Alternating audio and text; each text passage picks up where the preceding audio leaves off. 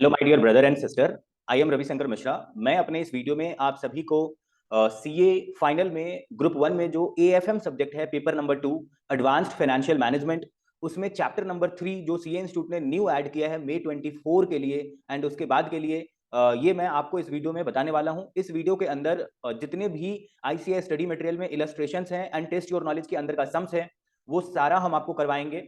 इसके साथ साथ हम आपको ये बता दें कि आपको पता होगा कि एएफएम में सिर्फ एक ही चैप्टर ऐड हुआ है, प्रैक्टिकल चैप्टर, वो है चैप्टर नंबर 3, जो कि पहले सीए इंटरमीडिएट में फाइनेंशियल मैनेजमेंट में रिस्क एनालिसिस बोल करके था। अभी वहां से रिस्क एनालिसिस हटा के सीए इंटरमीडिएट से इन्होंने सीए फाइनल में उसका नाम बदल करके कैपिटल बजटिंग रख दिया, यानी जो आपको स्क्रीन पे दिख रहा है एडवांस्ड कैपिटल बजटिंग डिसीजन, ये उन्होंने रख दिया। और इसके अंदर जो है, इस चैप्टर के अंदर सम्स क्या क्या है ये मैं आपको बता देता हूं। जो सीए इंटरमीडिएट में रिस्क एनालिसिस था उसका सारा सम्स ऑलमोस्ट कॉपी पेस्ट है यहाँ पर। उसके साथ साथ सीए इंटरमीडिएट में जो एक चैप्टर है इन्वेस्टमेंट डिसीजन बोल करके, जो अभी भी है, उसके अंदर से भी कुछ सम्स को वहां से हटा करके सीए फाइनल के इस चैप्टर में डाल दिया। एंड कुछ सम्स ऐसे हैं जो आपका डिसीजन ट्री से रिलेटेड है, जो कि सिर्फ सीए फाइनल के इस चैप्टर में नया ऐड किया गया है। ओके, यानी इस चैप्टर में 3 तरह का चीज है। हम आपको इस चैप्टर में आईसीएआई के स्टडी मटेरियल के सारे सम्स करवाएंगे। अगर आपको किसी भी सम्स को समझने में दिक्कत हो तो आप वीडियो को थोड़ा सा और बैक कर लेना, यानी एक ही चीज को थोड़ा दोबारा सुनना, उसमें आपका कॉन्सेप्ट क्लैरिटी आ जाएगा, क्योंकि हम अपने पूरे मेहनत से बहुत अच्छे से समझाने का कोशिश करेंगे।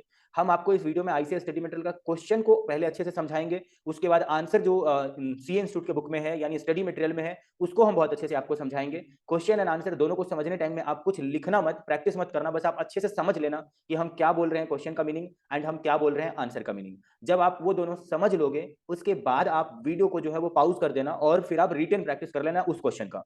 मतलब मान लो कि सबसे पहले मैंने आपको इलस्ट्रेशन नंबर 1 बताया फॉर एग्जांपल, तो आप उसको समझ लेना एक बार, जो हम यहाँ पे समझाए रहेंगे, आपका 100% कॉन्सेप्ट क्लैरिटी आ जाएगा। उसके बाद आप वीडियो को पॉज कर देना एंड फिर रिटन प्रैक्टिस कर लेना। और अगर कॉन्सेप्ट क्लैरिटी नहीं आया रहेगा तो आपके पास 2 ऑप्शन है, उसी को फिर से सुनो, आपको तुरंत फिर से आ जाएगा मतलब कॉन्सेप्ट क्लैरिटी, या नहीं तो डिस्क्रिप्शन में गिवन व्हाट्सएप नंबर पे आप व्हाट्सएप करो या मेरे को कॉल करो। हम आपको एक टाइम बताएंगे, उस टाइम में आप मेरे को कॉल कर लेना। पहले आपको व्हाट्सएप में बोलना है कि आपको इस चैप्टर के इस नंबर सम्स में दिक्कत है, आप जो है उसके बाद हम आपको एक टाइम बता देंगे, उस टाइम में मेरे को कॉल करना, हम आपको पर्सनली समझा देंगे अगर फिर भी उस क्वेश्चन में कोई डाउट रहेगा तो। ओके, वीडियो को स्टार्ट करने से पहले यानी सम्स बताने से पहले हम आपको कुछ एक दो बात और बता देते हैं। आपको पता होगा कि सीए फाइनल एफआर में 3 जो चैप्टर है थ्योरी का, वो नया ऐड हुआ है। बाकी सब कुछ कॉपी पेस्ट है, जो नवंबर 23 में था वही अभी भी है। और एएफएम में जो नवंबर 23 में था कॉपी पेस्ट है अभी भी, बस चैप्टर नंबर जो 3 आपको स्क्रीन पे दिख रहा है सिर्फ यही ऐड हुआ है। और एफआर में 3 थ्योरी का चैप्टर ऐड हुआ है। तो थ्योरी तो मतलब जनरली लोग खुद से कर लेते हैं। प्रैक्टिकल जो है मेरे पास कम से कम मान के चलो कि 1200 1250 लोगों का सिर्फ ये रिक्वेस्ट आया कि ये वाले चैप्टर का, एक्चुअली वो लोग नवंबर 23 तक के सिलेबस के अकॉर्डिंग अपने ये लिए थे, क्लासेस लिए थे। और इस चैप्टर का सारा सम्स आईसीएस स्टडी मटेरियल का illustration and test your knowledge के अंदर का सारा प्रैक्टिकल क्वेश्चन करवा के जो है मार्केट के दूसरे टीचर से उनको नहीं मिल रहा है, तो ये सारा सम्स करवा करके डालने के लिए, तो उनके बहुत ज्यादा मतलब प्यार भरा रिक्वेस्ट की वजह से हम ये वीडियो बना रहे हैं। और हम पूरा अपना कोशिश करेंगे इसके अंदर सारे डाउट को सॉल्व करने का, सारा सम्स करेंगे। आपको फिर भी कोई डाउट होगा तो आप व्हाट्सएप पे मेरे से पूछ लेना। हाँ, एक और बात कि अगर आपको वीडियो बहुत अच्छा लग जाए और सारा सम समझ में आ जाए तो कमेंट में बस ये लिख देना कि आपको सब कुछ समझ में आ गया। उससे थोड़ा सा मेरे को मोटिवेशन मिलता है। और कोई और चैप्टर अगर एएफएम में हो जो आपको बहुत ज्यादा परेशान कर रहा है और आपको उसका भी इंपॉर्टेंट क्वेश्चन, मतलब उसका भी आपको ये जानना हो कि आईसीएस स्टडी मटेरियल का सभी क्वेश्चन एंड सॉल्यूशन को आप समझा करके वीडियो डालिए, तो आपको कमेंट में बोलना पड़ेगा कि हाँ आप जो है, मान लो फॉर एग्जाम्पल आपको डेरिवेटिव हार्ड लगता है तो आप डेरिवेटिव के लिए कमेंट में बोलना। काफी लोगों का रिक्वेस्ट आने के बाद हम उस चैप्टर पे भी वीडियो जो है वो बना करके अपने चैनल पे फ्री ऑफ कॉस्ट अपलोड कर देंगे। ओके, एंड अगर आपको सारा समझ में आ जाए इस चैप्टर में तो भी आपको कमेंट करके थोड़ा सा अप्रिशिएट करना है अपने इस भाई को। ओके, चलिए एक दो बात और बता देते हैं कि देखो कुछ और जनरल इंस्ट्रक्शन है, ये मैं आपको बता दे रहा हूं। इंस्टीट्यूट आपको जो है ना, इस चैप्टर में हम आपको जितना क्वेश्चन अभी करवाएंगे हम तो 100% ही करवा देंगे। इंस्टीट्यूट अभी आने वाले 4-5 अटेम्प्ट तक कंटिन्यू ही आप ये समझ लो कि इस चैप्टर से सम्स को कॉपी पेस्ट करके एग्जाम में पूछेगा। इस चैप्टर से जनरली एक्सपेक्टेड ये है कि 6 to 8 मार्क्स का सीए इंस्टीट्यूट एग्जाम में सम्स पूछेगा और ये कॉपी पेस्ट होगा। मतलब इसके अंदर जितने इलस्ट्रेशन है और टेस्ट योर नॉलेज के अंदर जितना सम्स है, उसके अंदर से किसी ना किसी क्वेश्चन को कॉपी पेस्ट करेगा सीए फाइनल के एएफएम के एग्जाम में, आप देख लेना। ओके, यानी आप अगर सारा क्वेश्चन कर लेते हो तो और आपको बाहर से कुछ भी नहीं करना है, क्योंकि एग्जाम में कॉपी पेस्ट आने वाला है। सेम क्वेश्चन वैसा ही देखने को मिलेगा, बस डेटा अलग है, तो सिमिलर क्वेश्चन कह सकते हो। ठीक है, मतलब अमाउंट अलग है बट कॉपी पेस्ट क्वेश्चन है। ओके, आपको और कुछ भी नहीं करना है, इसमें जो करेंगे वही आपके लिए इनफ होगा। ये मुझे बताना था आपको। उसके बाद अगर मैंने आपको बोल दिया कि नहीं समझ में आएगा तो आप जो है थोड़ा सा वीडियो को बैक कर लेना, उसके बाद आप उसको समझ लेना। ओके, एंड ये सीए इंटरमीडिएट में पहले रिस्क एनालिसिस में था। ओके, उसके बाद मुझे एक और बात जो आपको बताना था वो ये है कि मान लो कि ये तो मैंने आपको बता दिया। चलो अब वीडियो जो है ना अब स्टार्ट करते हैं आपको बताना। एंड डिस्क्रिप्शन में व्हाट्सएप नंबर दिया हुआ है। हम लोग CA inter, CA foundation and CA final का इंपॉर्टेंट क्वेश्चन भी प्रोवाइड करते हैं जो कि एग्जाम ओरिएंटेड रहता है एंड उसमें 60% गारंटी रहता है एग्जाम में मैच होने का। एंड क्वेश्चन भी बहुत लिमिटेड रहता है, बहुत ज्यादा नहीं रहता है। ओके, तो अगर आपको वो चाहिए तो आप उसके लिए डिस्क्रिप्शन में गिवन व्हाट्सएप नंबर पे कांटेक्ट करके बोलना। लाखों लोग, हजारों लोग कांटेक्ट करके लेते हैं, ठीक है। तो आप भी अगर आपको चाहिए तो आप डिस्क्रिप्शन में गिवन व्हाट्सएप नंबर पे मैसेज करना, जिसमें FR free of cost YouTube पे डाला हुआ है। एंड सीए इंटरमीडिएट का भी काफी सारा सब्जेक्ट यूट्यूब पे फ्री में डाला हुआ है, बाकी सब्जेक्ट का थोड़ा बहुत चार्जेबल है, मगर आपको वो मिल जाएगा। आपको उसके लिए कांटेक्ट करना है। फैमिली में कोई सीए इंटरमीडिएट फाउंडेशन में हो तो उनको रिकमेंड कर देना इंपॉर्टेंट क्वेश्चन के लिए। और आप तो सीए फाइनल में हो तो आपके सीए फाइनल के ग्रुप 1 का सभी सब्जेक्ट का हम लोग इंपॉर्टेंट देते हैं, जिसमें एफआर फ्री में है, बाकी सब्जेक्ट चार्जेबल है। एंड ग्रुप 2 का 100% ये है कि हम नवंबर 24 से ग्रुप 2 का भी सीए फाइनल का इंपॉर्टेंट प्रोवाइड करेंगे। अभी उसका वर्क जो है वो वर्क इन प्रोग्रेस पे है, ठीक है। अभी उसका इंपॉर्टेंट वर्क इन प्रोग्रेस पे है। तो चलिए अब स्टार्ट करते हैं बताना आपको। ये सारा बात मैंने कवर कर दिया। चलो इंपॉर्टेंट जो सम्स का सोल्यूशन है ये हम आपको बताना शुरू करते हैं। बताने से पहले एक बार खाटू श्याम जी का नाम ले लो, क्योंकि हमारे जो खाटू श्याम जी हैं उनको बोल करके शुभ आरंभ करते हैं इस क्वेश्चन का। चलो जय हो हमारे खाटू श्याम जी बाबा की।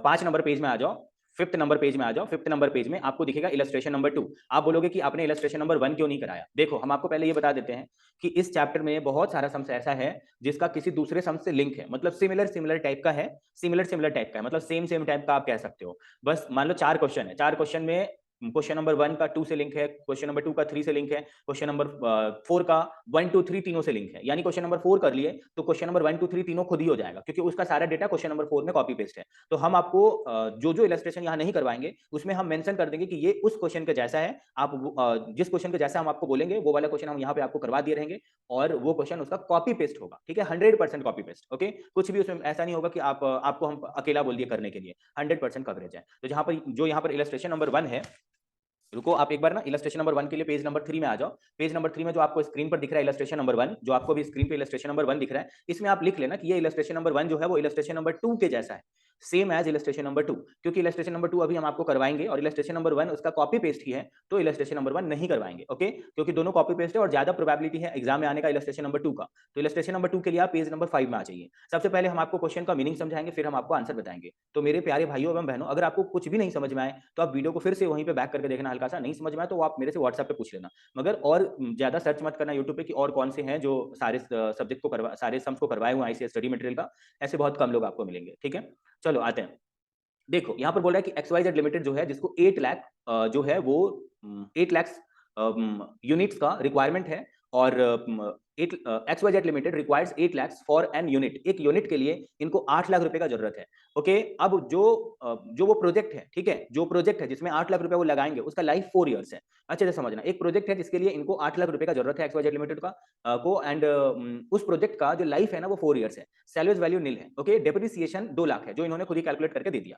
अब यहाँ पर ये कह रहे हैं कि expected revenue and cost excluding depreciation and ignoring inflation, ठीक है। अगर इन्होंने डेप्रिसिएशन को एक्सक्लूड कर दिया और इन्फ्लेशन को भी इग्नोर कर दिया है, आपको दोनों को कंसीडर करना पड़ेगा। अब दोनों को कैसे कंसीडर करोगे, सम्स के साथ हम आपको बता देंगे, मतलब सॉल्यूशन के साथ बता देंगे। तो यहाँ पर उन्होंने रेवेन्यू दिया हुआ है 4 साल का, और कॉस्ट दिया हुआ है 4 साल का, जिसमें डेप्रिसिएशन एंड इन्फ्लेशन इंक्लूड नहीं किया हुआ है, ठीक है। फिर इन्होंने टैक्स रेट दिया हुआ है क्वेश्चन में, कॉस्ट ऑफ कैपिटल दिया हुआ है 10%। Okay, and cost of capital में इन्होंने इन्फ्लेशन को कंसीडर किया हुआ है। ओके, तब आ जाइए आगे। जो फिर इनका कहना है कि हमारा जो रेवेन्यू है, रेवेन्यू में इन्फ्लेशन कुछ इस तरह से देखने को मिल रहा है। पहला साल 10%, दूसरे साल 9%, तीसरे साल 8%, एंड फोर्थ ईयर जो है 7% का रेवेन्यू है। ओके, मतलब रेवेन्यू में इन्फ्लेशन है 7% का। उसके बाद कॉस्ट जो है, कॉस्ट में 12% का इन्फ्लेशन है first year, second year cost में इन्फ्लेशन है 10%, फिर 9%, फिर 8%। आप ऐसे समझ लो कि इस चैप्टर का नाम है कैपिटल बजटिंग, पहले इसका नाम रिस्क एनालिसिस था। कहने का मतलब है कि जब किसी भी कैपिटल इन्वेस्टमेंट में, यानी आप फ्यूचर में कैपिटल इन्वेस्ट करोगे, आप उसका बजट आज ही सोच रहे हो कि कितना करना पड़ेगा, उसमें प्रोबेबिलिटी के मिक्सचर को मिला दोगे तो उसी को बोलते हैं रिस्क एनालिसिस या कैपिटल बजटिंग डिसीजन। ओके, तो प्रोबेबिलिटी के मिक्सचर या इन्फ्लेशन के मिक्सचर, इन्फ्लेशन का मतलब क्या है कि अगले साल आएगा, आप एक एस्टीमेट अभी कर रहे हो, ठीक है, इसी को बोलते हैं कैपिटल बजटिंग। ओके, तो चलिए मैंने आपको क्वेश्चन समझा दिया। क्वेश्चन मैंने आपको बताया। अब देखो ये क्वेश्चन में जो इन्फ्लेशन का रेट दिया हुआ है, इसका मतलब है फॉर एग्जांपल आप कहीं पे काम करते हो। ओके, तो आपके जो ऑनर है, जहाँ पे ऑनर नहीं, जहाँ पे आप काम करते हो, आपके जो एम्प्लॉयर है, आपने अपने एम्प्लॉयर को बोला कि देखो तुम मेरा सैलरी जो है फर्स्ट ईयर 10% से बढ़ा दो, सेकंड ईयर 9% से बढ़ा दो, थर्ड ईयर 8% से बढ़ा दो, seventh year sorry fourth year आपने 7% बढ़वाया। ओके, लेकिन कॉस्ट जो बढ़ रहा है यानी आपके फैमिली का खर्चा या आपके खाने पीने का खर्चा, कॉस्ट फर्स्ट ईयर 12% से बढ़ गया, आपका जितना खर्चा था वो 12% से बढ़ गया। ऐसे ही करके सेकंड ईयर वो 10% से बढ़ गया, थर्ड ईयर 9% से बढ़ गया एंड फोर्थ ईयर 8% से बढ़ गया। अब आप आराम से सोचना कि कॉस्ट या रेवेन्यू जो भी बढ़ता है वो क्यूमुलेटिव बेसिस पे बनता है। आपके जो ऑनर है अगर आपको फर्स्ट ईयर 1 महीने में 1 लाख रुपया दे रहे थे, तो वो नेक्स्ट ईयर 1 महीने में 1,10,000 रुपया देंगे, ठीक है। अब वो उसके नेक्स्ट ईयर, उसके बाद वाले ईयर में वो आपको 1 लाख का सिर्फ 9% नहीं बढ़ाएंगे, वो 1,10,000 अब आपका सैलरी था उसका 9% बढ़ाएंगे। कहने का मतलब है कि जो आपका प्रीवियस सैलरी रहा होता है उस पर रेवेन्यू बढ़ता है, तो जो आपका 1,10,000 रहेगा उसका 9% बढ़ जाएगा, समझ गए। आप ये मत सोचना कि 1 लाख का 9% बढ़ेगा, ठीक है, उससे तो रेवेन्यू गिर जाएगा, फिर 1,10,000 से 1,09,000 पे आ जाएगा। जस्ट प्रीवियस, यानी ये क्यूमुलेटिव बेसिस पर होता है रेवेन्यू एंड कॉस्ट दोनों। चलिए अब आइए आपको सॉल्यूशन बताते हैं। तो मैंने आपको बोला ना कि रेवेन्यू जो है वो क्यूमुलेटिव बेसिस पर होता है, तो फर्स्ट ईयर जो है वो 6 लाख पे 10% का इन्फ्लेशन लगा, यानी ये 6,60,000 जो इनकम है या रेवेन्यू है वो हुआ।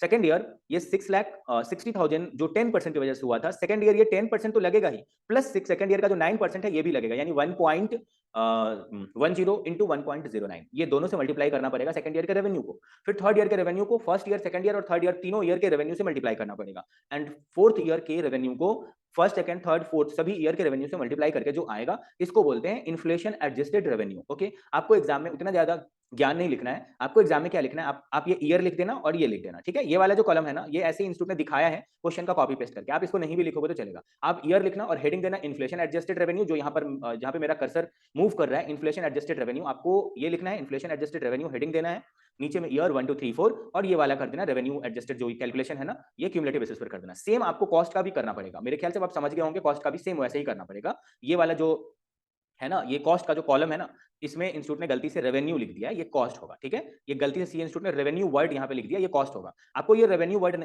आपको ये वाला कॉलम एग्जाम में नहीं बनाना है, ओके, क्योंकि हम खुद से सॉल्व नहीं कर रहे हैं। अगर हम खुद से सॉल्व करके आपको स्क्रीन पे दिखाते, मेरे हैंडराइटिंग में सॉल्व किया हुआ, तो हम ये वाला कॉलम को इंक्लूड नहीं करते। तो हम यहाँ पर स्टडी मटेरियल ऑफ आईसीआई को ही 100% शो करेंगे, मगर उसमें क्या आप नहीं कर सकते हो वो हम स्क्रीन पे बता देंगे। आप अपने जो आईसीआई मटेरियल है उसमें आप पेंसिल से कट कर लेना, चलेगा, ओके।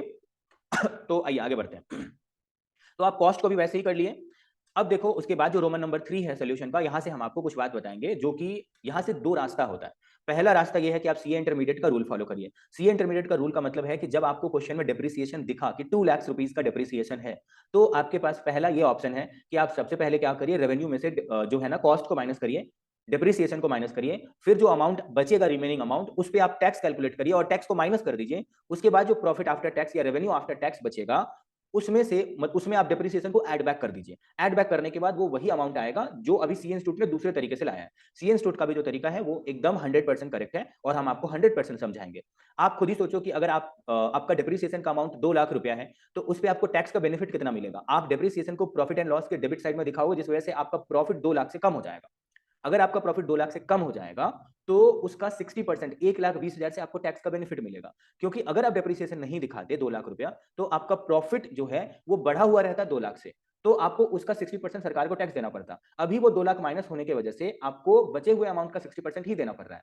कहने का मतलब है कि वो 2 लाख सिर्फ 60% पोर्शन तक आपको सेव कर दे रहा है। समझ में आ रहा है? 2 लाख का जो 60% होगा, 1,20,000 इतना आपका सेव हो जा रहा है। तो जो आपका सेव हो जा रहा है ये आपको लास्ट में रेवेन्यू में ऐड करना पड़ेगा। आप अभी देखो, मैं आपको आप अपने बगल में कैलकुलेटर रखना, क्योंकि हम कुछ कैलकुलेशन आपसे करवाएंगे, आप देखोगे आपका यहाँ पे मैच कर जाएगा। तो इंस्टीट्यूट ने क्या किया कि जो अभी आप जस्ट ऊपर रेवेन्यू निकाले थे, मतलब नोट नंबर 1 में, वर्किंग नोट नंबर 1 में, रोमन नंबर 1 में, उसको यहाँ पे लिखा, और जो वर्किंग नोट नंबर 2 में कॉस्ट निकाले हो उसको यहाँ पे लिखा। दोनों के डिफरेंस को सी इंस्टीट्यूट ने यहाँ पे लिखा, ठीक है। आप भी ऐसे कर सकते हो, मेरे ख्याल से आपको कोई दिक्कत नहीं होना चाहिए। अब दोनों के डिफरेंस को यहाँ पे लिखने के बाद उसका सीधा 40% निकाल करके आप यहाँ पे लिख सकते हो नेट प्रॉफिट आफ्टर टैक्स। या तो सीधा लिख दो, और या नहीं तो 60% एक बार निकाल लो इस अमाउंट का, नेट प्रॉफिट का, इस नेट प्रॉफिट का 60% निकालो और उसको उसमें से माइनस करके फिर नेट प्रॉफिट आफ्टर टैक्स निकाल लो। यहां तक कोई दिक्कत नहीं है, ओके। फिर सी इंस्टीट्यूट ने क्या किया कि जो नेट प्रॉफिट को निकाले हैं उसको सी इंस्टीट्यूट उठा करके यहां पे रख दिया, यहां पे रख दिया, ठीक है। यहां पे रखने के बाद सी इंस्टीट्यूट का कहना है कि देखो भैया, ये मेरा नेट प्रॉफिट है और इतना इतना जो है वो टैक्स बेनिफिट ऑन डिप्रिसिएशन ये हम पर ईयर कमा रहे हैं। यानी डिप्रिसिएशन को पीएल के डेबिट में दिखा करके टैक्स का बेनिफिट मेरे को पर ईयर 1,20,000 का मिल रहा है। तो ये भी मेरा एक फायदा है और ये नेट प्रॉफिट आफ्टर टैक्स भी मेरा एक फायदा है, ठीक है। दोनों को जोड़ करके मेरा टोटल जो फायदा है वो ये है। इस पर 10% का पीवी फैक्टर लगाया। आपको पता ही है 10% का पीवी फैक्टर कैसे निकालते हैं, 1 डिवाइड बाई 1 प्लस 1, यानी 1 divide by 1 divide by 1.1, okay, 1 divide by 1.1 या 1 डिवाइडेड बाय 1 प्लस 0.1 करोगे, उसको 10% बोलते हैं, ठीक है। और कैलकुलेटर में इक्वल दबाओगे, एक बार दबाओगे तो 0.909 आएगा, दूसरी बार दबाओगे तो 0.826 आएगा। ये आपको पी फैक्टर निकालना आपको पता है अच्छे से। पी फैक्टर से मल्टीप्लाई करके जो आपका यहाँ पे टोटल आएगा, उसमें आपका जो इनिशियल इन्वेस्टमेंट था 8 लाख का, उसको माइनस कर दोगे, एनपीवी आ जाएगा। एनपीवी पॉजिटिव है तो ठीक है भैया, उसको वो प्रोजेक्ट एक्सेप्ट कर लेना चाहिए। अब आप ये सोचो कि अगर हम आपको ये कैलकुलेशन जो यहाँ पर आपको दिख रहा है, ये कैलकुलेशन मैं आपको अगर आपको सी इंटरमीडिएट तरीके से बताऊं, क्योंकि बहुत लोगों को सी इंटरमीडिएट के जो रूल्स होते हैं वो अगर फाइनल में काम आ जाए तो उनको अच्छा लगता है, और वो 100% सही भी है। तो हम आपको किसी एक ईयर का करके दिखा देते हैं, बाकी ईयर का आप खुद से कर लेना अगर आपको इंटरमीडिएट सी इंटरमीडिएट के तरीके से करना हो तो। मान लो कि ये जो ईयर वन है, सिर्फ हम ईयर वन का करते हैं। आप ध्यान में रखना कि जो ईयर वन का यहाँ पर कैश इनफ्लो आया है ना, वो 2,49,600 आया, 2,49,600 आया है एज पर आईसीएआई का कैलकुलेशन, जब उन्होंने टैक्स बेनिफिट को ऐड किया है, ठीक है, 1,20,000 को। अब 2,49,600 हम आपको दूसरे तरीके से लाकर दिखाते हैं।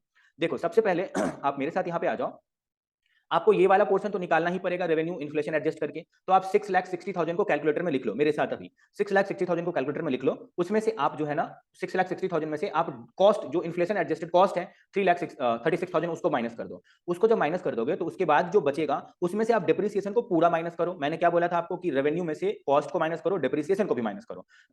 तो डिप्रिसिएशन को आप माइनस कर दो, यही सी इंटरमीडिएट में करते थे। जो अमाउंट बच गया ना, जो अमाउंट बच गया उसमें से टैक्स को माइनस करो, ठीक है, मतलब टैक्स उस अमाउंट पे कैलकुलेट करके, यानी ये दोनों माइनस करके 1,24,000 बच रहा है, उसका 60% उसमें से हटा दो, 40% प्रॉफिट आफ्टर टैक्स होगा। यानी जब उसका 40% निकालोगे तो 49,600 होगा। अब डिप्रिसिएशन उसमें ऐड बैक कर दो, डिप्रिसिएशन 2 लाख था, उसको ऐड बैक कर दो, आपका कैलकुलेटर 2,49,600 ही बता रहा होगा।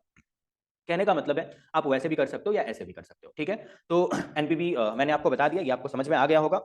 उसके बाद आप आ जाइए, जो मुझे नेक्स्ट क्वेश्चन आपको करवाना है ये हम आपको बता देते हैं। आप एक काम करो, इलस्ट्रेशन नंबर जो 3 है, जो आपको पेज नंबर 13 में दिखेगा, पेज नंबर 13 में दिखेगा, वहां पे चले जाइए और वहां पर आप इलस्ट्रेशन नंबर 3 में ये लिख लीजिए कि ये इलस्ट्रेशन नंबर 6 के जैसा है। क्योंकि हम आपको इलस्ट्रेशन नंबर 3, 4, 5 नहीं करवाएंगे, क्योंकि 3, 4, 5 सब 6 के जैसा है। अगर आप 6 कर लिए ना तो इलस्ट्रेशन 3, 4, 5 उसी का सेम टू सेम है, आप ये खुद से ही कर लोगे। तो हम आपको 6 करवाएंगे, इलस्ट्रेशन 3 नहीं करवाएंगे, जहां पे आपको लिख लेना है सेम एज इलस्ट्रेशन नंबर 6। फिर आपको इलस्ट्रेशन नंबर 4 इसके अगले पेज में ही मिलेगा, आप यहां पे लिख लीजिए इलस्ट्रेशन 4 पे कि सेम एज इलस्ट्रेशन नंबर 6, क्योंकि हम 6 आपको करवा रहे हैं। फिर आप आ जाइए इलस्ट्रेशन नंबर 5 के ऊपर में भी लिख लीजिए कि ये सेम एज इलस्ट्रेशन नंबर 6 है। उसके बाद आप आ जाइए जो है ना, आप इलस्ट्रेशन नंबर 6 पे आ जाइए, ये हम आपको करवाने वाले हैं। अब आप अच्छे से सुनो, ये बहुत ही सिंपल सा ये है, मतलब सम्स है। ये सीए इंटरमीडिएट में कॉपी पेस्ट था रिस्क एनालिसिस चैप्टर में। आपको बोल रहा है कि तुम मेरे को कोएफिशिएंट और वेरिएंस निकाल के बताओ प्रोजेक्ट ए का और प्रोजेक्ट बी का। आपको दे दिया है इसका जो मतलब पॉसिबल इवेंट है ना, पॉसिबल इवेंट वो A B C D E है। प्रोजेक्ट ए के केस में ये है cash flow, cash inflow and probability ये है, उसके ऑकर होने का प्रोबेबिलिटी ये है। एंड प्रोजेक्ट बी का ये बोला हुआ है। हम आपको प्रोजेक्ट ए का बता देते हैं, प्रोजेक्ट बी उसका कॉपी पेस्ट है, प्रोजेक्ट बी खुद से कर लेना। तो देखो प्रोजेक्ट ए का यहाँ पर क्या दिया हुआ है, कैश इनफ्लो एंड प्रोबेबिलिटी, दोनों को मल्टीप्लाई करके जो आपका टोटल आएगा, देखो कैश इनफ्लो एंड प्रोबेबिलिटी दोनों को मल्टीप्लाई करके जो आपका टोटल आएगा उसको आप लिख लो। इसको बोलते हैं टोटल ऑफ एक्सपेक्टेड वैल्यू, यानी 14,000 टोटल ऑफ एक्सपेक्टेड वैल्यू आएगा। सिमिलरली आपका प्रोजेक्ट बी का भी आएगा। अब आप बोलोगे दोनों को मल्टीप्लाई क्यों किए? देखो क्योंकि 10,000 जो इनकम है, 10,000 जो कैश इनफ्लो है इवेंट ए की वजह से, मान लो कि प्रोजेक्ट ए में जो है ना वो बहुत सारे इवेंट की वजह से इनकम हो रहा है, इनकम का इनफ्लो हो रहा है। तो ए नाम का जो इवेंट है उसमें 10,000 रुपए का इनकम होगा और उसके होने का चांस 10% है, तो उसको उसके प्रोबेबिलिटी से मल्टीप्लाई करो। फिर जो बी नाम का इवेंट है उससे 12,000 आने का चांस है, तो उसके होने का चांस यानी उसके ऑकर होने का चांस 0.20 यानी 20% है, तो उसको उससे मल्टीप्लाई करो। ऐसे करके आप एग्जैक्ट अमाउंट निकाल पाओगे कि एक्जैक्टली आप कितना कमाओगे। तो टोटल ऑफ एक्सपेक्टेड वैल्यू 14,000 आ गया। अब आप मेरा बात सुनो मेरे भाइयों एवं बहनों, आपको सबसे पहले वेरिएंस निकालना पड़ेगा और वेरिएंस का ही रूट होता है स्टैंडर्ड डिविएशन। आप 11-12 में कोरिलेशन रिग्रेशन पढ़े होगे, सीए फाउंडेशन में भी कोरिलेशन रिग्रेशन पढ़े होगे, बीकॉम में भी कोरिलेशन रिग्रेशन है। तो जो वहां का पढ़े हो ना वो आप वहां का इतना काम आ जाएगा कि standard deviation equal to root under variance होता है, ये आप समझ लेना, या variance equal to standard deviation का स्क्वायर होता है, ये आप समझ लेना। ओके, वेरिएंस निकालने का तरीका ये है मेरे भाइयों एवं बहनों कि ये जो 14,000 आया हुआ है ना, इसको 10,000 में से माइनस करो, उसका स्क्वायर करो और उसके प्रोबेबिलिटी से मल्टीप्लाई कर दो, फिर प्लस का साइन दो, और ये जो 14,000 आया है इसको 12,000 में से माइनस करो, उसका स्क्वायर करो और प्रोबेबिलिटी से मल्टीप्लाई कर दो। देखो यहाँ पर यही किया है।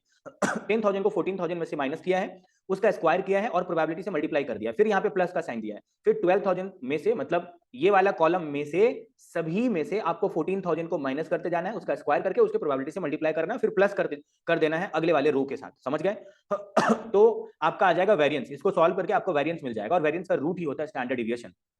सिमिलरली आपको क्या करना है, प्रोजेक्ट बी का भी निकाल लेना है स्टैंडर्ड डेविएशन, और कोएफिशिएंट ऑफ वेरिएंस का मतलब होता है standard deviation by total of expected value. तो जो इंस्टीट्यूट है ना, वो यहाँ पे सीधा डेटा ले लिया है, मगर एग्जाम में जब आप आंसर लिखोगे तो इंस्टीट्यूट के टीचर ये एक्सपेक्ट करेंगे कि आप standard deviation by total of expected value formula लिखो। तो आप लिख देना स्टैंडर्ड डिविएशन ऊपर लिखा हुआ है और टोटल ऑफ एक्सपेक्टेड वैल्यू का जो वो है मतलब फिगर है वो नीचे लिखा हुआ है, कोएफिशिएंट ऑफ वेरिएंस इतना है और कोएफिशिएंट ऑफ वेरिएंस इसका इतना है। अब मेरे को खुद ही आप बताओ, मैं आपको ना याद करने का टेक्निक बता रहा हूँ।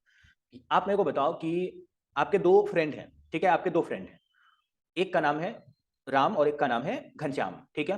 राम नाम का जो लड़का है वो क्या करता है, वो जितना आपको कहता है ना कि हाँ हम तुमको ये करके दिखाएंगे, तुम्हारे लिए ये करेंगे वो करेंगे, वो उसका 15% ही बदल बदल जाता है। कहने का मतलब है वो अपने बोले हुए स्टेटमेंट पर सिर्फ 15% ही वो चेंज करता है, ठीक है, बाकी वो 85% आपको करके देता है। और घनश्याम जो आपका फ्रेंड है वो अपने बोले हुए बात पर 23% चेंज हो जाता है, यानी वेरिएशन वेरिएशन उसके बोले हुए बातों में जो वेरिएशन है ना, वैरी करता है। आपको पता ही होगा वैरी का मतलब चेंज होना, VARY। तो जब वो अपने बोले हुए बात पे 23% चेंज हो जाता है तो रिमेनिंग जो बच गया ना 87%, ओके, रिमेनिंग कितना बचा आपका, 23% माइनस करोगे तो 77%, वो 77% ही आपको करके दे पाता है। तो आपका अच्छा दोस्त कौन सा है वो मुझे बताओ। आपका अच्छा दोस्त राम है, क्योंकि वो कम चेंज होता है, वो जो बोलता है ना उसमें कम बदलाव करता है, मैक्सिमम कोशिश करता है अपना देने का। तो जिसमें कम है कोएफिशिएंट ऑफ वेरिएंस, उसमें रिस्क कम है, वो आपका अच्छा दोस्त है। और उसका आप चेक कर लेना, उसका एक्सपेक्टेड वैल्यू भी ज्यादा होगा। इसका एक्सपेक्टेड वैल्यू का टोटल 14,000 था और इसका एक्सपेक्टेड वैल्यू का टोटल देखो, अब देखो मतलब रिस्क जो है ना यहाँ पर इसका कम है, अभी मैं आपको बताता हूँ एक्सपेक्टेड वैल्यू के बारे में, और ये ज्यादा वैरी कर रहा है तो इसमें रिस्क ज्यादा है। तो जिसमें रिस्क ज्यादा होगा ना उसमें एक्सपेक्टेड वैल्यू का टोटल भी ज्यादा होगा, और जिसमें रिस्क कम होगा उसमें एक्सपेक्टेड वैल्यू का टोटल भी कम होगा। लेकिन जो डिसीजन डिसाइड होता है ना वो रिस्क के बेसिस पर होता है। यहाँ पर उनका ये कहना है कि प्रोजेक्ट ए जो है ना वो बेटर देन प्रोजेक्ट बी है, क्योंकि इसमें जो है ना रिस्क देखो, बोल रहा है इन प्रोजेक्ट ए रिस्क पर रुपी जो है वो कैश फ्लो इज रुपीज 0.16, इसको उन्होंने मतलब राउंड ऑफ किया है, 0.1565 को उन्होंने 0.16 किया है, राउंड ऑफ किया है रिस्क को, यानी कोएफिशिएंट ऑफ वेरिएंस को, और ये वाला इन्होंने 0.23 बोला। तो रिस्क के बेसिस पर डिसीजन लिया जाता है, जिसका कोएफिशिएंट ऑफ वेरिएंस कम है आप उसी को बेटर बोलोगे, आप ये ध्यान में रखना, ठीक है, ये मेरा आपसे रिक्वेस्ट है। चलो अभी हम आपको जो अगला क्वेश्चन है वो हम आपको करवा देते हैं। जो 7 नंबर है ना इलस्ट्रेशन, इसके आने का चांस थोड़ा कम है क्योंकि ये बहुत ही सिंपल सा क्वेश्चन है, सीए इंटरमीडिएट में ऐसा क्वेश्चन था, ठीक है। तो मैं आपको ना अगला जो क्वेश्चन है ना वो मैं करवाता हूँ। 20 नंबर पेज में आ जाओ जहां पर आपको इलस्ट्रेशन नंबर 7 दिखेगा। देखो बोल रहा है कि आपके पास 100 लाख रुपीस का इन्वेस्टमेंट है, आपको इन्वेस्टमेंट करना है, आपको वो risk free rate of return यानी जितना वो कमा के देगा ही देगा फिक्स है वो 7% है। और थोड़ा सा रिस्क जब लेगा ना मैनेजमेंट सोचेगा कि चलो भाई थोड़ा रिस्क लेते हैं, तो वो एक्स्ट्रा 7% और करके आपको कमा करके देगा, और ऐसा वो 5 साल तक देगा कमा करके, 5 साल तक वो आपको ये कमा के देगा। आपको बोला ना तुम मेरे को एनपीवी बताओ मेरे प्यारे भाइयों एवं बहनों, एक बार risk free rate of return यानी 7% पे कैलकुलेट करके एनपीवी बताओ, और एक बार रिस्क एडजस्टेड डिस्काउंट रेट यानी 7% तो देगा ही प्लस 7% और यानी 14% पे देगा। समझ गए, रिस्क को एडजस्ट करके यानी 14% पे। आपको एनपीवी निकालना आता ही है क्योंकि आप सीए इंटरमीडिएट में पढ़े हो कैपिटल बजटिंग, और अभी यहां भी पढ़ रहे हो कि कैश इनफ्लो को लिखेंगे 7% पे, इसका एनपीवी निकाल देंगे और लास्ट में ये टोटल इनफ्लो निकालेंगे, उसमें से जो आपका आउटफ्लो है उसको माइनस करोगे, एनपीवी आ जाएगा। और जब आप 14% पे निकालोगे, क्योंकि रिस्क को एडजस्ट करके जो पूछ रहा है उसमें 14% पे निकालोगे, तो इसमें एनपीवी ये है बस। बस यही करना था और कुछ नहीं है। अब जो नेक्स्ट क्वेश्चन है क्वेश्चन नंबर 8, वो आपको मिलेगा 22 नंबर पेज में, इलस्ट्रेशन नंबर 8। वो मैं बताता हूं आपको मेरे प्यारे भाइयों एवं बहनों, आप सभी मेरे अपने भाई और बहन के जैसे हैं। अगर आपको कोई क्वेश्चन में डाउट हो तो आप अपने अधिकार को समझ के, मतलब ये आपका अधिकार है कि आप मेरे से अपना किस क्वेश्चन में डाउट है वो आप मेरे से पूछ सकते हो, क्योंकि हम आपको अपने भाई बहन जैसा समझते हैं, तो आप अपना अधिकार समझ करके मेरे से पूछ सकते हो। हम डेफिनेटली आपको डिसअपॉइंट नहीं करेंगे, पूरे शिद्दत से आपको समझाएंगे, ओके। तो अब आप आ जाइए, इलस्ट्रेशन नंबर जो 8 है ना उसको समझाते हैं आपको। ये भी बहुत ज्यादा इजी क्वेश्चन है, ये मतलब ये बोल रहा है 45 लाख आपको पैसे का जरूरत है, और आपको 5% वो रिस्क फ्री रेट बता दिया, ठीक है, मतलब रिस्क फ्री रेट 5% बताया, आपको उस पे एनपीवी निकालना है। तो सबसे पहले क्या करना, कैश इनफ्लो को उसके जो ये है मतलब सर्टेनिटी इक्विवेलेंट कोएफिशिएंट उससे आप मल्टीप्लाई कर देना, ताकि पता चल जाए कि एक्चुअल में कितना इनफ्लो होगा, और एक्चुअल में इनफ्लो को लिख लेने के बाद आप जो 5% के पीवी फैक्टर से मल्टीप्लाई करना। आप यहां पर देखो, आप 10 लाख को 0.9 से मल्टीप्लाई करोगे तो 9 लाख आएगा। अब 9 लाख को या तो आप 5% के पीवी फैक्टर से मल्टीप्लाई करो तो भी आंसर वही आएगा, और या नहीं तो 5% यानी 1.05 से डिवाइड कर दो तो भी वही आंसर आएगा। फिर आप 15 लाख को 0.85 से मल्टीप्लाई करो, और उसके बाद 5% का पीवी फैक्टर सेकंड ईयर का कितना होगा, तो मैं आपको एक बार बताता हूं सेकंड ईयर का कितना होगा। पहला ईयर का होगा 0.9523 से अगर मल्टीप्लाई करोगे ये 9 लाख को, तो आंसर जो आएगा इन लोगों का वही आपका भी आएगा। और सेकंड ईयर में जो पी फैक्टर है 5% का वो 0.907 है, उससे मल्टीप्लाई करोगे जो 15 लाख को 0.85 से मल्टीप्लाई करके आया रहेगा उसका, उसके साथ तो भी आंसर वही आएगा, बस सभी का टोटल कर देना और लास्ट में जो आपका इनिशियल इन्वेस्टमेंट है 45 लाख का वो माइनस कर देना, आपका एनपीवी आ जाएगा और कोई बहुत बड़ा बात नहीं था। अब आप आ जाइए, अगला क्वेश्चन कॉपी पेस्ट है सीए इंटरमीडिएट से, जो कि सीए इंस्टीट्यूट में आपका जो लास्ट एग्जाम हुआ है ना उसमें पूछा भी था, सीए इंटरमीडिएट के एग्जाम में पूछा था सीए इंस्टीट्यूट ने। ओके, चलिए आपको बताते हैं, ये भी बहुत ही सिंपल सा क्वेश्चन है मगर इसका सोल्यूशन बहुत लंबा है मगर बहुत सिंपल है। मान लो आपको एक प्रोजेक्ट खरीदना है, ठीक है, जिसमें आपका 400 करोड़ रुपीस लगेगा और वो आपको 5 करोड़ पर ईयर यूनिट आप उससे प्रोड्यूस करके बेच पाएंगे, यानी सेल का यूनिट 5 करोड़ है, 5 crore unit. Okay, selling price ₹100 है, वेरिएबल कॉस्ट ₹50 है एंड फिक्स कॉस्ट जो है वो ₹50 करोड़ है एंड आपका डिस्काउंट रेट 6% है। आपको बोला एनपीवी निकालो, एनपीवी पहले हम आपको निकालना बताते हैं, फिर उसका जो सेकंड नंबर है क्वेश्चन उसका आंसर करेंगे। तो एनपीवी आप कैसे निकालोगे? सबसे पहले आप बोलोगे कि भैया sale minus variable cost equal to contribution, contribution को हम नंबर ऑफ यूनिट सेल से मल्टीप्लाई कर देंगे तो पता चल जाएगा टोटल कंट्रीब्यूशन कितना है, उसमें से फिक्स कॉस्ट को माइनस कर देंगे तो पता चल जाएगा हम कितना कमाए, यानी मेरा कितना का प्रॉफिट है। अब जब मेरे को मेरा प्रॉफिट पता चल गया पर ईयर 200 करोड़ का है, तो उसको पी फैक्टर 6% के हिसाब से मल्टीप्लाई करके उसमें 400 करोड़ जो मेरा इनिशियल इन्वेस्टमेंट है उसको माइनस कर देंगे तो मेरे को मेरा एनपीवी पता चल जाएगा, और एनपीवी पॉजिटिव है तो हम ये कह सकते हैं कि भैया एनपीवी पॉजिटिव है और इसको एक्सेप्ट कर लो, ठीक है। अब जो इनका अब जो इनका टू नंबर है उसका मतलब समझो। अब इनका कहना है कि देखो तुम्हारे एनपीवी पर क्या इंपैक्ट पड़ेगा अगर हम 2.5% से तुम्हारे साथ बुरा वार्ताव करें। तो कहने का मतलब है कि 2% से अगर हम adverse variance in each variable, हर वो चीज जो चेंज हो सकता है, अगर हम उसमें 2.5% से चेंजेस कर दें तो तुम्हारे एनपीवी पर क्या फर्क पड़ेगा। अब मान लो, मेरा बात सुनो, आपको याद रखने का तरीका बताते हैं। आप ये सोचो कि इसमें दिए हुए कौन कौन से ऐसे डेटा हैं जिससे आपका फायदा होता है और इसमें दिए हुए कौन कौन से ऐसे डेटा हैं जिससे आपका नुकसान होता है, ठीक है। आपका फायदा किससे होता है? अगर आपका कॉस्ट, ये देखो कॉस्ट आप ध्यान में ये रखना मेरे प्यारे भाइयों एवं बहनों, आप ध्यान में ये रखना, ये मेरा आपसे रिक्वेस्ट है, आप ध्यान में ये रखना कि आपके साथ एडवर्स वार्ताव किया जा रहा है। एडवर्स वार्ताव मतलब होता है एडवर्स बिहेव किया जा रहा है। तो अगर मुझे आपके साथ कुछ बुरा करना रहेगा तो हम आपके कॉस्ट को बढ़ा देंगे। आपके साथ बुरा हो गया यानी कॉस्ट बढ़ जाएगा, इंक्रीज करेगा। आप कहीं कॉपी में लिख लेना इंक्रीज और एक साइड लिख लेना डिक्रीज। तो इनिशियल कॉस्ट जो है वो इंक्रीज कर जाएगा। एनुअल यूनिट सेल्स जो है, हम आपके सेल को कमा देंगे, यूनिट सेल को कमा देंगे, ये डिक्रीज करेगा। ये जो आपका कॉस्ट है ना ये बढ़ेगा, ठीक है, और जो यूनिट सेल है वो घटेगा, समझ गए, ये यूनिट सेल घटेगा। उसके बाद सेलिंग प्राइस हम आपका घटा देंगे क्योंकि ये आपके इनकम का रीजन है। हर वो चीज जो आपके कॉस्ट का रीजन है, कॉस्ट का है, जो आपके लिए कॉस्ट है उसको इंक्रीज कर देंगे, और हर वो चीज जो आपके लिए इनफ्लो यानी इनकम जनरेट करता है उसको कमा देंगे। इसको ओवरऑल एडवर्स बोलते हैं। एडवर्स का मतलब होता है कॉस्ट को बढ़ा दो, इनकम को घटा दो। तो कॉस्ट यहाँ पे बढ़ जाएगा, यूनिट सेल घट जाएगा, सेलिंग प्राइस घट जाएगा, वेरिएबल कॉस्ट है ये बढ़ जाएगा, फिक्स कॉस्ट है ये बढ़ जाएगा और डिस्काउंट रेट एक तरह से कॉस्ट ऑफ कैपिटल है। तो cost of capital discount rate जो है ना ये इस पर एडवर्स इंपैक्ट पड़ेगा। तो क्या होगा, देखो एक्चुअली इंस्टीट्यूट ने सिर्फ 5 ही चीजों को कंसीडर करके किया हुआ है, डिस्काउंट रेट को इंस्टीट्यूट ने किया नहीं है तो अपने उसको नहीं समझते हैं। इंस्टीट्यूट ने एक बार बोला कि देखो भैया हम उसके बाद आपसे पूछा क्या, वो देखो वो बोल रहा है कि तुम मेरे को बताओ कि which variable is having maximum effect, which variable is having maximum effect, कौन से वेरिएबल पर सबसे ज्यादा मैक्सिमम इफेक्ट पड़ेगा। अब इसके लिए सी इंस्टीट्यूट एग्जाम में ये वर्ड यूज कर सकता है कि क्या सबसे ज्यादा सेंसिटिव है।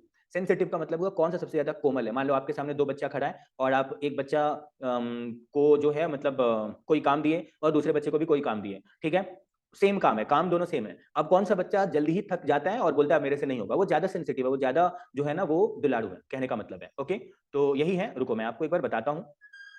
अगला जो आपको करना है जस्ट अ मिनट,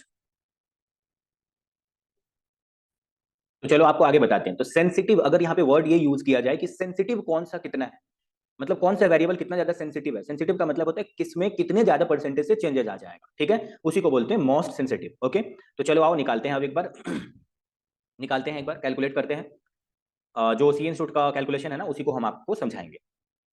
देखो यहाँ पर आपको क्या करना है, यहाँ इसका फॉर्मेट जो है ना वो आप इंस्टीट्यूट का ही फॉर्मेट समझ लो। हेडिंग दे देना कि 2.5% अगर एडवर्स करेंगे तो हम क्या करेंगे, इनिशियल कैपिटल कॉस्ट को 2.5% से बढ़ा करके 410 करोड़ कर देंगे, क्योंकि वो पहले 400 था, अभी 2.5% से बढ़ाएंगे तो 10 से बढ़ जाएगा। फिर सेलिंग प्राइस क्या, क्योंकि ये मेरा इनकम है तो ये घट जाएगा। ओके, फिर जो वेरिएबल कॉस्ट है ये मेरे लिए कॉस्ट है तो ये बढ़ जाएगा, फिक्स कॉस्ट मेरे लिए कॉस्ट है तो ये बढ़ जाएगा, और यूनिट सोल्ड जो है, क्योंकि आप सेल्स कैसे निकालते हो, सेल्स से निकालते हो आप number of unit sold into selling price per unit, तो नंबर ऑफ यूनिट सोल्ड को भी घटा दो और सेलिंग प्राइस पर यूनिट को भी घटा दो, ये दोनों घट जाएगा। अब आपको क्या करना है आप सीए इंटरमीडिएट में पढ़े होगे जो है ना मार्जिनल कॉस्टिंग उस टाइप का, कि सेल में से वेरिएबल कॉस्ट को माइनस करिए कंट्रीब्यूशन आएगा, आपको सेम वही करना है। अब आप मेरा बात सुनो भाई, सेल आप लिखे ना, सेल आप लिखे ना, तो सेल वाला जो कॉलम है ना सिर्फ वही अफेक्ट करेगा क्योंकि आप यहाँ पे सेलिंग प्राइस पर यूनिट लिखे हो, तो सिर्फ सेलिंग प्राइस पर यूनिट में ही जो न्यू डेटा है ना, जो यहाँ पर ऊपर लिखा हुआ 97.5, सिर्फ उसी में वो चेंजेस आएगा। यहाँ पे रुको, मैं इसको थोड़ा सा इरेज कर दे रहा हूँ, आप देख पा रहे होगे अभी। यहाँ पर रो में क्या लिखे हो, सेलिंग प्राइस पर यूनिट, तो सिर्फ सेलिंग प्राइस पर यूनिट जो चेंज हुआ है ना, इस सिर्फ उसी में होगा। मतलब जहाँ पे हेडिंग में भी सेलिंग प्राइस पर यूनिट है और और उसके रो में भी सेलिंग प्राइस पर यूनिट है, सिर्फ उसी में न्यू वाला जो एडवर्स होने के बाद जो है वो होगा, नहीं तो बाकी में सब में एज इट इज जो पहले था वही होगा, यानी 100 होगा, बाकी सब में सेम होगा। फिर आप जो वेरिएबल कॉस्ट पर यूनिट है वो आपने 50 लिखा, तो जो वेरिएबल कॉस्ट पर यूनिट का कॉलम भी होगा और रो भी होगा, सिर्फ उसी में वो माइनस होगा। तो वेरिएबल कॉस्ट पर यूनिट का आपका ये कॉलम है, ये और ये इसका रो है, तो सिर्फ इसमें वो न्यू वाला जो 51.25 है वो हो जाएगा, बाकी सब में 50 होगा। कंट्रीब्यूशन पर यूनिट सेलिंग में से, मतलब ए में से बी को माइनस करोगे तो कंट्रीब्यूशन पर यूनिट आएगा। ओके, ये आपको लिखना है अभी तक आपका दो चीज चेंज हो चुका है, इसलिए दोनों में अमाउंट अलग अलग आ चुका है, ठीक है। उसके बाद आप क्या लिखोगे, जब आपको कंट्रीब्यूशन पर यूनिट आ जाता है तो उसको नंबर ऑफ यूनिट सोल्ड से मल्टीप्लाई करते हो, तब आपका टोटल कंट्रीब्यूशन आता है, ये आपको पता ही होगा। तो नंबर ऑफ यूनिट सोल्ड जब लिखोगे, तो जो नंबर ऑफ यूनिट सोल्ड का ये रो है उसका कॉलम भी यही है, आप ऊपर में नाम देख लेना, यहाँ पर नंबर ऑफ यूनिट सोल्ड ही है, सिर्फ इसी में न्यू वाला डेटा आएगा, बाकी सब में नंबर ऑफ यूनिट सोल्ड जो 5 करोड़ का दिया हुआ था वही आएगा। ऊपर में लिख लेना फिगर्स इन करोड़, ठीक है, मतलब फिगर जो है वो करोड़ में है, यानी रुपीज जो जितने हैं वो सब करोड़ में है। उसको आप क्या करोगे, जो कंट्रीब्यूशन पर यूनिट आया ना उसके साथ आप मल्टीप्लाई कर दो सी और डी को, तो आपको पता चल जाएगा टोटल कंट्रीब्यूशन कितने हैं। उसके बाद जो फिक्स कॉस्ट है उसको यहां पर आपने लिख दिया, और फिक्स कॉस्ट का जो खुद का कॉलम भी है और ये तो उसका रो है, कॉलम भी जो है उसमें वो चेंज होकर के आएगा, यानी अपडेटेड वाला जो एडवर्स के बाद वाला फिगर है वो आएगा। अब आप क्या करो, उसमें से फिक्स कॉस्ट को माइनस कर दो टोटल कंट्रीब्यूशन में से, तो आपको net cash flow per year पता चल जाएगा। अब net cash flow per year अगर पता चल ही जाएगा, तो आप देखो कि अगर पर ईयर आप कमाओगे 200 करोड़ आप पर ईयर कमाओगे, तो आप 5 साल तक कितना कमाओगे, नंबर ऑफ जो लाइफ है वो 5 साल है, तो आप 5 साल का पी फैक्टर के हिसाब से जो उसका टोटल होगा, जो आपके पी फैक्टर क्वेश्चन में दिए हुए हैं, 5 साल के पी फैक्टर का जो टोटल होगा, यानी मान लो मतलब इस क्वेश्चन में कितना दिया हुआ है मैं आपको दिखाता हूँ, 6% दिया हुआ है और नंबर ऑफ जो ईयर इसका लाइफ है वो 5 साल नहीं है 3 साल है, 3 ईयर है, लाइफ 5 ईयर नहीं है 3 ईयर है, तो 6% के हिसाब से 3 ईयर का कितना होगा टोटल, आप उसका निकाल लेना, पी फैक्टर का जो टोटल होगा वो टोटल 2.673 होगा, उसके साथ मल्टीप्लाई कर दोगे आप जब अपने इनफ्लो को, तो आपको आपका इनफ्लो यानी प्रेजेंट वैल्यू ऑफ इनफ्लो पता चल जाएगा पी फैक्टर से मल्टीप्लाई होने के बाद। उसके बाद आप उसमें इनिशियल कैपिटल कॉस्ट लिखना, और इनिशियल कैपिटल कॉस्ट का जो रो है और कॉलम भी है उसमें सिर्फ वो चेंज होकर के 410 लिखना, बाकी सब में सेम लिखना। आप खुद ही सोचो कि आपको तो पता ही है sale minus variable cost, contribution को नंबर ऑफ यूनिट सोल्ड से मल्टीप्लाई कर देना, उसके बाद आ जाएगा टोटल कंट्रीब्यूशन, उसमें से फिक्स कॉस्ट को माइनस कर देना, आ जाएगा नेट प्रॉफिट, उसको आप पी फैक्टर के टोटल से मल्टीप्लाई कर देना, आ जाएगा आपका प्रेजेंट वैल्यू, प्रेजेंट वैल्यू में से आप इनिशियल कैपिटल कॉस्ट को माइनस कर देना, और आ जाएगा आपका एनपीवी। अब आपका एनपीवी आ चुका है, ठीक है, तो आप जब जो माइनस करोगे ना, जो लिखते जाओगे उसके रो और उसके कॉलम में ही बस ध्यान रखना कि उसी में बस चेंज होगा, बाकी कहीं नहीं होगा, ठीक है।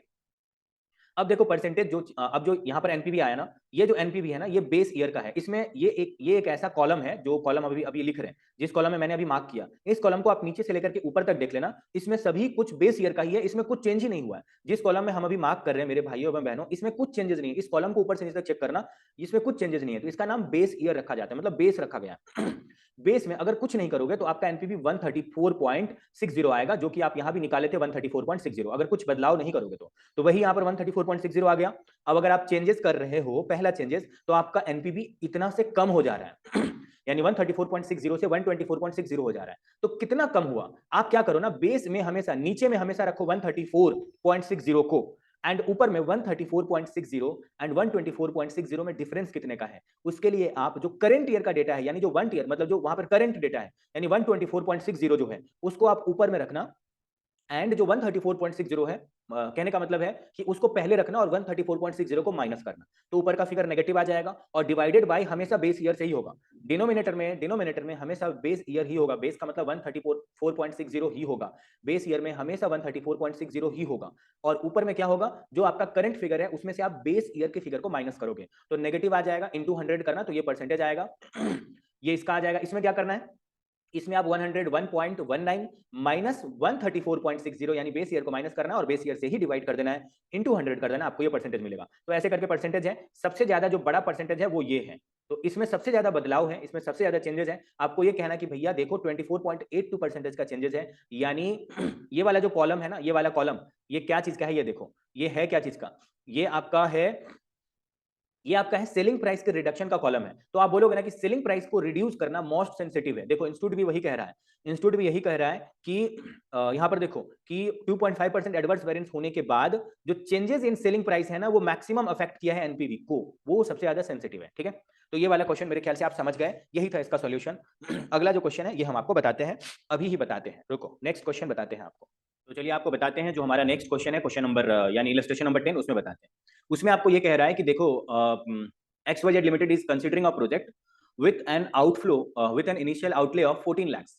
तो एक XYZ Limited कंपनी है जिसका 14 lakhs का जो है स्टार्टिंग में खर्चा पड़ेगा, और वो खर्चा जो है ना, वो खर्चा पड़ जाने के बाद उनका इनफ्लो जो है, मान लो कि XYZ Limited एक कंपनी है जो एक मशीन खरीदना चाह रहा है, जिस मशीन का दाम है 14 लाख रुपीज। ओके, अब वो मशीन जो है ना, वो क्या कमा के देगा, वो तो फ्यूचर का बात है, फ्यूचर को तो हम लोग एग्जैक्टली प्रिडिक्ट नहीं कर सकते। तो फॉर एग्जांपल मान लो कि आपने ही एक 14 लाख में एक मशीन खरीदा, खरीदने के बाद आप क्या किए ना, आप अपने 3 फ्रेंड से पूछे कि भाई बताओ तुम लोग को अगर एक्सपीरियंस है, आइडिया है, तो ये मशीन कितना कमा के देगा। तो 3 फ्रेंड जो है, पहला वाला जो फ्रेंड है ना, वो आपका बहुत ज्यादा मतलब मान के चलो कि वो थोड़ा सा फेकू टाइप का था, और वो थोड़ा बड़ा बड़ा करके वैल्यू बोल दिया। वो बोला ना कि देखो अगर तुम्हारा मशीन बहुत अच्छा काम किया और बेस्ट परफॉर्म करते रहा, तो वो फर्स्ट ईयर तुमको इतना मतलब कमा करके देगा, सेकंड ईयर इतना कमा के देगा, और थर्ड ईयर इतना कमा करके देगा। ठीक है, ये वो आपका इनकम अर्न करके देगा। ठीक है, मतलब ऐसे समझ लेना कि इसमें जो रुपीज लिखा हुआ है ना, वो 3 तो जीरो कॉमन लिया हुआ है। इंस्टीट्यूट को यहाँ मतलब इंस्टीट्यूट ने यहाँ पे गलती किया है, इंस्टीट्यूट को ये लिखना चाहिए था यहाँ पे ब्रैकेट में कि 3 जीरो कॉमन है। ठीक है, क्योंकि यहाँ पर देखो इंस्टीट्यूट ने सोल्यूशन में 3 जीरो कॉमन लिया है, ऐसा इंस्टीट्यूट ने कहा है। ठीक है, तो क्वेश्चन में भी आप लिख लेना यहाँ पर पेन से कि 3 तो जो मतलब जो जीरो है वो कॉमन लिया गया। तो आपका एक फ्रेंड जो बेस्ट फ्रेंड था, वो बोला कि इतना इतना इतना इतना तुम तीनों साल कमाओगे इस मशीन से। जो थोड़ा सा आपका मॉडरेटिव फ्रेंड था, कहने का मतलब है मोस्ट लाइकली यानी मॉडरेटिव टाइप का जो मिडिल में रहता था, वो आपको बोला कि देखो भैया हम ज्यादा जो है ना, मतलब ज्यादा जोश में नहीं आते हैं। ये आपका एग्रेसिव टाइप का फ्रेंड था जो सब कुछ बेस्ट बोला। ये आपका जो है ना, ये थोड़ा सा मॉडरेटिव टाइप का है, ये बोला कि इतना इतना इतना तुम कमाओगे। और जो बहुत ज्यादा कंजर्वेटिव था, वो बोला कि मान लो कि मार्केट पूरा खराब हो जाए, सबसे वर्स्ट केस सिनेरियो में तुम चले जाओ, तो तुम इतना इतना इतना कमाओगे। आपको बोला ना 9% आपका कॉस्ट ऑफ कैपिटल का परसेंटेज है, आप मेरे को एनपीवी निकाल के बताओ। ठीक है, सबसे पहले हम आपको ये बताते हैं एनपीवी कैसे निकालते हैं। आपको पता ही है कि तीनों जो वर्स्ट केस सिनेरियो है उसका आप इनफ्लो लिख दिए, और उसको पी फैक्टर से मल्टीप्लाई करके जो आपका यहाँ पर आया, उसके साथ आप आउटफ्लो को यहाँ पर जो ब्रैकेट में है उसको आप माइनस कर दिए, तो आपका एनपीवी आ गया। इसमें भी एनपीवी आ गया और इसमें भी एनपीवी आ गया, तो आपका एनपीवी आ गया। अब आपको क्वेश्चन का दूसरा पार्ट क्या बोला, क्वेश्चन बोला कि अगर XYZ लिमिटेड को ये पता है, मान लो कि आप ही हो XYZ लिमिटेड, और आप किसी ऐसे जो है ना मतलब बाबा के पास गए, ऐसे बहुत बड़े विद्वान के पास गए, जो आपको बोला ना देखो पहला 2 साल जो है ना, तुम मोस्ट लाइकली ऑप्शन वाला कमाओगे, यानी ये जो मोस्ट लाइकली ऑप्शन है ना, उसका पहला साल और दूसरा साल कमाओगे, और तीसरा साल मुझे नहीं पता, ये बोलकर के हाथ जोड़ लिया आपको। तो आप क्या करोगे, पहला 2 साल अगर मोस्ट लाइकली आउटकम है, तो पहला 2 साल 550 एंड 450 इतना आप कमाए, एंड थर्ड ईयर अगर वो कुछ नहीं बोला, थर्ड ईयर का मेरे को पता नहीं तुम क्या कमाओगे, क्योंकि यही क्वेश्चन में बोल रहा है कि अनसर्टेन अबाउट थर्ड ईयर। अगर अनसर्टेन बोला तो आपको सबसे जो बेकार केस सिनेरियो है ना, 700 आपको लेना है, आपको 700 लेना है। ठीक है, आपको थर्ड ईयर के लिए 700 लेना है, और उसके बेसिस पर आपको फिर से एनपीवी निकाल देना है। एक बार एनपीवी लोगे मोस्ट के सिनेरियो का, मोस्ट लाइकली का फर्स्ट ईयर सेकंड ईयर का, और थर्ड ईयर में पता ही नहीं है, वो अनसर्टेन है, इसलिए थर्ड ईयर का सबसे बेकार की मतलब कुछ अगर सबसे बुरा हाल हो जाएगा ना, तो भी मिनिमम 7 लाख रुपीज का तो इनफ्लो होगा ही, इसीलिए आपने थर्ड ईयर में सबसे वर्स्ट के सिनेरियो का ले लिया। और पी फैक्टर 9% का ही है, यानी 1.1 डिवाइड बाय 1.09, एक बार इक्वल दबाओगे, उससे मल्टीप्लाई करोगे 5,50,000 को, फिर दूसरे बार इक्वल दबा करके जो आएगा उससे 4,50,000 को मल्टीप्लाई, और तीसरी बार इक्वल दबा के जो आएगा उसको 7 लाख से मल्टीप्लाई करोगे, एंड उसमें से 14 लाख माइनस कर दोगे, आपका एनपीवी आ जाएगा। ये वाला क्वेश्चन आपका जो है वो खत्म हो चुका है। ओके, अब आगे बढ़ते हैं, थोड़ा सा आगे बढ़ जाते हैं, एकदम से जल्दी से आगे बढ़ते हैं, जिसमें हम आपको, अभी मैंने आपको 10 नंबर कराया इलस्ट्रेशन, अभी हम आपको 11 नंबर इलस्ट्रेशन करवाएंगे। 11 नंबर इलस्ट्रेशन, चलो उसके लिए आप 34 नंबर पेज में आ जाओ। 34 नंबर पेज। देखो ये क्वेश्चन जो है ना, थोड़ा सा बहुत ज्यादा इजी है, इसलिए इसके पूछने का चांस कम है, मगर करवा देते हैं, क्योंकि मैंने वीडियो के स्टार्टिंग में आपसे वादा किया था कि हम सारा ही सम्स करवाएंगे। अगर कोई क्वेश्चन छोड़ेंगे तो वो 100% किसी क्वेश्चन के जैसा होगा, और वो क्वेश्चन करवा दिए रहेंगे जिसके जैसा वो है, तभी हम इसको छोड़ेंगे। तो ये एक सिंगल क्वेश्चन है, इसके जैसा कोई क्वेश्चन है नहीं, तो मैं करवा देता हूँ। बोल रहे हैं L&R limited wishes to develop new virus cleaner software. ठीक है, L&R जो कंपनी है वो वायरस क्लीनर सॉफ्टवेयर को डेवलप करने का बात कर रहा है। The cost of pilot project would be, मतलब उसके लिए उनका जो कॉस्ट लगेगा ना, L&R कंपनी एक सॉफ्टवेयर को डेवलप करने के लिए 2,40,000 रुपए का उनको जरूरत है, यानी 2,40,000 रुपए कॉस्ट लगेगा। Presently the changes of project being successfully launched on a commercial scale are rated at 50%। अब मेरा बात सुनो, आप कोई सामान, मान लो आप मार्केट गए और कोई मशीन खरीद के लेके आए, क्या जरूरत है वो मशीन जो है वो सक्सेसफुली ही काम करे, घर में लेके आए, मान लो आप एक बल्ब खरीद के लेके आए, घर में लगाते ही वो फ्यूज हो गया, तो क्या जरूरत, मतलब क्या पॉसिबिलिटी है कि वो फ्यूज नहीं होगा? तो जो ये प्रोजेक्ट में इन्होंने पैसा लगाया ना 2,40,000, वो सक्सेसफुली लॉन्च हो जाएगा, इसके होने का चांस 50% है। तो अगर सक्सेसफुल होने का चांस 50% है, तो फेलियर का चांस बाकी का 50% है, रिमेनिंग 50% है। In cases it does succeed, LNR can invest. अब मेरा बात सुनो, बोल रहा है कि अगर वो सक्सेस कर गया तो एलएनआर क्या करेगा ना, 20 लाख रुपीज और खर्चा करेगा उस प्रोडक्ट को मार्केट तक पहुंचाने में, यानी मार्केट के लायक बनाने में, मार्केट में बिकने लायक बनाने में 20 लाख रुपीज और खर्चा करेगा। एंड उसके बाद क्या करेगा कि वो हर ईयर इनकम कमाएगा 4-4 लाख रुपया करके उस मशीन से। यानी वो पहले 2,40,000 रुपया लगा करके टेस्ट करेगा, टेस्ट करके, मान लो आपको जो है ना, आपके सामने में 10 ठो अंगूर का दुकान है। अब आप एक दुकान में गए, आपको बोला ना भैया आपको 2 रुपया लेंगे, 2 रुपया में आपको जितना अंगूर खाना है आप 2-2 पीस करके सभी टाइप के अंगूर में से खाइए, टेस्ट कर लीजिए, अगर अच्छा लग गया आप बोलोगे अच्छा ठीक है, आप 2 रुपया लगाए, यानी यहाँ पे 2,40,000 रुपया लगाया है, ये लोग टेस्ट किया है। टेस्ट करने के बाद अगर अच्छा लग गया तो फिर वो आप उस अंगूर को खरीदोगे, एंड उसमें आप यहाँ पर इंस्टीट्यूट ने मतलब ये वाले जो एलएनआर लिमिटेड है, वो अच्छा लग जाने के बाद 20 लाख रुपया उसमें खर्चा किया है, और उसके बाद उससे वो कमाया है पर ईयर 4 लाख रुपया। ओके, यही कहने का मतलब है। अब मेरा जो एग्जांपल है वो यहाँ पे पूरा सुटेबल बैठा कि नहीं ये मुझे नहीं पता, मगर आप क्वेश्चन समझ जाओ, ये मेरा मेन उद्देश्य है।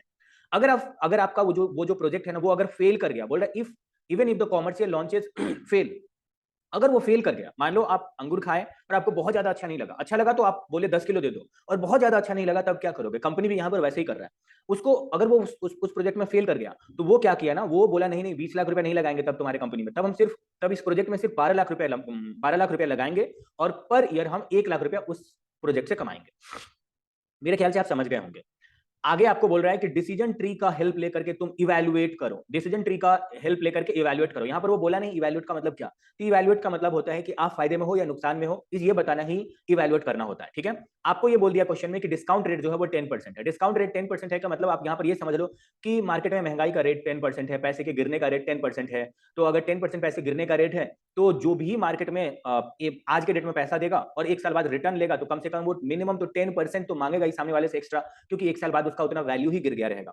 अब आपको हम सोल्यूशन समझाते हैं। सोल्यूशन में सबसे पहले ये ट्री है कि बोल रहा है कि भैया तुम दुकान पे पहुंचे और तुमको अगर टेस्ट करना है तो 2,40,000 लगाना पड़ेगा, और नहीं टेस्ट करना है तो नो टेस्ट करो। अगर तुम गलती से टेस्ट कर लिए तो सक्सेस करने का चांस 50% है, फेल होने का चांस 50% है।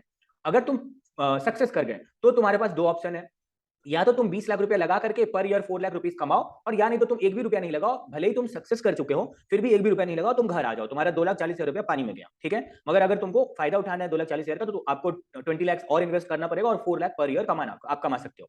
और अगर फेल कर गया वो प्रोजेक्ट, तो भी तुम्हारे पास दो ऑप्शन है। पहला ऑप्शन है तुम 12 लाख रुपीस लगाओ और पर ईयर 1 लाख रुपीस कमाओ, और दूसरा ऑप्शन है कि तुम इन्वेस्ट ही मत करो, वहां से बैक हो जाओ, क्योंकि तुमने देखा है कि फेलियर है, तो आप 2,40,000 पे ऑलरेडी डूब ही चुका है, तो तुम ऐसा मत करो। अब आप देखो, आपको आपके हिसाब से ये होना चाहिए कि नहीं होना चाहिए, आप खुद ही मेरे को बताओ। आप कैलकुलेटर उठाना, यहाँ जो इन्होंने इतना बड़ा इंग्लिश लिखा है ना, इसका हम आपको हिंदी बताते हैं। जब आप पास हो जाते हो, जब आपका ये सक्सेस हो जाता है, तो आप 4 लाख रुपीस पर एनम कमाते हो और 20 लाख रुपीस आप और लगा देते हो। ठीक है, आप कैलकुलेटर उठाना, आप कैलकुलेटर उठा करके बोलना कि भैया देखो, हम ये बोल रहे हैं कि हम 4 लाख रुपीस पर एनम कमा रहे हैं, तो आपका जो डिमांड है ना, वो 10% है। डिमांड का मतलब होता है कि आप इन्वेस्टर हो, आप किसी कंपनी में इन्वेस्टर हो, आपने मशीन खरीदा, तो आपका एक्सपेक्टेशन है कि हम 10% कमाएं। ठीक है, 10% कमाएं, तो आप अगर 10% सोचे हो, तब आप 4 लाख रुपया पर एनम कमा रहे हो, तो 100% यानी कैपिटलाइज वैल्यू कितना होगा, आप 100% कितना उसका होगा। तो आप जब 10% सोचे हो तो आप 4 लाख कमाए हो, तो 4 लाख को 10% से डिवाइड करो, कितना आएगा? 40 लाख आ जाएगा, जबकि आपका खर्चा तो सिर्फ 20 लाख ही लगा था। तो आप 20 लाख जो खर्चा लगाया उसको माइनस कर दो, तो बाकी का बचा हुआ 20 लाख जो है ये आपका नेट बेनिफिट है। वही यहाँ पर इंग्लिश में बोला इन्होंने बोला कि तुम 20 लाख रुपए लगाते हो, जबकि 4 लाख रुपए तुम कमा रहे हो। अगर वो 4 लाख रुपए को कैपिटलाइज करो, जहां जहां हम अंडरलाइन कर रहे हैं, हम जो हिंदी में बोल रहे हैं वो यहाँ पर इंग्लिश में है, इसलिए मैंने अंडरलाइन किया। अगर तुम उसको कैपिटलाइज करोगे तो तुम्हारा बेनिफिट जो है वो 20 लाख रुपीज तुम एक्स्ट्रा कमाओगे, नेट बेनिफिट तुम्हारा 20 लाख होगा। यहाँ पर इन्होंने 40 लाख निकाल के नहीं दिखाया, आप निकाल लेना यहाँ पर कि 4 lakh divide by 10% equal to 40 lakh. 40 lakh में से आप अपना कॉस्ट को माइनस कर देना, 20 लाख आपका कॉस्ट है उस प्रोजेक्ट में। जो टेस्टिंग कॉस्ट लगा उसको माइनस मत कर देना, टेस्टिंग कॉस्ट उसका ये नहीं है, प्रोजेक्ट यहाँ पे है, प्रोजेक्ट यहाँ स्टार्ट हो रहा है, ये टेस्टिंग कॉस्ट प्रोजेक्ट के कॉस्ट का पार्ट नहीं है। तो आप 20 लाख इसमें से माइनस कर देना, जो आपका बचेगा आपका नेट बेनिफिट 20 लाख का है। सिमिलरली जब आप फेल करते हो, जब आपका प्रोजेक्ट फेल होता है, तब क्या होगा वो देखो। आप बोलोगे कि देखो भैया 1 लाख रुपया हम कमा रहे हैं, जबकि मैंने 10% सोचा था, तो 1 लाख डिवाइड बाय 10% करोगे तो 10 लाख आएगा, जबकि आपका टोटल कॉस्ट ही लग गया है 12 लाख रुपया। तो आप खुद ही मेरे को बताओ, आप 10 लाख रुपया ही मैक्सिमम कमा पाओगे और आप 12 लाख रुपया उसमें कैसे लगा सकते हो? यही बोल रहा है कि यहाँ पर आपका 2 लाख रुपये का, यानी 10 लाख और 12 लाख का बीच का difference net negative benefit of 2 lakh rupees है। नेगेटिव बेनिफिट है 2 लाख रुपीज का। आप यहाँ पे निकाल लेना, 1 lakh divide by 10% equal to 10 lakh minus 12 lakh equal to 2 lakh negative में होगा। अब जब आपको ये पता चल ही चुका है तो आप क्या करोगे? आप बोलोगे कि देखो भैया 20 लाख रुपया मेरा जो है ना, मतलब हम 20 लाख रुपीस 20 लाख रुपीस कमाएंगे, इसके होने का चांस 50% है, प्रोबेबिलिटी 50% है। यानी नेट में हम 10% ही कमाएंगे, मतलब 10 लाख रुपीस ही कमाएंगे। और हम जब उसका फेलियर होगा ना, तो हम कुछ नहीं करेंगे, हम पैसा ही इन्वेस्ट नहीं करेंगे, हम बैक हो जाएंगे। क्योंकि डिसीजन ट्री में आपको ये बताना है कि सक्सेस करने पर ही आप आगे बढ़ोगे, फेल होने पर वहीं पे जीरो हो जाएगा। भले उसका प्रोबेबिलिटी 0.50 है, उसको जीरो से मल्टीप्लाई करोगे या जीरो हो जाएगा। तो अल्टीमेटली आपने 10 लाख रुपीस कमाया। तो कहने का मतलब है कि यहां पर आपको कमेंट में इतना बड़ा ज्ञान में यही बोलना है कि जब आप सक्सेस हो जाते हो तो आप पैसा लगाओ और आप 10 लाख रुपीस का नेट बेनिफिट उठाओ। लेकिन जब आपका वो फेलियर हो जाएगा तो आपका टेस्टिंग कॉस्ट जो है वो पानी में गया, आप वहीं से बैक हो जाओ, आप आगे मत बढ़ो। ठीक है, यही इनका कहना है। अब आप जो अगला क्वेश्चन है उसमें आ जाइए। हम इंस्टीट्यूट का जो मटेरियल है उसमें हम आपको 12 नंबर सम्स कराएंगे, 12 नंबर सम्स करवाएंगे जो आपके इसमें है, क्या नाम है, इलस्ट्रेशन नंबर 12 में है। आप ये समझ सकते हो कि इलस्ट्रेशन नंबर 12 एक very very very important question है। ठीक है, 12 नंबर इलस्ट्रेशन थोड़ा सा अच्छा क्वेश्चन है। ओके, तो हम पहले क्वेश्चन का मीनिंग बताएंगे, फिर हम आपको आंसर का मीनिंग बताएंगे एंड फिर आगे बढ़ेंगे। तो इलस्ट्रेशन नंबर 12 ये बोल रहा है कि एक कंपनी है जिसका नाम है रॉबी क्यूब कंपनी है, decided to replace the existing computer with their organisation. क्या किया ना, उस कंपनी के अंदर बहुत सारे कंप्यूटर हैं और उसने अपने ऑर्गेनाइजेशन के साथ मिल करके ये डिसाइड किया कि भैया मेरे पास जो एग्जिस्टिंग कंप्यूटर है, जो हम लोग ऑलरेडी यूज कर रहे हैं, वो डेप्रिसिएट हो रहा है, उसको हटाओ और नया कंप्यूटर लगाओ।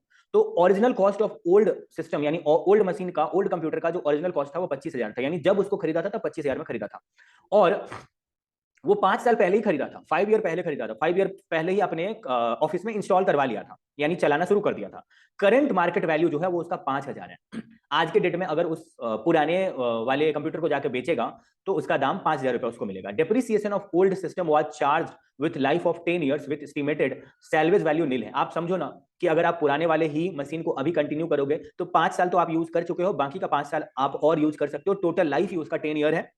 और 10 साल के बाद उसको कोई भी नहीं लेगा, सैल्वेज वैल्यू भी उसका कुछ नहीं है, कबाड़ी वाला भी नहीं लेगा, वो 0 रुपीज उसका सैल्वेज वैल्यू है। ओके, तो यही है क्वेश्चन का हिस्ट्री। और आज के डेट में अगर उसको मार्केट में जाकर के बेच दोगे, क्योंकि 5 साल यूज कर चुके हो, अभी नया वाला लगा लोगे और उसको जाकर बेच दोगे पुराने वाले को, तो आपको 5,000 रुपया मिल जाएगा। ठीक है, आगे बढ़ते हैं। Depreciation of the new system was charge with life of 5 year. लेकिन आज के डेट में जो नया मशीन खरीदोगे, नया कंप्यूटर, वो 5 ही साल टिकेगा आपके पास। ओके, 5 ही साल उसका लाइफ है। और उस मशीन को खरीदने के चक्कर में आपका 50,000 रुपए का उसका कॉस्ट पड़ेगा। 50,000 रुपया उसका कॉस्ट है, न्यू मशीन का कॉस्ट 50,000 है। ओके, उसके बाद उसका जो सैल्वेज वैल्यू है न्यू मशीन का वो 1,000 रुपया है। और न्यू मशीन के खरीदने की वजह से आप खुद ही समझो कि अगर आपके कंपनी में बहुत सारे स्टाफ पुराने मशीन से काम करेंगे तो पुराना सिस्टम स्लो होता है, स्लो होने की वजह से वो काम जो है वो कम कर पाएंगे, जिसकी वजह से नंबर ऑफ डेज वो ज्यादा लेंगे उस काम को करने में, आपका खर्चा ज्यादा पड़ जाएगा। लेकिन न्यू मशीन खरीद लोगे तो वो जल्दी जल्दी काम करेंगे। एंड और भी बहुत सारे रीजन होते हैं, पुराने वाले कंप्यूटर इलेक्ट्रिसिटी ज्यादा खाता है, न्यू वाला कंप्यूटर जो है वो थोड़ा इलेक्ट्रिसिटी कम खाता है। तो आपका कॉस्ट का जो सेविंग होगा ना न्यू मशीन के खरीद लेने से, वो 5,000 रुपया पर ईयर कॉस्ट सेविंग होगा। और जो उसका सैल्वेज वैल्यू है वो एट द एंड में 1,000 रुपया मिलेगा। लेकिन 50,000 रुपया अभी मशीन खरीदने में लगाना पड़ेगा। आपको बोल रहा है कि तुम्हारे सेल पे भी फर्क पड़ेगा। देखो, आपके सेल पर भी फर्क पड़ेगा।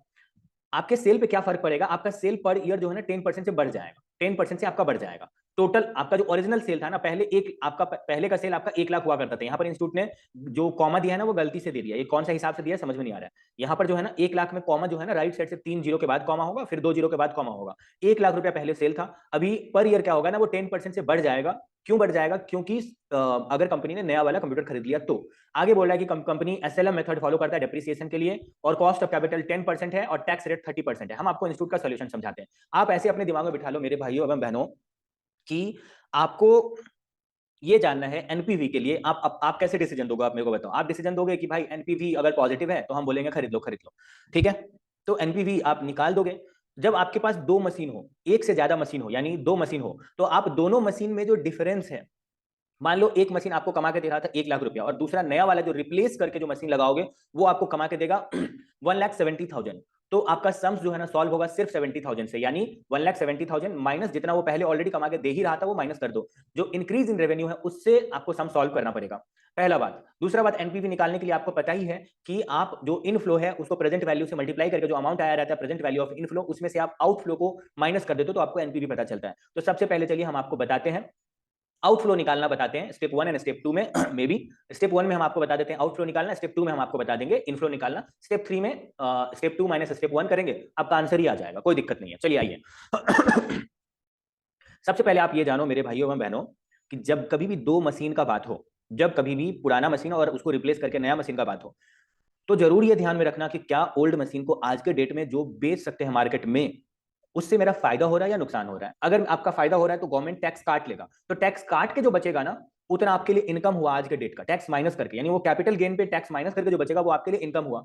वो इनकम आपके न्यू मशीन का जो कॉस्ट पड़ेगा उसमें से माइनस करना पड़ेगा। अच्छे से सुनना प्लीज, अच्छे से सुनना। और अगर अगर आपका आपका जो ओल्ड कंप्यूटर है उसको आज के डेट में बेचोगे मार्केट में, तो अगर उससे आपका लॉस हो रहा है तो कैपिटल लॉस पे सरकार से आप टैक्स बेनिफिट ले लोगे, क्योंकि उसको सेटअप कर लोगे आप, तो उस पे आपका टैक्स बेनिफिट हो जाएगा। तो अगर आपको उससे टैक्स बेनिफिट मिल जाएगा तो वो भी एक तरह से आपका इनकम ही हुआ। समझ गए? मेरे ख्याल से आप समझ गए होंगे। देखो मेरा बात सुनो, मान लो कि आपका 10,000 का कैपिटल लॉस आया, यानी आप 10,000 के लॉस पे उसको बेचे हो, तो 10 और टैक्स का रेट 60% है, तो आपका यहाँ पे 6,000 का बेनिफिट हो गया, क्योंकि आपका tax benefit on capital loss जो है वो 6,000 रुपए का आपका बेनिफिट हुआ। अब इसका उल्टा करो, 4,000 रुपए का बेनिफिट आपका तब होगा जब आपका कैपिटल गेन आ गया रहेगा, क्योंकि 60% सरकार ले लेगा 6,000 रुपया और 4,000 रुपया आपको मिलेगा। तो जब कैपिटल लॉस होता है तब आपका 6,000 रुपए का कैपिटल, तब 6,000 रुपए का इनकम था, और जब कैपिटल गेन हुआ तो आपका 4,000 रुपए का कैपिटल गेन से इनकम था, जो आपका रेवेन्यू में कंसीडर किया जाएगा, जो आपके न्यू मशीन के कॉस्ट में से माइनस करना पड़ेगा आपको। आप देखो इस क्वेश्चन में हम आपको बताते हैं 5 साल यूज होने के बाद उसका वैल्यू कितना बच गया होगा। देखो 5 साल, क्योंकि इसका लाइफ जो है, यहाँ पर आप डेप्री निकाल लेना, इंस्टीट्यूट ने नहीं निकाला है, आप यहाँ पर डेप्री निकाल लेना। डेप्री इक्वल टू बोलना, depreciation of old machine equal to cost minus salvage value divide by life. Cost है 25,000, लाइफ सैल्वेज वैल्यू 0 है और लाइफ है 10, तो 25,000 बाई 10 करोगे तो आपका डेप्रीसिएशन आ जाएगा 2,500। अब 2,500 में 5 साल तो वो यूज हो चुका है, तो 5 से मल्टीप्लाई करके टोटल डेप्रिसिएशन निकाल लो। टोटल डेप्रिसिएशन को उसके टोटल कॉस्ट में से यानी ओरिजिनल कॉस्ट में से माइनस कर दोगे, तो जितना आएगा उतना आज के डेट में इसका WDV होना चाहिए। लेकिन मार्केट में तो आप उसको 5,000 में बेच पा रहे हो तो आप देखोगे ना आपका नुकसान आ जाएगा, आपका नुकसान आएगा जब आप इसको माइनस करोगे ना, माइनस करके 5,000 रुपया माइनस कर दोगे। 5,000 रुपया माइनस करने के बाद आपका 7,500 रुपया का कैपिटल लॉस आएगा, क्योंकि वैल्यू ज्यादा था, मार्केट में आप 5,000 में बेच रहे थे। तो आपका जो कैपिटल लॉस आया, मैंने आपको बताया ना कि कैपिटल लॉस पे सीधा टैक्स का रेट अप्लाई कर दोगे, जो बचेगा ना ये आपका टैक्स बेनिफिट हो गया। समझ गए? जैसे मैंने 10,000 का कैपिटल लॉस में 60% यानी 6,000 का टैक्स बेनिफिट आपको बोला था, वैसे ही यहाँ पर 7,500 का कैपिटल लॉस में उसका टैक्स रेट 30% सीधा लगा दो, 2,250 आपका टैक्स बेनिफिट हो गया, टैक्स बेनिफिट मिल जाएगा। तो आप मेरे को बताओ, नई मशीन को जो खरीदोगे उसमें आपका कितने का कॉस्ट पड़ा? 50,000 रुपया आपको नई मशीन को खरीदने में कॉस्ट पड़ा, जबकि ओल्ड मशीन में आपको टैक्स बेनिफिट मिला 2,250 और ओल्ड मशीन को बेच करके आपको 5,000 रुपया और मिला। ये दोनों को माइनस कर देना पड़ेगा, जितना बचेगा ना इतना ही आपका न्यू मशीन का कॉस्ट पड़ा, क्योंकि ओल्ड मशीन को बेच के 5,000 रुपया मिला और tax benefit 2,250 on capital loss मिला। ये माइनस करके आपका ओल्ड मशीन का अभी जो मैंने आपको बोला ना आउटफ्लो निकालना बताते हैं, ये है आप आउटफ्लो, यानी इतना पैसा आपका खर्चा हो जाएगा न्यू मशीन में। अब आइए हम आपको इनफ्लो निकालना बताते हैं मेरे भाइयों एवं बहनों। आप इनफ्लो में क्या क्या कमाओगे आप मुझे बताओ। इनफ्लो में आप बोलोगे ना कि आपने मेरे को बताया था कि ओल्ड माइनस न्यू करके जो इंक्रीज इन रेवेन्यू रहता है सिर्फ वही लेना है, तो आप मेरे को बताओ, आप नया मशीन खरीद लोगे तो आप 1 लाख का 10% यानी 10,000 ज्यादा कमाओगे। यहां पर देखना 1 लाख का 10% किया, आप अपने बुक में देखना और स्क्रीन पे देखना 1 लाख का 10% यानी 10,000 आप कमाओगे, प्लस आप 5,000 रुपया का आपका कॉस्ट सेविंग होगा। आप ऐसे समझो ना कि आपका इंक्रीज इन रेवेन्यू क्या है, नए मशीन ले लेने की वजह से क्या इनकम हो रहा है, तो 10,000 रुपया सेल बढ़ रहा है 5,000 रुपया आपका 5,000 रुपया आपका जा रहा है 5,000 रुपया का आपका कॉस्ट सेविंग हो रहा है। 5,000 रुपए का कॉस्ट सेविंग होने के बाद आपका यही है टोटल इनकम, यानी 10,000 प्लस 5,000 15,000 आपका टोटल इनकम है। अब 15,000 जब टोटल इनकम पता चल गया तो उसमें से एक बार डेप्री माइनस कर दो, जो अमाउंट बचेगा उसमें उसके ऊपर टैक्स कैलकुलेट करके टैक्स माइनस कर दो, और टैक्स माइनस करने के बाद जो अर्निंग आफ्टर टैक्स बचेगा उसमें डेप्रीसिएशन जो माइनस किए तो उसको ऐड बैक कर दो। यही है रूल्स ये इंटरमीडिएट का, यही मैंने आपको बताया था। ओके तो 15,000 में से आपको क्या करना है मेरे भाइयों एवं बहनों, आपको न्यू मशीन का जो डेप्रीसिएशन है ये आपको माइनस कर देना है। अब आप बोलोगे न्यू मशीन का डेप्रीसिएशन कितना होगा, तो आप मुझे बताओ ना पर ईयर आपका डेप्रीसिएशन कितना होगा। अब देखो यहाँ पर आपको डेप्रीसिएशन में क्या माइनस करना है क्या नहीं करना है वो वेरी वेरी वेरी इंपॉर्टेंट है। मैक्सिमम 80% जो लोग गलत कर देंगे इस सम्स को, उसमें 80% लोग इसी लाइन में गलत करेंगे जो मैं अभी बताने जा रहा हूँ। आप अच्छे से सुनो, आपको डिप्रीसिएशन का भी जो खर्चा है ना, ये भी सिर्फ इंक्रीज इन डिप्रीसिएशन का खर्चा ही लिखना है। आप न्यू मशीन का डिप्रीसिएशन का अमाउंट निकालोगे तो बोलोगे cost minus salvage value divide by life. Cost है 50,000, सैल्वेज वैल्यू है 1000 डिवाइडेड बाय लाइफ उसका 5 है, यानी 50,000 माइनस 1000 डिवाइडेड बाय 5 करोगे 49,000 बाय 5 आएगा।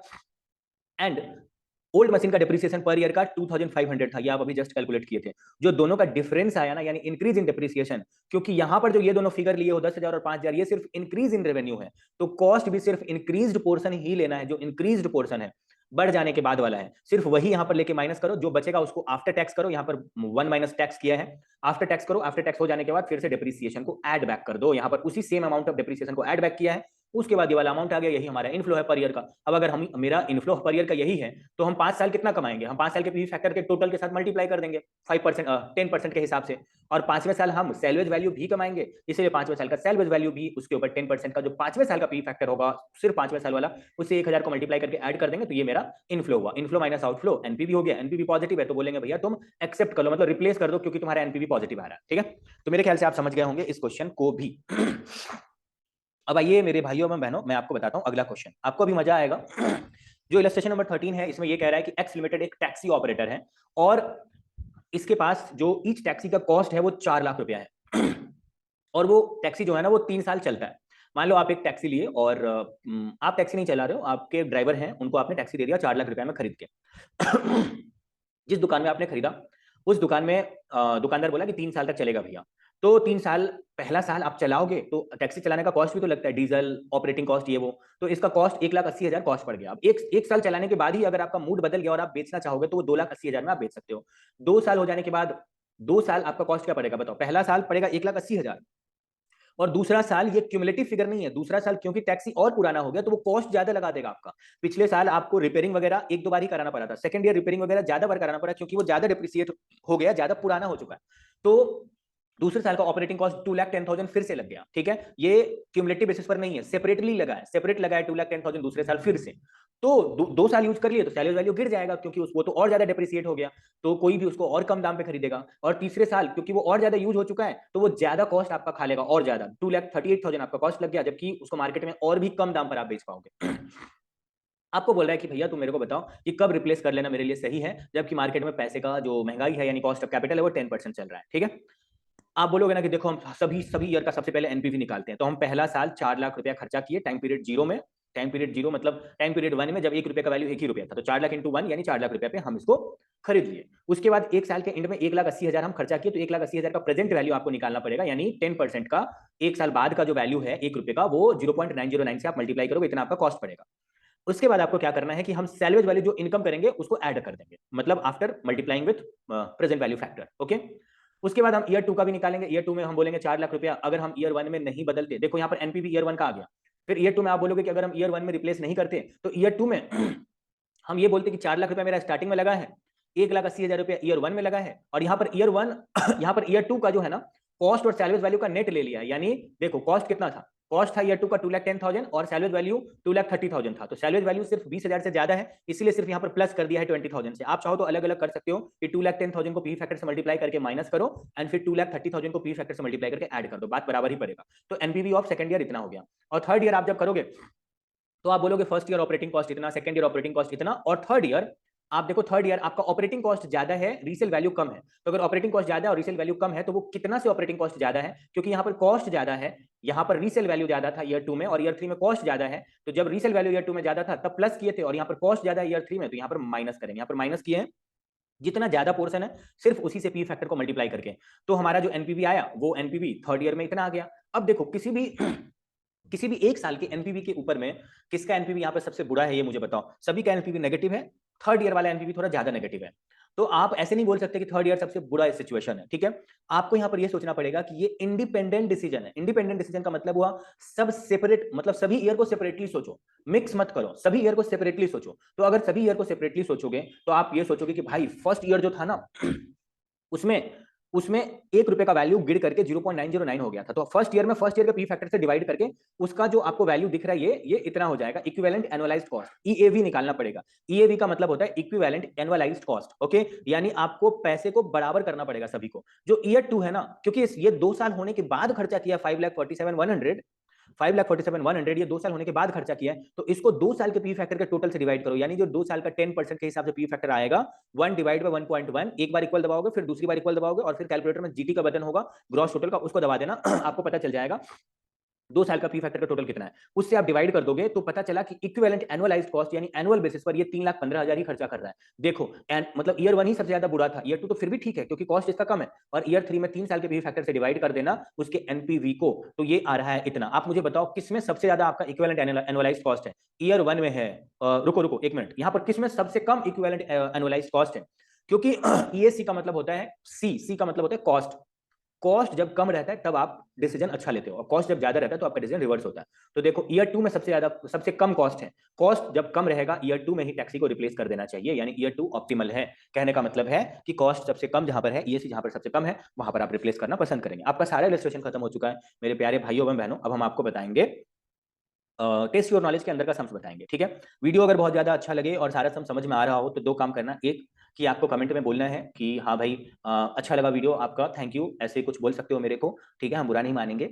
और उसके बाद जो है ना दूसरा कि आपको अगर ऐसे ही सेम टू सेम किसी और चैप्टर का चाहिए, सीए फाइनल के एफआर का किसी का चाहिए या एएफएम का किसी का चाहिए, थोड़ा सा नंबर ऑफ पीपल अगर थोड़ा ज्यादा किसी एक चैप्टर के लिए बोलते हो तो हम बनाते हैं, ठीक है। तो आपको चाहिए, आप कमेंट में बोलना कि कौन से चैप्टर का आपको चाहिए जो हार्ड लगता है, चाहे वो कोई इंडेक्स हो या कोई वो एएफएम का चैप्टर हो। चलिए आइए हम आपको प्रैक्टिकल क्वेश्चन नंबर 1 से बताते हैं। स्टार्टिंग का क्वेश्चन बहुत ही ज्यादा इजी है। यहाँ पर यही कह रहा है कि भैया तुम्हारा जो है ना 50 लाख रुपीज तुम्हारा एक प्रोजेक्ट में लगेगा, और वो प्रोजेक्ट तुमको ईयर 1 में इतने इतने प्रोबेबिलिटी के साथ कमा के देगा, ईयर 2 में इतने इतने प्रोबेबिलिटी के साथ कमा के देगा, और ईयर 3 में इतने इतने प्रोबेबिलिटी के साथ कमा करके देगा, ठीक है। और आपको बोला कि तुम मुझे निकाल के बताओ, एनपीवी निकाल के बताओ, जब 6% जो है ना risk free rate of return है, जब 6% risk free rate of return है, तो आप एनपीवी निकाल ही सकते हो कि दोनों को मल्टीप्लाई करके जो टोटल आया हुआ रहेगा, जो दोनों को मल्टीप्लाई करके, यानी इसका कैश फ्लो आफ्टर टैक्स जो है उसको मल्टीप्लाई करके कैश फ्लो आफ्टर टैक्स दिया हुआ। अच्छे से सुनो, मेरा बात सुनना अच्छे से, ठीक है। यहाँ पर लाइफ कितना है वो मुझे बताओ। सबसे पहले ना हम आपको सोल्यूशन में लेके चलते हैं। रुको, मेरे सामने इंस्टीट्यूट का बुक है, हम पहले एक बार जो इंस्टीट्यूट का बुक है उसको एक बार देख लेते हैं। इंस्टीट्यूट का जो बुक है उसके अकॉर्डिंग पेज नंबर 54 में आ जाइए, जहां पर हम आपको सोल्यूशन बताएंगे, पेज नंबर 54। तो आप देखिए कि आपको जो पेज नंबर 54 है वहां पर जब आप आ गए तो आपको हम ये बता दें कि यहाँ पर आपको दोनों को मल्टीप्लाई करना है, मल्टीप्लाई करके जो यहाँ पर टोटल आया हुआ है ईयर 1 का वही है कैश इनफ्लो, और ईयर 2 के लिए भी जो दोनों को मल्टीप्लाई करके कैश फ्लो आफ्टर टैक्स और प्रोबेबिलिटी को मल्टीप्लाई करके जो टोटल करके आया है यही है उसका ईयर 2 का कैश इनफ्लो, एंड ईयर 3 के लिए भी कैश इनफ्लो निकाल लिया। तीनों कैश इनफ्लो को यहाँ पर लिख दो एंड उसके 6% पी फैक्टर से मल्टीप्लाई कर दो, यहाँ पर मल्टीप्लाई करके जो आएगा उसका टोटल कर दो एंड कैश आउटफ्लो को माइनस कर दो, आपका एनपीवी आ जाएगा। उसके बाद क्वेश्चन में बोल रहा था कि पॉसिबल डिविएशन बताओ, या जो मैंने आपको स्टैंडर्ड डिविएशन निकालना बताया था सेम टू सेम यहाँ पर भी वही करना है। स्टैंडर्ड डिविएशन का मतलब है कि आपको क्या करना है, ईयर 1 का क्या करना है। देखो ईयर 1 में आपको क्या करना है कि 27 आया है आपका एक्सपेक्टेड वैल्यू का टोटल ईयर 1 में, तो 27 को आपको कैश इनफ्लो आफ्टर टैक्स के साथ माइनस करना है, स्क्वायर करना है, और उसको उसके प्रोबेबिलिटी के साथ इंटू कर देना है, मल्टीप्लाई कर देना है, फिर प्लस करना है मेरे भाइयों एवं बहनों, और फिर 27 को 18 के साथ माइनस कर देना है, स्क्वायर कर देना है और प्रोबेबिलिटी के साथ मल्टीप्लाई कर देना है, फिर प्लस करना है 27 को 25 के साथ माइनस कर देना है, स्क्वायर कर देना है, और प्रोबेबिलिटी जो 0.4 है उसके साथ मल्टीप्लाई कर देना है, फिर 27 को 40 के साथ माइनस करना है, स्क्वायर कर देना है, और उसको उसके प्रोबेबिलिटी के साथ मल्टीप्लाई कर देना है। ऐसा करके जो आ जाएगा उसको बोलेंगे वेरिएंस फॉर द ईयर 1, और उसका रूट कर दोगे तो आपका स्टैंडर्ड डिविएशन पता चल जाएगा कि ईयर 1 का स्टैंडर्ड डिविएशन कितना है। ऐसे ही सिमिलरली ईयर 2 का स्टैंडर्ड डिविएशन निकालना, और सिमिलरली ईयर 3 का स्टैंडर्ड डिविएशन निकालना है। आप एक बार 39 नंबर पेज में आ जाइए, जहां पर वो क्वेश्चन में और क्या बोल रहा था निकालना, ये मैं आपको दिखा दे रहा हूँ। वो बोला कि रोमन 2 में possible deviation in the expected value बताओ। पॉसिबल डिविएशन का मतलब होता है स्टैंडर्ड डिविएशन, आप लिख लेना स्टैंडर्ड डिविएशन होता है। अब आप रोमन 2 का सॉल्यूशन कंप्लीट करो, आप एक बार चले जाओ सॉल्यूशन में चले जाओ, जहां पर आपको पॉसिबल डिविएशन जो दिखेगा, हम आपको 55 नंबर पेज में बोल रहे हैं आने के लिए। 55 नंबर पेज में आओ, जहां पर आपको एसडी मिल गया ईयर 1 का, ईयर 2 का एसडी मिल गया, और ईयर 3 का एसडी मिल गया।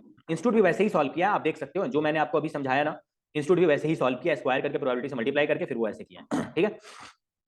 देखो, तो जब आपको ईयर 1 ईयर 2 ईयर 3 का स्टैंडर्ड डिविएशन मिल जाएगा ना, तो वो आपका आंसर नहीं है, उसमें आपको आंसर नहीं मिलेगा, टीचर पूरा काट के आगे बढ़ सकता है, मार्क्स नहीं देगा, क्योंकि पता नहीं टीचर पर डिपेंड करता है। तो आपको standard deviation about the expected value निकालना पड़ेगा। जो वो पूछ रहा था ना पॉसिबल डिविएशन बताओ, पॉसिबल डिविएशन का दूसरा मतलब होता है स्टैंडर्ड डिविएशन, और स्टैंडर्ड डिविएशन जब अलग अलग ईयर का एक ही ईयर में अलग अलग कैश फ्लो आफ्टर टैक्स और प्रोबेबिलिटी दिया हो एक ही ईयर में, सिंगल ईयर में, तो उस सिंगल ईयर का स्टैंडर्ड डिविएशन निकलता है, फिर दूसरे ईयर का स्टैंडर्ड डिविएशन, फिर तीसरे ईयर का स्टैंडर्ड डिविएशन, और स्टैंडर्ड डिविएशन जो निकाले हो आप उसको तो आपने एक बार निकाल दिया। निकालने के बाद अब ये देखो जो आप ईयर 2 का ये वाला फिगर निकाले हो ना, रूट करने के जस्ट पहले जो है ना फिगर, वो है वेरिएंस। रूट करने के जस्ट जो पहले है फिगर, वो है वेरिएंस। जो आपका 85.4 आया होगा, ये है वेरिएंस। इसी का रूट करोगे तो स्टैंडर्ड डिविएशन हो जाएगा।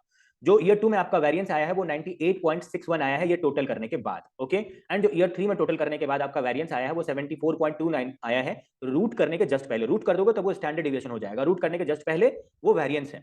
फॉर्मूला होता है standard deviation about the expected value का, variance by 1 plus discount rate, यानी डिस्काउंट रेट यहाँ पे 6% है, यानी 1.06 के पावर में 2n होता है। 2n, n का मतलब नंबर ऑफ ईयर होता है। तो यहाँ पे नंबर ऑफ ईयर 1 है, क्योंकि ये ईयर 1 का है, इसीलिए 2 into 1 2 ही लिखे पावर में। यहाँ पर नंबर ऑफ ईयर 2 है क्योंकि ये दूसरे साल का है, तो 2 into 2 4 हुआ पावर में। और यहाँ पर नंबर ऑफ ईयर 3 है, तो 2 into 3 6 हुआ पावर में। आप मेरे ख्याल से समझ गए होंगे। ऊपर में वेरिएंस आपको निकालना पड़ेगा, standard deviation about the expected value. Institute में कोई भी ऐसे टीचर पैदा नहीं हुए हैं जो आपका मार्क्स काट लेंगे अगर आपका आंसर आईसीएस स्टडी मटेरियल के अकॉर्डिंग 100% करेक्ट होगा तो। कॉपी पेस्ट होगा, कहने का मतलब है स्टडी मटेरियल में जिस तरह से उन्होंने सॉल्व किया है उस तरह से आपने भी सॉल्व किया है, कॉपी पेस्ट है। कोई बाय मिस्टेक किसी से हो जा रहा है तो आप क्लेम करो, वो ठीक करेंगे, उनको ठीक करना पड़ेगा अगर बाय मिस्टेक हुआ है तो। अदरवाइज हो ही नहीं सकता है कि अगर आप कॉपी पेस्ट यहां से लिखो तो वो आपका मार्क्स काटे। उनका हिम्मत ही नहीं है उतना, ठीक है। आपको मैं हिम्मत का बात बता रहा हूं, उनका हिम्मत नहीं है इतना कि वो आपका मार्क्स काट लें, ठीक है, अगर आप आईसीएस स्टडी मटेरियल का पूरा सेम टू सेम आंसर लिखते हो तो। और ये आपको दिख ही रहा होगा कि पावर में 2n यानी थर्ड ईयर है, तो 2 into 3 आप 6 हो जाएगा पावर में। इसको सॉल्व करोगे तो स्टैंडर्ड डिविएशन आ जाएगा आपका। अब आप चलो फिर से क्वेश्चन में चलो, क्वेश्चन में ही चलो 39 नंबर पेज में आप क्वेश्चन में चलो, जहां पर 39 नंबर नहीं 40 नंबर पेज में क्वेश्चन में चलो, जहां पर हम आपको बताते हैं कि रोमन 3 नंबर में वो क्या बोल रहे थे। वो बोल रहे हैं कि how would standard deviation of the present value distribution help in capital budgeting decision. आप मेरे को बताइए कि कैपिटल बजटिंग डिसीजन में जो है ना, कैपिटल बजटिंग डिसीजन में जो है ना, वो स्टैंडर्ड डिविएशन कैसे हेल्प करता है।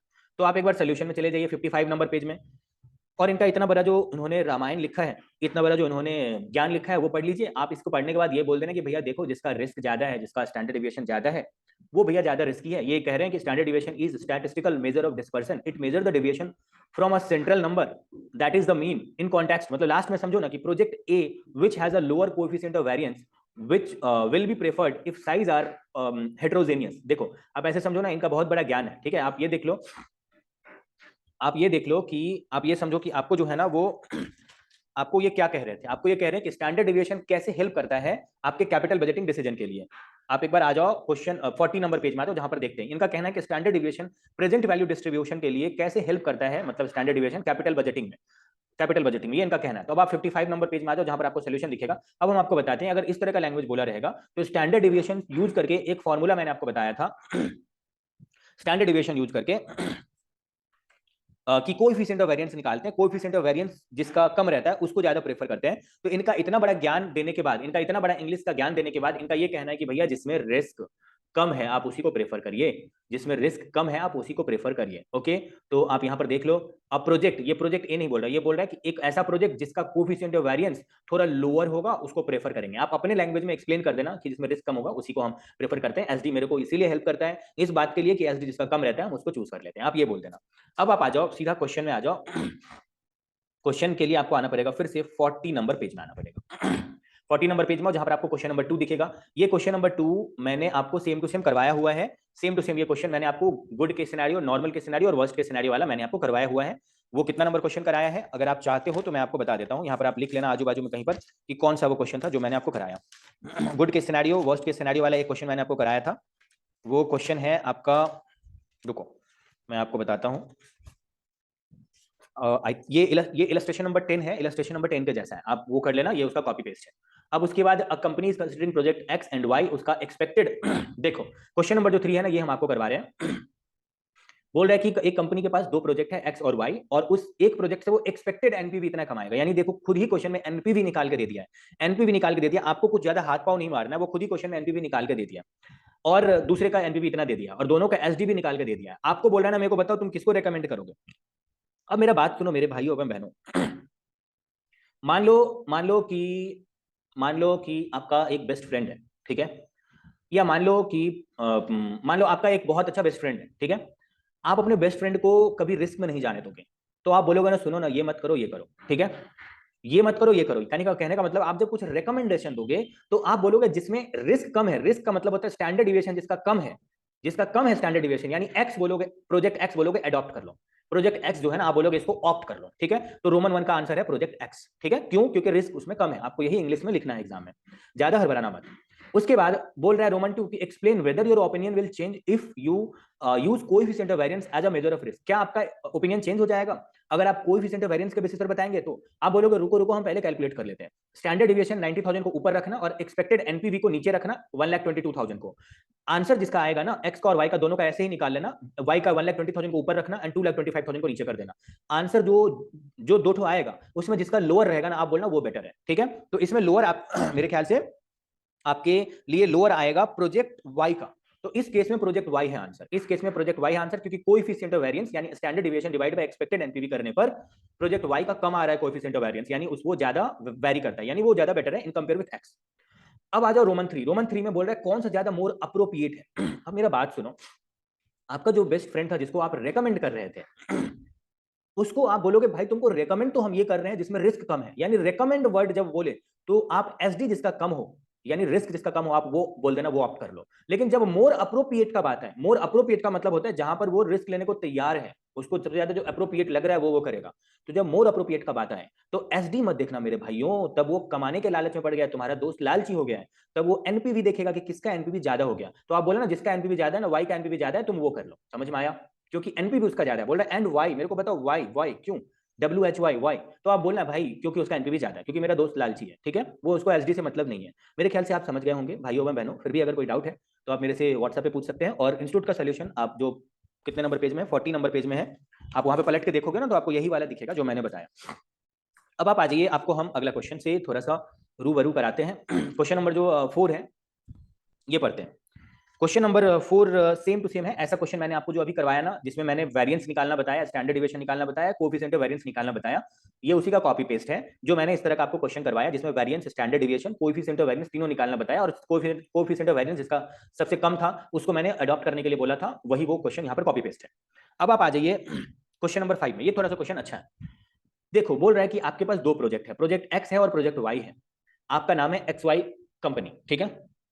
बोल रहा है कि देखो तुम्हारा जो प्रोजेक्ट एक्स है ना, तुम्हारा जो प्रोजेक्ट एक्स है ना, वो तुमको उसमें तुमको 70 लाख रुपए लगाना पड़ेगा, और प्रोजेक्ट वाई में तुमको 80 लाख रुपए लगाना पड़ेगा। तो जो प्रोजेक्ट एक्स है ना वो तुमको कमा करके देगा 3 साल तक, ईयर 1 to 3 में तुमको कमा करके देगा।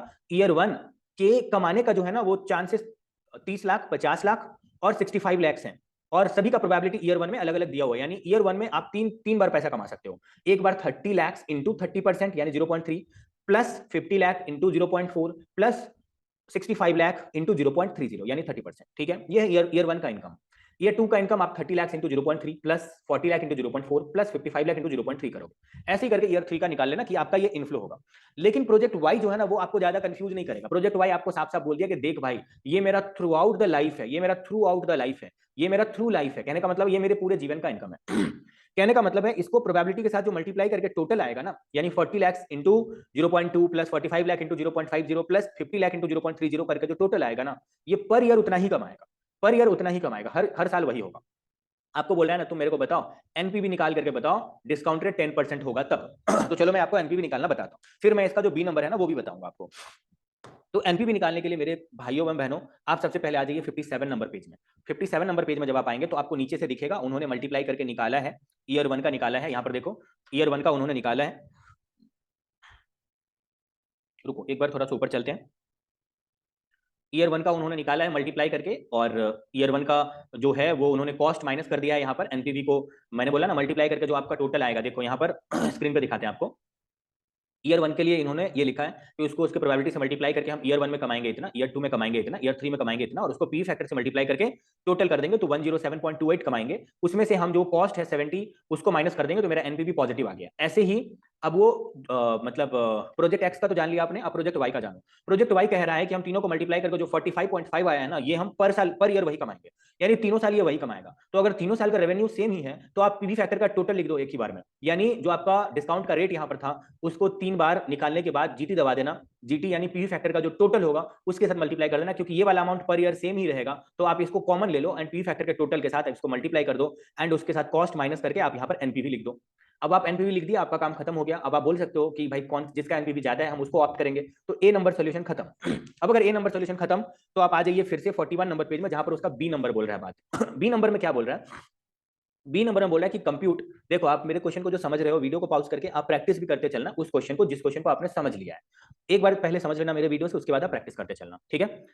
अब आप आ जाइए जहां पर आपको दिखेगा बी नंबर। बी नंबर जो है, आप बी नंबर में देखो वो बोल रहा है compute the standard deviation of the present value distribution and analyse the inherent risk of the project. Standard deviation बताओ और इनहेरिएंट रिस्क बताओ। फिर से आप आ जाइए फिर से आप आ जाइए 58 नंबर पेज में, 58 नंबर पेज यानी जहां पर सोल्यूशन है। देखो अब एसडी कैसे निकालोगे, मैंने आपको पहले ही बताया था कि जब ईयर 1 के इनकम होने का चांसेस जो है मेरे भाइयों एवं बहनों अलग अलग है, ईयर 2 का भी इनकम होने का चांसेस अलग अलग है और ईयर 3 का भी अलग अलग है। तो पहले सेपरेटली निकाल दो एसडी। सेपरेटली एसडी निकाला, देखो जो एक्सपेक्टेड वैल्यू का टोटल आया था मल्टीप्लाई करके उसको उसी साल के इनफ्लो से माइनस किया एंड उसका स्क्वायर किया, फिर प्रोबेबिलिटी से मल्टीप्लाई किया, फिर प्लस किया।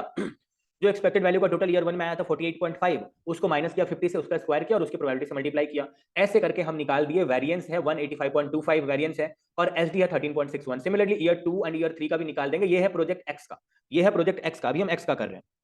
फिर मैंने आपको बताया था कि फॉर्मूला होता है जो आपके रूट के अंदर यहां दिख रहा है, ये वेरिएंस है। तो आपको जब अलग अलग ईयर का एसडी निकालना पड़ जाए तो आपको एक बार सबसे लास्ट में standard deviation about the expected value निकालना पड़ेगा।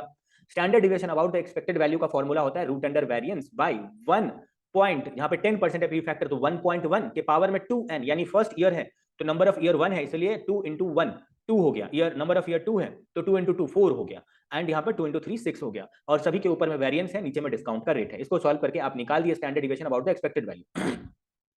अब जो प्रोजेक्ट वाई है उसके लिए जब आप वेरिएंस निकालोगे मेरे भाइयों एवं बहनों, तो उसमें तो एक ही बार दिया हुआ है इनकम, एक ही बार दिया हुआ है, एक ईयर में अलग अलग नहीं दिया हुआ, एक ही बार बोल दिया और बोला यही हमेशा रहेगा। तो आप उसका एसडी एक बार ही निकाल पाएंगे। एक बार जब एसडी निकाल लेंगे और ब्रैकेट के अंदर ये है आपका, ये रूट के अंदर आपका ये है वेरिएंस, तो आपको standard deviation about the expected value निकालना पड़ेगा फिर भी, क्योंकि डिनोमिनेटर सबका अलग अलग है। भले ही न्यूमरेटर इसका सबका एक ही हो, न्यूमरेटर है 12.25 जो सभी के ऊपर में सेम होगा, क्योंकि इसका वेरिएंस एक ही बार निकाल पा रहे हैं, क्योंकि एक ही साथ बोल रहा है थ्रू द लाइफ ये मेरा इनकम है, पूरे साल सभी ईयर का यही मेरा इनकम है। तो ऊपर वाला न्यूमरेटर यहां पर सभी का सेम होगा, डिनोमिनेटर में एक बार 1.1 के पावर में 2, एक बार 4, एक बार 6 करके आप निकाल दोगे standard deviation about the expected value निकाल दोगे एंड लास्ट में आप कमेंट कर दो ना, बोल रहा है project Y is less risky. Project Y का कितना आया है standard deviation about the expected value 5.03 आया है, और उसका कितना आया था वो मुझे बताओ। प्रोजेक्ट एक्स का आया था standard deviation about the expected value आया था इसका, प्रोजेक्ट एक्स का यहाँ पर आपको स्क्रीन पर दिख रहा होगा 15.43। तो आप मुझे खुद ही बताओ 15.43 छोटा है या आपको 5.03 छोटा लग रहा है। तो प्रोजेक्ट वाई का 5.03 छोटा लग रहा है तो प्रोजेक्ट वाई एक्सेप्टेबल होगा, प्रोजेक्ट एक्स नहीं होगा। ठीक है, क्वेश्चन नंबर 5 मेरे ख्याल से आप समझ गए। क्वेश्चन नंबर जो 6 है ये मैं आपको बताता हूं। क्वेश्चन नंबर 6 के लिए आपको 41 नंबर पेज में आना है, जहां पर क्वेश्चन हम आपको पहले पढ़ के समझाते हैं, उसके बाद हम आपको आंसर बताएंगे। ये देखो इसका 50% पोर्शन ऐसा है जो मैंने अभी आपको करवा दिया। बोल रहा है मेरे पास दो प्रोजेक्ट है, प्रोजेक्ट ए और प्रोजेक्ट बी है, 36,000 एंड 30,000 दोनों में पैसा लगाना पड़ रहा है। आपको एनपीवी निकालने बोल रहा है और आपको यहाँ पर बोल रहा है एनपीवी एस्टीमेट्स। अब मेरा बात सुनो, यहाँ पर उन्होंने एनपीवी खुद ही निकाल के दे दिया। देखो मेरा बात सुनो भाइयों एवं बहनों, आपको यहाँ पर नेट प्रेजेंट वैल्यू खुद ही निकाल के दे दिया है, नेट प्रेजेंट वैल्यू खुद ही निकाल के दे दिया है, आपको नहीं निकालना है, आपको नहीं निकालना है। और क्वेश्चन में डिस्काउंट रेट भी नहीं दिया है ताकि आप गलती से निकाल ना लो। कुछ लोग ऐसे थोड़े से होते हैं मतलब घोंचू क्वालिटी के, वो निकाल देते हैं कि ये चलो एनपीवी निकालना है। भैया एनपीवी एस्टीमेट आपको दिया हुआ है, ठीक है, आप बस इसको प्रोबेबिलिटी से मल्टीप्लाई कर दो और मल्टीप्लाई करके जो टोटल आएगा ना भैया उसी को बोलेंगे expected NPV value of the project. ठीक है, उसी को बोलेंगे। यहां पर देखो एनपीवी एस्टीमेट्स बोला है, इसके पहले एक्सपेक्टेड वर्ड नहीं लगाया ना। अगर इसको प्रोबेबिलिटी का ही तो मतलब होता है एक्सपेक्टेशन, अगर उसको प्रोबेबिलिटी से मल्टीप्लाई कर दोगे तो एनपीवी के नाम के पहले लग जाएगा प्रोबेबल एनपीवी या एक्सपेक्टेड एनपीवी। तो एक्सपेक्टेड एनपीवी दोनों को मल्टीप्लाई करके जो टोटल आएगा वही होगा आपका प्रोजेक्ट एक और प्रोजेक्ट बी का। आगे बोल रहा है compute the risk attach to each project, यानी एसडी निकालना है। आपको पता है ये दोनों को मल्टीप्लाई करके जो टोटल आया हुआ रहेगा, दोनों को मल्टीप्लाई करके जो टोटल आया हुआ रहेगा उस टोटल को इसमें से 15,000 में से माइनस करना, उसका स्क्वायर करना, फिर प्रोबेबिलिटी से मल्टीप्लाई करना, फिर प्लस कर देना 12,000 के साथ माइनस करके स्क्वायर करके प्रोबेबिलिटी से मल्टीप्लाई करना, फिर प्लस का साइन देना, फिर 6,000 के साथ माइनस करके स्क्वायर करके प्रोबेबिलिटी से मल्टीप्लाई करना। चलो मैं आपको सोल्यूशन दिखाता हूं। एक बार आप यहां पे देख लो कि रोमन 2 और रोमन 3 और रोमन 4 क्या कह रहा है। रोमन 3 कह रहा है प्रोबेबिलिटी इंडेक्स बताओ, सॉरी प्रॉफिटेबिलिटी इंडेक्स बताओ, एंड रोमन 4 बोल रहा है कि किसको तुम अडॉप्ट करोगे वो मुझे बताओ, क्या तुम्हारे लिए बेटर है। तो अब आप आ जाइए सोल्यूशन के लिए। सोल्यूशन में आप जब आएंगे तो हम आपको बोलेंगे 59 नंबर पेज में आने। 59 नंबर पेज में आप आइए, आप देखिए सबसे पहले यहाँ पर प्रोबेबिलिटी के साथ मल्टीप्लाई करके टोटल कर लिया, यही है उसका एक्सपेक्टेड वैल्यू। फिर एसडी निकालने के लिए उन्होंने भी वही किया है, जो आपका एक्सपेक्टेड वैल्यू 9,000 आया 9,000 को माइनस किया है 15,000 12,000 6,000 और 3,000 में से, माइनस करने के बाद ये वैल्यू आ गया। माइनस करने के बाद जब ये वैल्यू आ गया तो इसी का स्क्वायर करके यहाँ पे लिख दिया और उसको प्रोबेबिलिटी के साथ यहाँ पर मल्टीप्लाई कर दिया। मल्टीप्लाई करने के बाद जो टोटल आया ये है वेरिएंस। वेरिएंस आया उसका रूट कर दो, इसी को बोलते हैं एसडी। सिमिलरली प्रोजेक्ट बी का भी निकाल दो, खेला हो गया खत्म। अब आप मेरा बात सुनो, आपको बोला प्रॉफिटेबिलिटी इंडेक्स निकालने। प्रॉफिटेबिलिटी इंडेक्स आप सीए इंटरमीडिएट के फाइनेंशियल मैनेजमेंट के कैपिटल बजटिंग चैप्टर या नहीं तो इन्वेस्टमेंट डिसीजन चैप्टर में आप पढ़े होंगे कि प्रॉफिटेबिलिटी इंडेक्स का मतलब होता है इनफ्लो बाय आउटफ्लो, इनफ्लो का present value divide bye outflow. आप देखो क्वेश्चन में आपको इनफ्लो, आपको जो है ना आउटफ्लो क्वेश्चन में दिया है प्रोजेक्ट ए का। सबसे पहले क्वेश्चन में देखना तो प्रोजेक्ट ए में आपका 36,000 लग रहा है और प्रोजेक्ट बी में आपका 30,000 लग रहा है, मगर इनफ्लो आपको पता ही नहीं है मेरे भाइयों एवं बहनों। तो आप मुझे खुद ही बताओ इनफ्लो आप किसको बोलते हो? आउटफ्लो प्लस एनपीवी कर दोगे तो इनफ्लो तो आ ही जाएगा, क्योंकि आपको क्वेश्चन में दो चीज दिया है। आपको क्वेश्चन में पहला दिया है आउटफ्लो 36,000 और आपको एनपीवी का टोटल दे दिया। एनपीवी यानी जो जो आपका एक्सपेक्टेड एनपीवी है ना, एक्सपेक्टेड एनपीवी जो आपके प्रेजेंट वैल्यू से मल्टीप्लाई करके आप निकाले हो, ये है एक्सपेक्टेड एनपीवी। यानी एक्सपेक्टेड एनपीवी दे दिया। एनपीवी को क्या बोलते हैं? एनपीवी का मतलब होता है आउटफ्लो से कितना ज्यादा हम इनफ्लो कमाए वही मेरा एनपीवी है। एनपीवी इक्वल टू होता है कैश इनफ्लो माइनस आउटफ्लो, यानी आपके कैश आउटफ्लो प्लस एनपीवी कर दोगे तो भी आपका टोटल इनफ्लो पता चल जाएगा। और फॉर्मूला होता है आपका प्रॉफिटेबिलिटी इंडेक्स का फॉर्मूला होता है cash inflow by cash outflow. तो इनफ्लो आपने निकाला, आउटफ्लो प्लस एनपीवी को जोड़ के और इनफ्लो नीचे में डाल दिया, जो आंसर आएगा ये आपका प्रॉफिटेबिलिटी इंडेक्स इसका है और इसका ये मतलब प्रॉफिटेबिलिटी इंडेक्स है प्रोजेक्ट बी का। अब आपको बोला कि तुम मेरे को बताओ कौन सा बेटर होगा कौन सा नहीं होगा, तो आप बोल दो ना खुद ही कि भैया, बोल रहा है measurement of risk is made by possible variation of the outcome. मतलब आप ऐसे समझो कि जिसमें रिस्क कम है ना उसको ले लेंगे, जिसमें रिस्क कम है। तो आप देखो आपका स्टैंडर्ड डिविएशन इसमें कितना है प्रोजेक्ट बी में 3795 उसमें है, और इसमें स्टैंडर्ड डिविएशन कितना है? इसमें स्टैंडर्ड डिविएशन कितना है? 4450। तो एसडी दोनों का कितना है? प्रोजेक्ट बी का जो है ना, प्रोजेक्ट बी का देखो यहां पर बोल रहा है much higher is lying with project A. Project A का एसडी थोड़ा ज्यादा है, तो आप प्रोजेक्ट बी को प्रेफर करोगे क्योंकि किसका एसडी कम है। इंस्टीट्यूट का भी यही कहना है कि project B is preferable because of their less standard deviation. ठीक है, आप यही बोलोगे कमेंट में, और उतना बड़ा ये कहानी नहीं लिखना है। ठीक है, चलिए आगे बढ़ते हैं। अगला जो क्वेश्चन है हमारा वो हम आपको बताते हैं, क्वेश्चन नंबर 7। क्वेश्चन नंबर 7 के लिए आपको आना है 42 नंबर पेज में। 42 नंबर पेज में इस क्वेश्चन को थोड़ा सा प्यार से समझना, अच्छे से समझना। देखो ये बोल रहा है कि भैया following are the estimate of the net cash flow and profitability of a new project of messrs X limited. बोल रहे इन्वेस्टमेंट, देखो तुम ऐसा समझो भाई कि ईयर जीरो में तुम्हारा जो खर्चा लग रहा है वो खर्चा लग रहा है 3 तरीके से, 4 लाख 4 लाख 4 लाख, और तुम्हारे खर्चा होने का प्रोबेबिलिटी 30%, 50%, 20% है। ठीक है, उसके बाद बोल रहा है कि तुम्हारा जो इनकम है, इनफ्लो जो है वो आफ्टर टैक्स इनफ्लो है पर ईयर, 1 से 5 साल तक आपका इनकम 1 लाख 1,10,000 और 1,20,000 दिया हुआ अलग अलग प्रोबेबिलिटी के साथ। एस्टिमेटेड सैलवेज वैल्यू जो है वो 5वें साल में आपको जो मिलेगा एस्टिमेटेड सैलवेज वैल्यू, वो जब 30% प्रोबेबिलिटी था तब मिलेगा 20,000, जब 50% प्रोबेबिलिटी था तब मिलेगा 50,000, जब 20% प्रोबेबिलिटी था तब मिलेगा 60,000। तो आपको बोला कि देखो तुमको रिक्वायर्ड रेट ऑफ रिटर्न 10% दे दिए, तो मुझे एक्सपेक्टेड एनपीवी बताओ। तो हम ऐसा करते हैं, आपको एक एक करके क्वेश्चन पढ़ते हैं और एक एक करके आंसर बताते हैं, वो ज्यादा बेटर रहेगा आपके लिए। तो आप सबसे पहले 60 नंबर पेज में आ जाइए, जहां पर इसका आपको एनपीवी निकालना बताते हैं। एनपीवी आप कैसे निकालोगे? आप बोलोगे कि भैया देखो 4 लाख रुपया तुम्हारा खर्चा है टोटल में, क्योंकि 4 लाख रुपया सभी में सेम था, 4 लाख रुपीज मेरा इन्वेस्टमेंट है, और हम इनकम कितना कमा रहे हैं उसको उसके प्रोबेबिलिटी से मल्टीप्लाई करके जो टोटल करके आएगा ना मेरे भाइयों एवं बहनों, ये मेरा इनफ्लो है। 4 लाख रुपया को 1 से मल्टीप्लाई करेंगे, क्योंकि उस टाइम 1 रुपये का वैल्यू 1 रुपया था, और ये 1,09,000 जो आया है ये 4 साल का ही लिए हैं, क्योंकि 5वें साल हम कैश इनफ्लो 1,09,000 तो कमाएंगे ही जो यहाँ पर लिखे हैं।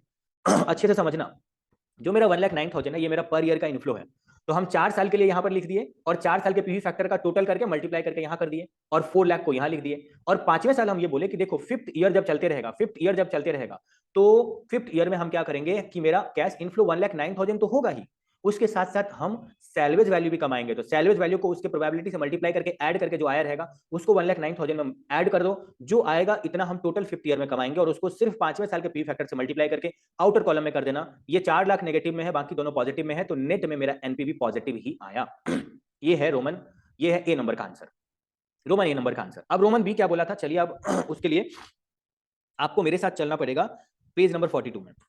जब आप पेज नंबर 42 में जाएंगे तो वो रोमन बी में ये कह रहा है कि मेरे को बताओ बेस्ट केस का और वर्स्ट केस का, सबसे अच्छा केस और सबसे बुरा केस का तो मुझे एनपीवी बताओ, सबसे अच्छे सिचुएशन और सबसे बुरे सिचुएशन का तो मुझे एनपीवी बताओ। तो इसके लिए आपको सबसे पहले मेरे साथ 60 नंबर पेज में चलना पड़ेगा। फिर से 60 नंबर पेज में जब आप आएंगे तो आपको हम यहाँ पे निकाल के दिखाते हैं।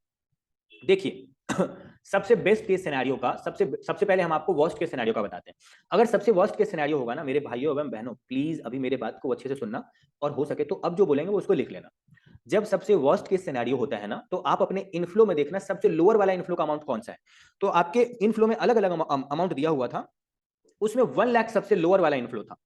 इनफ्लो जो है ना कैश इनफ्लो आफ्टर टैक्स वो 1 लाख सबसे लोअर वाला है, क्योंकि आपका सबसे बुरा सिचुएशन चल रहा है, वर्स्ट केस चल रहा है, तो सबसे लोअर वाला इनफ्लो ले लो और उसको पीवी फैक्टर के टोटल यानी 5 साल का टोटल से मल्टीप्लाई कर दो, तो आप इतना कमा रहे हो। समझ में आया? इतना आपका इनफ्लो है। आप बोलोगे यहां 5 साल का टोटल क्यों लिए? क्योंकि एक ही साथ कर दिया, और सबसे जो बुरा सिचुएशन था उस केस में आपका रेसिडुअल वैल्यू कितना था, 20,000 था, उसको ले लो और उसको पीवी फैक्टर से मल्टीप्लाई कर दो जो 5वें साल का है। दोनों को जोड़ करके जो आएगा ना, दोनों को जोड़ करके, यानी ये आपका इनफ्लो है जो आप 5 साल कमाओगे सबसे बेकार सिचुएशन में भी, एंड ये आपका सैलवेज वैल्यू जहां पर हम टिक कर रहे हैं 12,420, ये दोनों आप कमाओगे जबकि आपका 4 लाख लग जाएगा, तो आपका एनपीवी नेगेटिव आ रहा है। ये सबसे वर्स्ट केस सिनेरियो है। और सबसे बेस्ट केस सिनेरियो क्या होगा? जब आप बेस्ट केस सिनेरियो होगा जब आप सबसे हायर वाला जो कैश इनफ्लो है 1,20,000 वो पर ईयर कमाओगे और उसको पी फैक्टर से मल्टीप्लाई कर दो, एंड उस केस में सैलवेज वैल्यू भी सबसे हायर है, उसको उसके पी फैक्टर से मल्टीप्लाई करो। यहां पर ये 5 साल के टोटल से मल्टीप्लाई करना, वो इसलिए क्योंकि हम सैलवेज वैल्यू के साथ ऐड करके 5वें साल का अलग से नहीं लिख रहे हैं, हम 5वें साल में सैलवेज वैल्यू को सेपरेटली लिख रहे हैं और ये 5 साल का एक साथ ले रहे हैं, इसीलिए हम यहां पर पूरा पी फैक्टर का 5 साल का लिए। और इसके पहले 1 to 4 ईयर का दिखाते थे, 5वें साल अलग से सैलवेज वैल्यू में जोड़ के दिखाते थे कि कितना इनफ्लो होगा, इसलिए हम 4 ही साल का लिखे थे पी फैक्टर। तो यहां पर पी फैक्टर 5 साल का लेकर के मल्टीप्लाई करो, 4 लाख को माइनस करो, तो यहां पर एनपीवी पॉजिटिव है। कहने का मतलब है जो आपको पूछा था वर्स्ट के सिनेरियो में एनपीवी और बेस्ट के सिनेरियो में एनपीवी, वो निकाल देना। अब मैंने आपको थोड़ी देर पहले बोला था कि आप थोड़ा पेन निकाल लेना और जो हम बोलेंगे उसको आप लिख लेना, वो मैंने किस लिए बोला था ये मैं आपको अभी बताता हूं, ठीक है?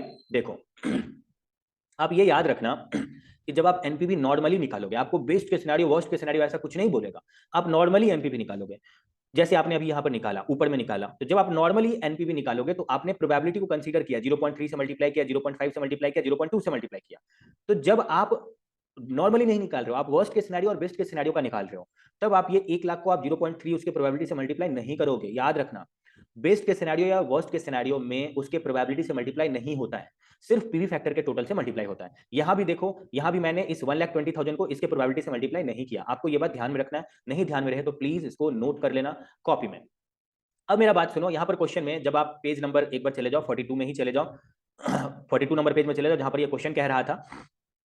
2 नंबर तो बता दिया हम लोग, फिर ये 3 नंबर बोल रहा है कि मेरे को बताओ probability of occurrence of the worst case if the cash flow are perfectly dependent over time and independent over time. बोला probability of occurrence of worst case. आप मुझे खुद ही बताओ, आपका सबसे जब बेकार सिचुएशन था तब आप 1 लाख कमाते थे और उसका प्रोबेबिलिटी था 0.3, तो जब डिपेंडेंट ओवर टाइम बोलेगा ना तो 0.3 के पावर में 1 होगा, आंसर 0.3 ही हो जाएगा, यानी डिपेंडेंट ओवर टाइम रहेगा तो वर्स्ट केस के होने का चांस 30% है, 0.3 है। जब इंडिपेंडेंट ओवर टाइम बोलेगा, जब इंडिपेंडेंट ओवर टाइम बोलेगा मेरे भाइयों एवं बहनों, तो उसमें आपको नंबर ऑफ ईयर पावर में देना पड़ेगा, क्योंकि ये इंडिपेंडेंट ओवर टाइम है, जिस वजह से आपको अभी 61 नंबर पेज में जाना है और यहां पर पावर में देखो नंबर ऑफ ईयर दिया है, 5 साल देना पड़ेगा। जब इंडिपेंडेंट ओवर टाइम बोलेगा ना तो इसका आंसर 0.3 के पावर में 5 हो जाएगा, क्योंकि वर्स्ट के सिनेरियो का प्रोबेबिलिटी 0.3 है और इंडिपेंडेंट ओवर टाइम में उसका पावर 5 हो जाएगा। समझ गए? प्लीज इस बात को समझना, फिर भी कोई डाउट हो तो मेरे से कॉल पे या व्हाट्सएप पे पूछ लेना, मैं बता दूंगा। अब आप आ जाइए फिर से क्वेश्चन के अगले पोर्शन में आ जाइए, मतलब उसी क्वेश्चन में और क्या पूछ रहा था। 5 नंबर में क्या बोल रहा है?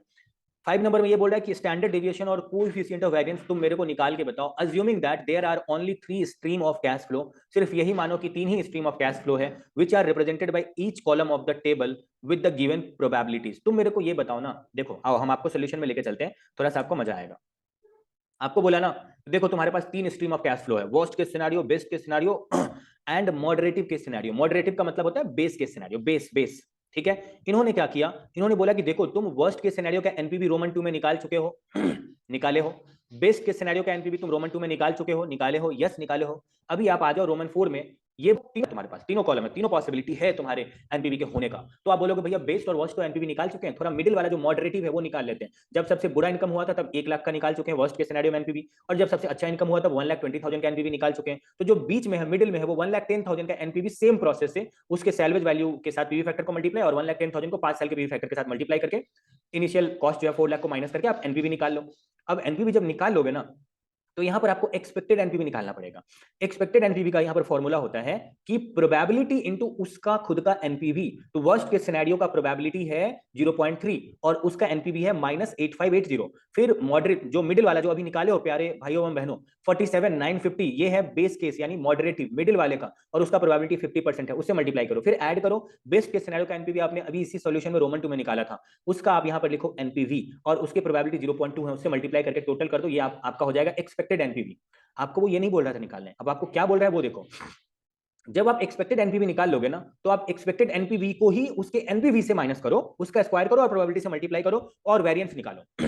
वेरिएंस का मतलब स्टैंडर्ड डिविएशन निकालो उसके बाद। तो आप स्टैंडर्ड डिविएशन कैसे निकालोगे? प्रोबेबिलिटी से मल्टीप्लाई करोगे, उसके खुद के एनपीवी से माइनस करोगे एक्सपेक्टेड एनपीवी को और उसका स्क्वायर करोगे। स्क्वायर करने के बाद फिर प्लस करोगे, सिमिलरली उसके बाद वाले दोनों का करोगे, यानी मॉडरेटिव का भी आप, यानी जो बेस केस है उसके प्रोबेबिलिटी से मल्टीप्लाई करोगे, उसके एनपीवी में से उसके एक्सपेक्टेड एनपीवी को माइनस करोगे, स्क्वायर करोगे, फिर प्लस करोगे, एंड बेस्ट केस सिनेरियो के लिए भी प्रोबेबिलिटी इनटू उसका खुद का एनपीवी माइनस आपको करना पड़ेगा मेरे भाइयों एवं बहनों, एक्सपेक्टेड एनपीवी माइनस करना पड़ेगा, स्क्वायर करना पड़ेगा। तो जो एसडी आ गया ना 35,800, यहां पर आपका सॉल्यूशन एसडी का खत्म हो जाता है। आपको वो क्वेश्चन में कोएफिशिएंट ऑफ वेरिएंस भी बोला था, तो आपको पता ही है कोएफिशिएंट ऑफ वेरिएंस का मतलब होता है एसडी बाय एक्सपेक्टेड एनपीवी या एक्सपेक्टेड वैल्यू का टोटल। तो इस क्वेश्चन में एक्सपेक्टेड वैल्यू का टोटल नहीं पता है आपको, एक्सपेक्टेड एनपीवी पता है। आपने अभी निकाला ना तीनों का मिला करके एक्सपेक्टेड एनपीवी 39,813, तो 39,813 से डिवाइड कर दो जो आपका आया था एसडी उसको, और आपका कोएफिशिएंट ऑफ वेरिएंस आ जाएगा 0.90।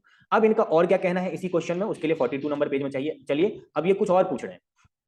इनका ना इतना बड़ा इंग्लिश जो है ना, इसका हिंदी हम आपको बता देते हैं। इनका ये कहना है कि देखो भाइयों एवं बहनों, हम लोग एक्स लिमिटेड बोल रहे हैं और मेरा जो उम्मीद है कि हम कोएफिशिएंट ऑफ वेरिएंस हम 0.95 से 1 के बीच में रहेगा वही एक्सेप्ट करेंगे। अगर उससे कम कोएफिशिएंट ऑफ वेरिएंस आया तो हम 100 बेसिक पॉइंट से हम रिड्यूस कर देंगे कॉस्ट ऑफ कैपिटल को। कॉस्ट ऑफ कैपिटल क्वेश्चन में 10% दिया था, आप ध्यान में रखना, यही दिया हुआ है कॉस्ट ऑफ कैपिटल 10%। ये देखो कॉस्ट ऑफ कैपिटल 10%। अब हम आपको इसका सोल्यूशन बताते हैं। इन्होंने जो बोला ये मैंने आपको हिंदी बता दिया कि अगर कोएफिशिएंट ऑफ वेरिएंस 0.95 से 1 के बीच में नहीं रहेगा तो वो 100 बेसिक पॉइंट से अपने कॉस्ट ऑफ कैपिटल को डिडक्ट करेंगे। अब आप सोल्यूशन में आ जाइए 61 नंबर पेज में। 61 नंबर पेज में आइए, हम आपको बताते हैं। देखो आपका जो कोएफिशिएंट ऑफ वेरिएंस है वो 0.90 है जो यहां पर आ चुका है, 0.90 है जो यहां पर आ चुका है। तो ये तो 0.95 से 1 के बीच में नहीं है, ये तो 0.95 से कम है। तो अगर कम रहेगा तो इनका cost of capital 100 basic point से घट जाएगा, इनका ये कहना है। 100 बेसिक पॉइंट का मतलब होता है 1/100, समझ गए आप? ये ध्यान में रखो, टेबल वेबल तो मैं आपको बता नहीं सकता यहाँ पर, जो हमारे रिस्क को एनालाइज करने का जो टेबल होता है आप ऐसे समझ लो कि 100 बेसिक पॉइंट का मतलब होता है 1/100। 1/100 को हम लोग 1% बोलते हैं। तो 1/100 इंटू 100 करोगे यानी 1% आएगा। तो पहले 10% था, अभी 1% से कम हो जाएगा, तो 9% पे आपको एनपीवी निकाल देना है। आपका 1 साल से 4 साल तक जो आया था ना एनपीवी, जो आपका आया था इनफ्लो, वो 1,09,000 आया था, और उसमें 5वें साल में सैलवेज वैल्यू जोड़ करके आपका 1,52,000 आया था। सबसे पहले जो आपने एनपीवी कैलकुलेट किया था ना, कॉपी पेस्ट यहाँ पर होगा, वहां पे 10% से किया था, इसी सोल्यूशन में 10% से किया था, यहाँ पे 9% से कर दोगे, एनपीवी निकाल दोगे। इनका यही कहना था और यही निकालना था मेरे प्यारे भाइयों एवं बहनों। अब आप आ जाइए, आपको 8 नंबर क्वेश्चन का सोल्यूशन बताते हैं। उसके लिए आपको 42 नंबर पेज में आना पड़ेगा, 42 number page for the solution of question number 8। Okay, तो चलो स्टार्ट करते हैं। जो हमारा क्वेश्चन नंबर 8 है वहां से देखो, क्वेश्चन नंबर 8 जो है ना, ये आपका होमवर्क है, क्योंकि इसके जैसा मैंने क्वेश्चन आपको ऑलरेडी करवाया हुआ है। जो सबसे वर्स्ट केस सिनेरियो है उसमें आपका इनकम जो है वो सबसे कम 20,000 होगा, और उस केस में सबसे लोअर वाला जो सैलवेज वैल्यू 0 है ये आप कमाओगे। जो आपका मॉडरेटिव है उसमें 30,000 आपका इनकम है, उसमें आपका सैलवेज वैल्यू मिडिल वाला 20,000 होगा, और जो सबसे बेस्ट केस सिनेरियो है उसमें आप 40,000 कमाओगे और सैलवेज वैल्यू भी सबसे ज्यादा होगा। अभी जो जस्ट थोड़ी देर पहले आपको बताए थे उसके बेसिस पर क्वेश्चन नंबर 8 आपको करना है। ओके, तो क्वेश्चन नंबर 8 आपका होमवर्क है। क्वेश्चन नंबर 9 हम आपको बताते हैं। एक्चुअली क्वेश्चन नंबर 9 भी हम आपको क्वेश्चन नंबर 9 के जैसा पहले बताए हुए हैं, मगर ये उससे थोड़ा सा अलग है, जिस वजह से मेरे को अलग से करवाना पड़ेगा। ये एक ऐसा क्वेश्चन है जिसमें सी इंस्टीट्यूट ने ये नहीं बोला कि भैया, जैसे एक क्वेश्चन मैंने आपको करवाया था जिसमें मैंने बोला कि 2.5% एडवर्स वेरिएंस है, तो उसमें 2.5% गिवन था। इस क्वेश्चन में एडवर्स वेरिएंस आपको खुद से निकालना पड़ेगा। ओके, एंड 2.5% एडवर्स के बाद किस पे कितना परसेंटेज का चेंजेस हुआ, ये आपको उसमें 2.5% गिवन होने की वजह से आप निकाल पाए थे। इस क्वेश्चन में आपको खुद से निकालना पड़ेगा। तो देखो, XYZ लिमिटेड एक कंपनी है जिसने एक प्रोजेक्ट के लिए 10 लाख रुपया लगाने का सोचा, और उस प्रोजेक्ट से उसका 60 रुपीज पर यूनिट करके वो कमाएगा, सेल करेगा, एंड उसमें 40 रुपीज उसका कॉस्ट है, यानी इसका डिफरेंस जो है ये उसका कॉन्ट्रीब्यूशन है। ओके, अब जो सेल वॉल्यूम है वो पहला साल 20,000 यूनिट बेचेगा बना करके, सेकंड ईयर उसका सेल यूनिट 30,000 है, और थर्ड ईयर भी 30,000 है। आपको डिस्काउंट रेट 10% दिया हुआ है और बोल रहा है कि you are required to measure the sensitivity. कौन सा सबसे ज्यादा सेंसिटिविटी है? आप ध्यान में रखना कि जैसे ही बोलेगा कि तुम मुझे बताओ कि कौन सा सबसे ज्यादा सेंसिटिव है, selling price per unit sensitive है सबसे ज्यादा, या यूनिट कॉस्ट सेंसिटिव है, या सेल वॉल्यूम सेंसिटिव है, या इनिशियल आउटले सेंसिटिव है, या प्रोजेक्ट लाइफ टाइम सेंसिटिव है। सेंसिटिव वर्ड सोचते ही आप समझना कि एनपीवी पर आपको वर्क करना पड़ेगा। तो अगर क्वेश्चन में ये नहीं दिया हुआ कि कितना परसेंट एडवर्स वेरिएंस है, 2.5% या कितना परसेंट है, तो आप ये समझ लो कि एनपीवी को जीरो करना है। क्वेश्चन में ये नहीं बोला हुआ है कितना परसेंट एडवर्स वेरिएंस है, तो आपको ये अज्यूम करना पड़ेगा कि एनपीवी को जीरो करने के लिए, जो अभी एनपीवी आएगा क्वेश्चन में, उसको जीरो करने के लिए ए से लेकर के ई तक जो आइटम दिए हुए हैं उसमें किसमें कितना चेंजेस करना पड़ेगा। जिसमें सबसे ज्यादा चेंजेस करना पड़ेगा वो ज्यादा सेंसिटिव है। ओके, अब आप यहाँ पे देखो कि जो सेल प्राइस है ये आपके इनकम का रीजन है, तो इसको क्या करना पड़ेगा, इसको कमाना पड़ेगा, इसको घटाना पड़ेगा, ठीक है। यूनिट कॉस्ट आपके कॉस्ट का रीजन है, और एनपीवी को जीरो करना है। जीरो एनपीवी को जीरो करना मतलब इनकम को कमाना। इनकम को कमाने के लिए सेल प्राइस को आप घटाओगे, या यूनिट कॉस्ट को बढ़ाओगे, या सेल वॉल्यूम को घटाओगे। सेल वॉल्यूम का दूसरा नाम है यूनिट सोल्ड, ठीक है। सेल वॉल्यूम का मतलब सेल इन रुपीज नहीं है, सेल वॉल्यूम का मतलब यूनिट सोल्ड है, आप लिख लेना। और इनिशियल आउटले मतलब ये कॉस्ट है, तो कॉस्ट बढ़ेगा, इनकम घटेगा। और लास्ट में प्रोजेक्ट लाइफ टाइम है। आप खुद ही सोचो कि अगर एक, मान लो एक व्हीकल है आपके पास, आप उससे 5 साल कमाते हो, तो अगर उसको 5 साल से 6 साल कर दिया जाए तो आप ज्यादा कमा लोगे। फिर 6 साल से 7 साल कर दिया जाए कि मतलब 7 ईयर आप कमा सकते हो, तो वो आप ज्यादा कमा लोगे अगर लाइफ बढ़ेगा तो। क्योंकि यहाँ पर एनपीवी को जीरो करना है और एडवर्स सोचना है, जिसलिए प्रोजेक्ट लाइफ टाइम भी कम ही होगा। कहने का मतलब है कम क्या होगा वो देखो, सेल प्राइस रिड्यूस करेगा, सेल वॉल्यूम रिड्यूस करेगा, और प्रोजेक्ट लाइफ टाइम रिड्यूस करेगा, क्योंकि ये तीनों आपके इनकम को बढ़ाने का एक कारण है। और जो बढ़ जाएगा वो है यूनिट कॉस्ट, फिर उसके बाद आपका इनिशियल आउटले, ये आपका बढ़ जाएगा, ठीक है, बिकॉज ये एक्सपेंस के होने का रीजन है। तो चलिए आपको बताते हैं इसका सोल्यूशन क्या है। सोल्यूशन आपको बताते हैं एक एक करके। सबसे पहले आप पेज नंबर 62 में आ जाइए।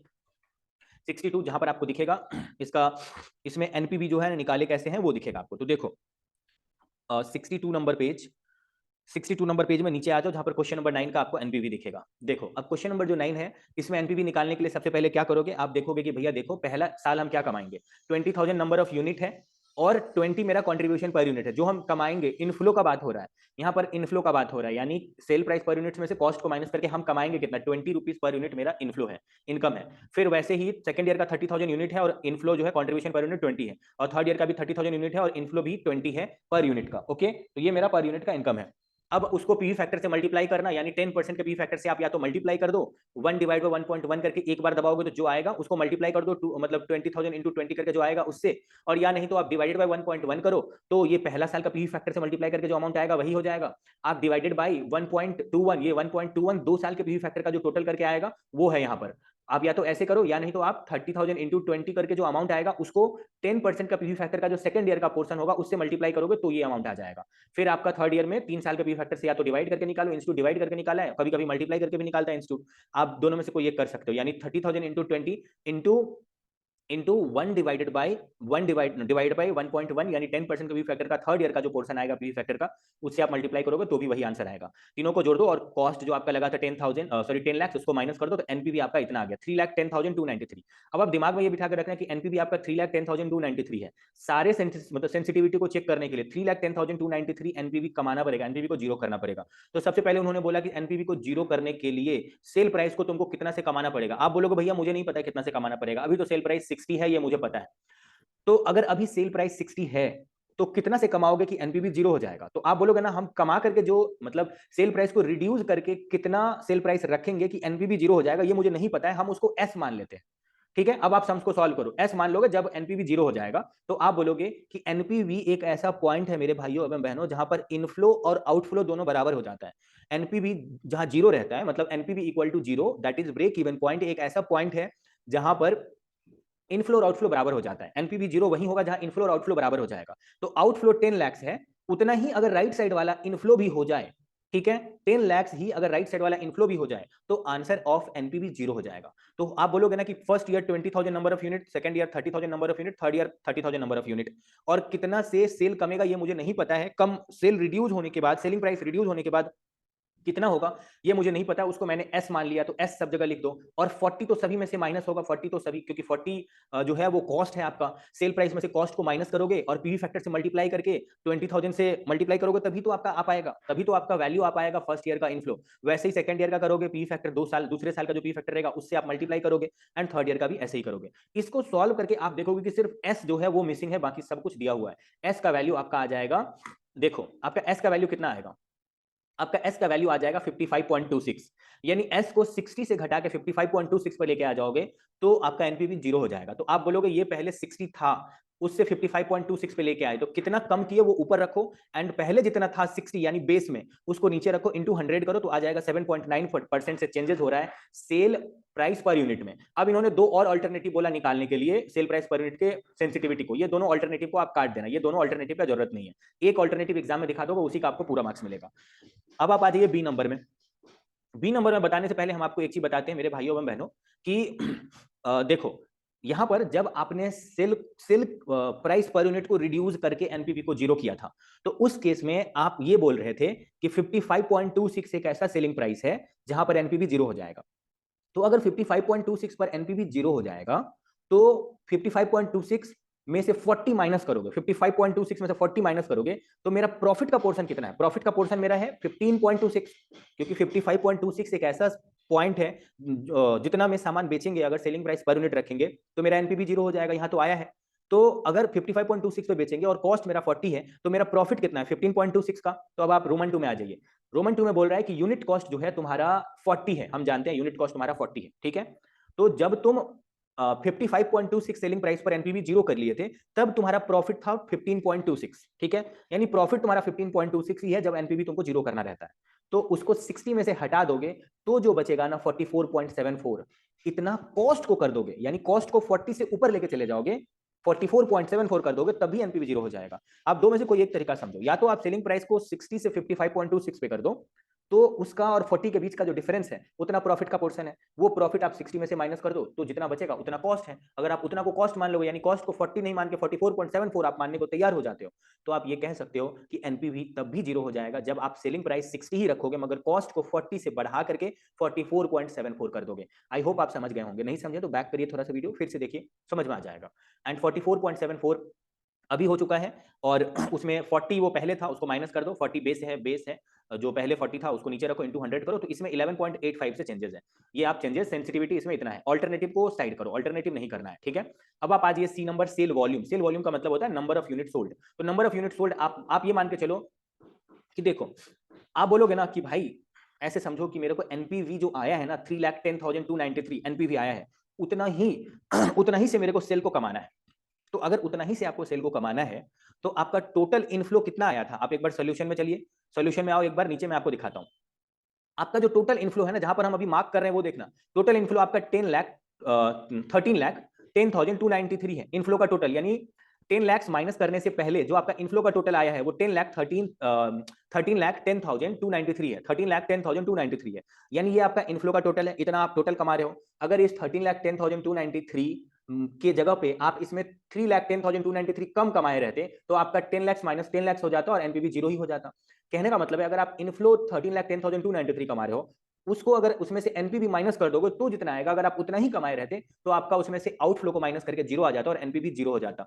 यहां पर सी इंस्टीट्यूट यही कह रहा है कि तुम्हारा जो इनफ्लो है वो 13,10,293 है, तुम्हारा जो सेल का वॉल्यूम है वो अगर तुम्हारा कम रहता, कहने का मतलब है सेल वॉल्यूम मतलब अमाउंट ऑफ सेल, अगर तुम्हारा अमाउंट ऑफ सेल यहां पर, नॉट सेल वॉल्यूम का मतलब अमाउंट ऑफ सेल यहां पे मानिएगा, सेल यूनिट नहीं मानिएगा। जस्ट मैंने थोड़ी देर पहले आपको सेल यूनिट बोला था, आपको सेल वैल्यू समझना है, अमाउंट ऑफ सेल समझना है। अगर अमाउंट ऑफ सेल तुम्हारा 13,10,293 में 3,10,293 से कम रहता तो तुम्हारा एनपीवी जीरो हो जाता। तो आप बोलोगे भाई पहले था 13,10,293, मेरे को जो रिड्यूस करना है वो 3,10,293 से रिड्यूस करना है, तो वो कितना परसेंट रिड्यूस होगा? 23.68% से रिड्यूस होगा। ये आप समझ गए होंगे मेरे ख्याल से। ऑल्टरनेटिव को हटा दो, ऑल्टरनेटिव हटा दो। अब देखो बोल रहे हैं डी नंबर में कि since PV of inflow remains 13,10,293 initial outlay must also be the same. आपको बोल रहा है इनिशियल आउटले को कितना से चेंज करना पड़ेगा। तो आप मेरे को खुद ही बोलो कि आप बोलोगे ना कि अगर देखो, जब आप इनिशियल आउटले को कितना से रिड्यूस करना पड़ेगा, ये सोच, इनिशियल आउटले को कितना से बढ़ाना पड़ेगा ताकि एनपीवी जीरो हो जाए, आप ये सोच रहे हो, तो ये सोचो कि बाकी सब चीज रिमेन कांस्टेंट है, सिर्फ आपको इनिशियल आउटले यानी जो आपका इनिशियल कॉस्ट है सिर्फ उसी के बारे में सोचना है। तो वो कॉस्ट है तो वो तो घटेगा नहीं, उसको तो बढ़ाना पड़ेगा तब जाके एनपीवी आएगा, एनपीवी जीरो होगा। तो कॉस्ट आपका 10 लाख था और आपका इनफ्लो था 13,10,293, तो अगर उतना ही आपका कॉस्ट भी हो जाए 13,10,293, तो आपका एनपीवी तो जीरो हो जाएगा, क्योंकि inflow minus outflow equal to NPV होता है और दोनों सेम हो जाएगा तो जीरो हो जाएगा एनपीवी। तो आपको ये बोलना है कि भैया 10 लाख से 13,10,293 इतना ज्यादा है, यानी 3,10,293 ज्यादा है, और पहले 10 लाख था कॉस्ट, इतना से मेरे को बढ़ाना पड़ेगा। तो ये 13.03% से इसमें चेंजेस आएगा, आपको ये लिखना है। सबसे लास्ट में अब आप आ जाइए जो present value for first year. देखो आपको थर्ड में क्या बोला था, आपको सबसे लास्ट वाला फिगर क्या बोला था? प्रोजेक्ट लाइफ टाइम बोला था। अच्छे से सोचो, प्रोजेक्ट लाइफ टाइम में चेंजेस का मतलब है आपका एनपीवी जो आ रहा है ना, एनपीवी पॉजिटिव में आ रहा है 3,10,293, वो क्यों आ रहा है? क्योंकि आपने ज्यादा पैसा कमा लिया आउटफ्लो के कंपैरिजन में, इनफ्लो आपका ज्यादा है, जिस वजह से आपका एनपीवी पॉजिटिव आ रहा है। तो अगर आप ज्यादा पैसा कमा ही नहीं पाते, मैंने आपको बोला कि अगर आप 2 साल, अगर आप किसी एक प्रोजेक्ट में 10 लाख रुपए लगा रहे हो और आप उस प्रोजेक्ट से पैसा 3 साल तक कमाए, तो 2 साल तक आप उस प्रोजेक्ट से पैसा 10 ही लाख रुपए कमाए थे, तीसरा साल भी उस प्रोजेक्ट पे वर्क किए तो 1 लाख रुपए और आप ज्यादा कमाए, जो 1 लाख रुपए आपका एनपीवी हो गया। समझ गए? तो अगर आप अपने लाइफ को घटा करके, अगर आप अपने लाइफ को घटा करके 3 साल से 2 साल कर दोगे तो आपका एनपीवी जीरो हो जाएगा, यानी लाइफ रिड्यूस होगा। तो सबसे पहले आप ये देखो कि आप कितना कमा रहे हो। तो पहला 2 साल का हम निकाल करके देख रहे हैं कि हम कितना कमा रहे हैं। पहला 2 साल, पहले साल मैंने 4 लाख कमाया और उसमें पी फैक्टर मल्टीप्लाई किया, दूसरे साल मैंने 6 लाख कमाया और उसका पी फैक्टर से मल्टीप्लाई किया। तो पहला और दूसरा साल का इनकम को कंसीडर करके मैंने उसमें से कॉस्ट माइनस किया, तो हम देख रहे हैं कि अभी मेरा 1,40,800 से मेरा एनपीवी नेगेटिव आ रहा है। इसको जीरो करने के लिए, यानी एनपीवी जो 1,40,800 नेगेटिव आ रहा है, क्योंकि अभी हम 2 ही साल का सिर्फ कंसीडर किए कैश इनफ्लो, तीसरे साल का कंसीडर नहीं किए, इसका मतलब 2 साल तो मेरे को काम करना ही पड़ेगा। और तीसरे साल का कितना पोर्शन तक काम करेंगे ताकि 1,40,800 कमा लें और हम घर चले जाएं। तो देखो, हम ये बोलेंगे आपको कि हम तीसरे साल कमा कितना रहे हैं, पहले वो देखो। आप तीसरे साल कमा रहे हो, थर्ड ईयर कमा रहे हो 30,000 यूनिट पे 20 रुपीज ईच करके 0.751 पी फैक्टर अप्लाई करके आप थर्ड ईयर कमा रहे हो 4,50,600 आप थर्ड ईयर कमा रहे हो। आपको इतना नहीं कमाना है, आपको ओनली माइनस में जो एनपीवी है ना उसको जीरो करने के लिए कमाना है, यानी 1,40,800 ही कमाना है। तो आप बोलोगे कि जो ये तुम्हारा आया है ये पूरे साल कमाएंगे 4,50,600, तो 360 डेज में ही कितना कमाएंगे। यहाँ पे नंबर ऑफ डेज ये लोग 1 ईयर में 360 डेज अज्यूम कर लिए हैं, जबकि क्वेश्चन में दिया नहीं हुआ था। क्वेश्चन में मैंने देखा कहीं भी मेंशन नहीं है, ये लोग 360 डेज अज्यूम कर लिया। आप 365 अज्यूम करोगे तो भी आपको पूरा मार्क्स मिलेगा। तो 360 डेज से डिवाइड करके आप देखोगे कि हम एक दिन में कमा रहे हैं 1252, तो कितने दिन तक हम 1252 कमाएंगे कि हम 1,40,800 कमा लेंगे। तो उसके लिए आपको क्या करना पड़ेगा, आप 1,40,800 को 1252 से डिवाइड कर दो, तो आप 112 दिन 112 डेज तक अगर आप काम करोगे उस प्रोजेक्ट पे तो आप 1,40,800 कमा लोगे। तो एक साल में 360 डेज ये लोग मान रहा है, आप 112 डेज माइनस कर दो, जो बच गया उतने दिन आपको कमाना ही नहीं है, आपका लाइफ रिड्यूस हो जाएगा।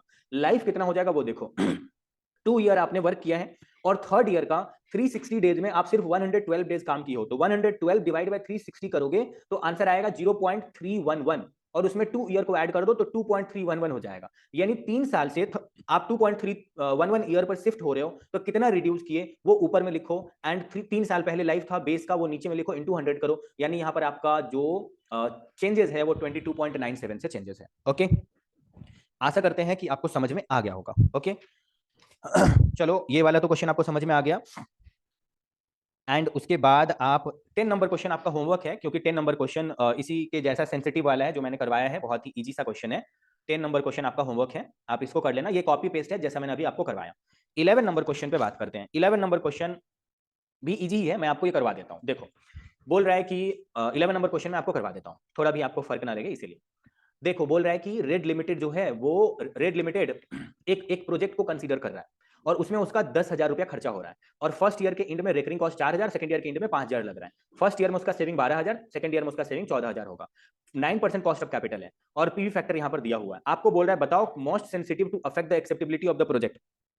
प्रोजेक्ट को एक्सेप्ट करने के लिए मोस्ट सेंसिटिव क्या है, मोस्ट सेंसिटिव मतलब कौन सा ऐसा समय है जब उसको मतलब प्रोजेक्ट को क्या मतलब प्रोजेक्ट को एक्सेप्ट कर लेना चाहिए था। सबसे मोस्ट सेंसिटिव मेरे को बताओ। ओके, बोला measure the sensitivity of the project to changes in the level of plant value, running cost and saving cost. अब मेरा बात सुनो बोल रहा है यहां पर, ये बोल रहा है कि आपके पास 3 चीज है, आप सेंसिटिविटी चेक करो जब प्लांट वैल्यू पर आप वर्क करो, या रनिंग कॉस्ट पर आप वर्क करो, या सेविंग पर आप वर्क करो। तो देखो ये दोनों कॉस्ट है, अगर इसका एनपीवी निकालो आप और एनपीवी पॉजिटिव आ जाए तो कॉस्ट दोनों को बढ़ाना पड़ेगा, किसी एक को बढ़ाना पड़ेगा तब एनपीवी जीरो होगा, और सेविंग को घटाना पड़ेगा तब एनपीवी जीरो होगा। तो आप समझ लो सेविंग आपका इनकम है, इसको रिड्यूस करना पड़ेगा। ठीक है, इंडिपेंडेंटली सेपरेटली सोचोगे, जब सेविंग को कम कर रहे होगे तो बाकी सब रिमेन कांस्टेंट रहेगा, या रनिंग कॉस्ट को आपको बढ़ाना पड़ेगा, जब रनिंग कॉस्ट को बढ़ा रहे होगे तो बाकी सब रिमेन कांस्टेंट रहेगा, और जब कॉस्ट ऑफ प्लांट को बढ़ा रहे होगे तो बाकी सब रिमेन कांस्टेंट रहेगा। मेरे ख्याल से ये वाला क्वेश्चन आप इजीली कर लोगे। एक बार मैं आपको शो कर देता हूं स्क्रीन पे। 65 नंबर पेज में आप आ जाइए। 65 नंबर पेज में जब आप आएंगे, 65 नंबर पेज में, ये आपको इजी लगेगा मेरे ख्याल से। आप सबसे पहले एनपीवी निकाल लेना। एनपीवी में आप क्या बोलोगे कि पहला साल मेरा जो कॉस्ट लगा वो 4,000 इंटू पहले साल का पीवी फैक्टर, ये नेगेटिव में है। ओके, और पहले साल का जो सेविंग है आपका 0.917 से उसको मल्टीप्लाई करके आप यहाँ पे लिख लोगे। फिर सेकंड ईयर का जो आपका रनिंग कॉस्ट है उसको उसके पीवी फैक्टर से मल्टीप्लाई करके, क्योंकि ये कॉस्ट है इसलिए उसको नेगेटिव में रखो, और सेविंग आपका इनकम है इसलिए उसको पॉजिटिव में रखो। तो ये आपका पॉजिटिव में एनपीवी, पॉजिटिव में इनकम इतना आया 10,000, उसमें से कॉस्ट माइनस कर दो जो इनिशियल कॉस्ट है, तो 4,917 आपका एनपीवी आ गया। अब आप सेंसिटिविटी चेक करोगे तो प्लांट का वैल्यू 10,000 है, उसको 4,917 से बढ़ाना पड़ेगा, तो 4,917 10,000 का कितना परसेंट है ये निकाल लो। अगर आप इंक्रीज इन कॉस्ट करोगे तो इंक्रीज इन कॉस्ट में ध्यान रखना कि आपका इसका टोटल वैल्यू कितना है वो मुझे बताओ आप, मतलब आपका जो रेकरिंग कॉस्ट है, रेकरिंग कॉस्ट का टोटल वैल्यू कितना है? रेकरिंग कॉस्ट का वैल्यू 4000 और 5000 नहीं लेना है, उसमें पी फैक्टर से मल्टीप्लाई करके जो वैल्यू आया ना वो लेना है। वेरी इंपॉर्टेंट बात my dear brother and sister, आप ध्यान दीजिए। आप रेकरिंग कॉस्ट का वैल्यू 1 साल के बाद का आपको लेना ले रहे हैं, 2 साल के बाद का ले रहे हैं, तो उसमें पी फैक्टर अप्लाई करने के बाद जो वैल्यू आया ना वो लेना है, ना कि 4000 5000 नहीं लेना है। आपको 3668 लेना है और 4218 लेना है कि ये इतना वैल्यू है रेकरिंग कॉस्ट का, रेकरिंग कॉस्ट का वैल्यू इतना है, आपको इतने से वैल्यू बढ़ाना पड़ेगा रेकरिंग कॉस्ट का, तो कितना परसेंटेज चेंजेस होगा। एंड सेविंग को फॉल करना पड़ेगा, सेविंग को गिराना पड़ेगा, तो सेविंग को पी फैक्टर से मल्टीप्लाई करने के बाद 2 साल आपने इतना कमाया और इतना से उसको रिड्यूस करना पड़ेगा, तो उसमें कितना परसेंटेज से चेंजेस होगा ये आपको यहाँ पे लिखना है।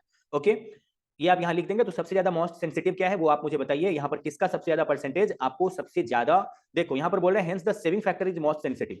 कहने का मतलब है कि इंस्टीट्यूट यहाँ पर मोस्ट सेंसिटिव उसको बोला है जिसका परसेंटेज सबसे कम है। कहने का मतलब है कि यहाँ पर सी इंस्टीट्यूट का ये कहना है कि सेविंग एक ऐसा पॉइंट है, सेविंग एक ऐसा पॉइंट है, कॉस्ट का मतलब होता है, कॉस्ट और रनिंग कॉस्ट का मतलब होता है कि भैया आपका जो खर्चा है वो जरूरत से ज्यादा हो गया, ठीक है, और सेविंग ये रिड्यूस हो गया। ओके, सेविंग बढ़ा नहीं है, तो सेविंग इनकम, इनकम एक ऐसा मतलब सेविंग एक ऐसा पॉइंट है जिसमें सिर्फ 21.56% से ही चेंजेस करने पर आपका एनपीवी जीरो हो जाएगा, जबकि रनिंग कॉस्ट और प्लांट कॉस्ट को 49% एंड 62% से चेंज करेंगे तब जाकर एनपीवी जीरो होगा, यानी उसमें बहुत ज्यादा चेंजेस करना पड़ेगा। लेकिन सेविंग में कम परसेंटेज से ही चेंजेस करोगे तो आपका एनपीवी जीरो हो जाएगा। आप ध्यान में रखना कि रनिंग कॉस्ट सेविंग वाला इस टाइप का जो सम्स दिया रहेगा उसमें जिसका सबसे लोअर परसेंटेज रहेगा वो आंसर होगा, और मतलब वो आंसर होगा एज अ कि जब सबसे ज्यादा हाईली सेंसिटिव वो है। लेकिन जब 2.5% एडवर्स वाला क्वेश्चन बोलेगा तो उसमें जिसका परसेंटेज सबसे हाईयर रहेगा आप बोलना वो सबसे ज्यादा मोस्ट सेंसिटिव है। ओके, क्योंकि वहां पर आंसर सभी का नेगेटिव में था, तो नेगेटिव में आंसर जब रहेगा तब मतलब सभी का परसेंटेज नेगेटिव में था, तो जब नेगेटिव में परसेंटेज रहेगा तो जो सबसे बड़ा परसेंट है वो सबसे ज्यादा सेंसिटिव है, और यहाँ पर सभी का आंसर पॉजिटिव में है, तो यहाँ पर सेविंग जो है ना, क्योंकि सबसे लोअर जो परसेंटेज है वही सबसे ज्यादा सेंसिटिव है, ये आपको कहना है, ये आपको ध्यान में रखना है। ऑल्टरनेटिव जो है ना यहाँ पर जो लिखा हुआ उसको काटो, आपको ऑल्टरनेटिव नहीं करना है ये इंस्टीट्यूट का जो ऑल्टरनेटिव है उसको हटा दो। अब आप आ जाइए, जो आपका ये क्वेश्चन तो मैंने बता दिया देखो अब जो है क्वेश्चन नंबर 12, क्वेश्चन नंबर 12 में क्या है कि क्वेश्चन नंबर 12 हम आपको बताते हैं, आपको उसके लिए आना है, आपको उसके लिए आ जाना है 44 नंबर पेज में। जब आप 44 नंबर पेज में आओगे तो आपको दिखेगा, देखो बोल रहा है कि ई कंपनी है, मतलब easy going company limited is considering new project with an initial capital for product survival, मतलब उसको कुछ इनिशियल कैपिटल का जो है वो जरूरत है प्रोडक्ट को सर्वाइव करने के लिए, और उसका एस्टिमेटेड आईआरआर जो है वो 16% है, लाइफ 5 साल है। देखो जब भी क्वेश्चन में आईआरआर दिखे ना तो आप, मैं सी इंटरमीडिएट वालों को भी यही बोलता हूं, आपको भी यही बोल रहा हूं कि आईआरआर एक ऐसा पॉइंट होता है जहां पर आपका इनफ्लो का प्रेजेंट वैल्यू आउटफ्लो के इक्वल हो जाता है। आईआरआर का मतलब जितना शेयर होल्डर ने मांगा आपने उतना ही दिया, दैट इज कॉल्ड आईआरआर। कहने का मतलब है जितना आपने खर्चा किया उतना ही आपने कमाया, ठीक है, इंटरनल रेट ऑफ रिटर्न। कहने का मतलब है कि जब आपका इनफ्लो को प्रेजेंट वैल्यू से मल्टीप्लाई करके जो टोटल आता है इनफ्लो का वो आउटफ्लो के बराबर हो जाता है, उसी को आईआरआर बोलते हैं, यानी ऐसा 16% के केस में होता है। आगे बढ़ते हैं। Financial manager had studied the project with sensitivity analysis and informed that the annual fixed cost sensitivity is 7.8416 देखो आपको क्वेश्चन में खुद ही सेंसिटिविटी निकाल के दे दिया है फिक्स कॉस्ट में जो सेंसिटिविटी का परसेंटेज है वो 7.8416 का है, और कॉस्ट ऑफ कैपिटल में यानी डिस्काउंट रेट में जो सेंसिटिविटी का परसेंटेज है वो 60% है।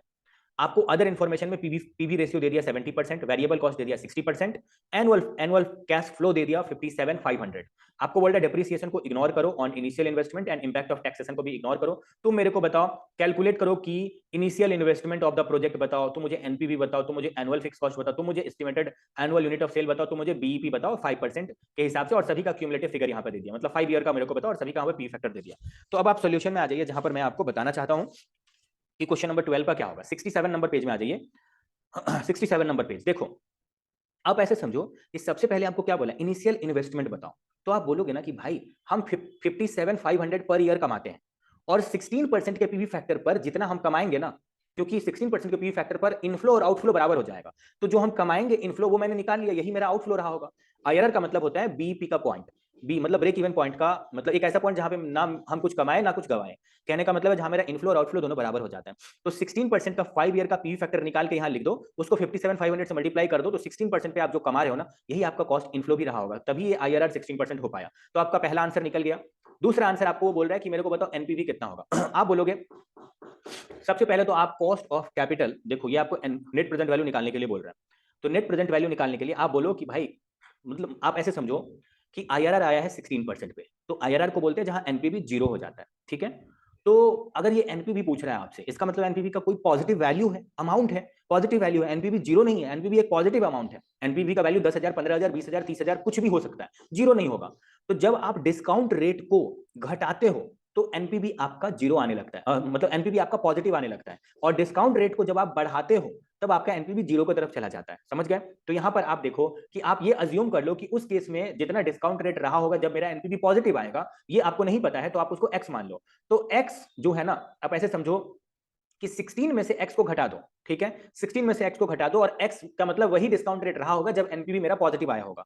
और डिस्काउंट रेट को जब आप बढ़ाते चले जाते हो तो एनपीवी आपका जीरो हो जाता है और एनपीवी नेगेटिव की तरफ चला जाता है। और डिस्काउंट रेट को आप घटाते चले जाते हो, क्योंकि आपका फॉर्मूला क्या है, 1 डिवाइडेड बाय 1.1। तो वो तो 1.1 का मतलब 10% है, नीचे में डिनोमिनेटर में 10% आप डालते हो, तो डिनोमिनेटर में आप उल्टा सोचोगे, डिनोमिनेटर को अगर आप घटाते जाओगे तो वैल्यू आपका बड़ा आएगा, एनपीवी पॉजिटिव होते जाएगा। और डिनोमिनेटर को अगर आप बढ़ा दोगे, यानी 16% कर दिए, पहले वो 10% रहा होगा फॉर एग्जाम्पल, तो 16% कर दिए, तो डिनोमिनेटर तो बढ़ गया, डिनोमिनेटर बढ़ जाने के बाद आपका वैल्यू जो इनफ्लो का है, जो आपका आंसर है, वो कम होते जाता है, कम होते जाता है, जिसके वजह से वो कम वैल्यू मल्टीप्लाई हो पाता है आपके पर ईयर के इनफ्लो के अमाउंट से, जिसकी वजह से आपका टोटल इनफ्लो कम आ जाता है और आउटफ्लो ज्यादा हो जाता है और आपका एनपीवी जीरो नेगेटिव चला जाता है। समझ गए? तो ये बड़ा परसेंटेज जो है वो आईआरआर का है, छोटा रहा होगा पहले जब एनपीवी पॉजिटिव आया होगा। तो छोटे परसेंट को माइनस करो, क्योंकि आप ये मान रहे हो कि कितना परसेंटेज से चेंजेस हुआ।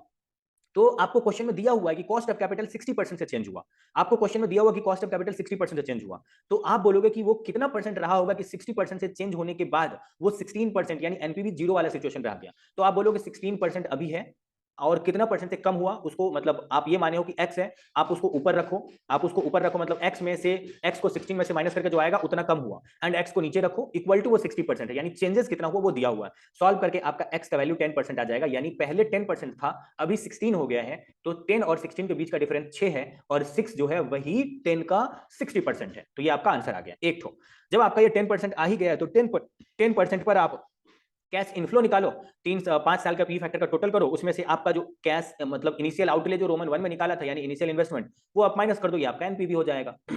ओके, अब आप आ जाओ, अब आप देखो कि आपको एनुअल फिक्स कॉस्ट को रिड्यूस करना है। तो एनुअल फिक्स कॉस्ट के रिडक्शन पे अगर आप वर्क करोगे तो आप बोलोगे कि देखो भैया, हम ये मान लेते हैं कि फिक्स कॉस्ट एनपीवी को जीरो करने के लिए changes in the fix cost जो है वो एक्स हुआ होगा, एक्स अमाउंट हुआ होगा, हम ये मान लेते हैं।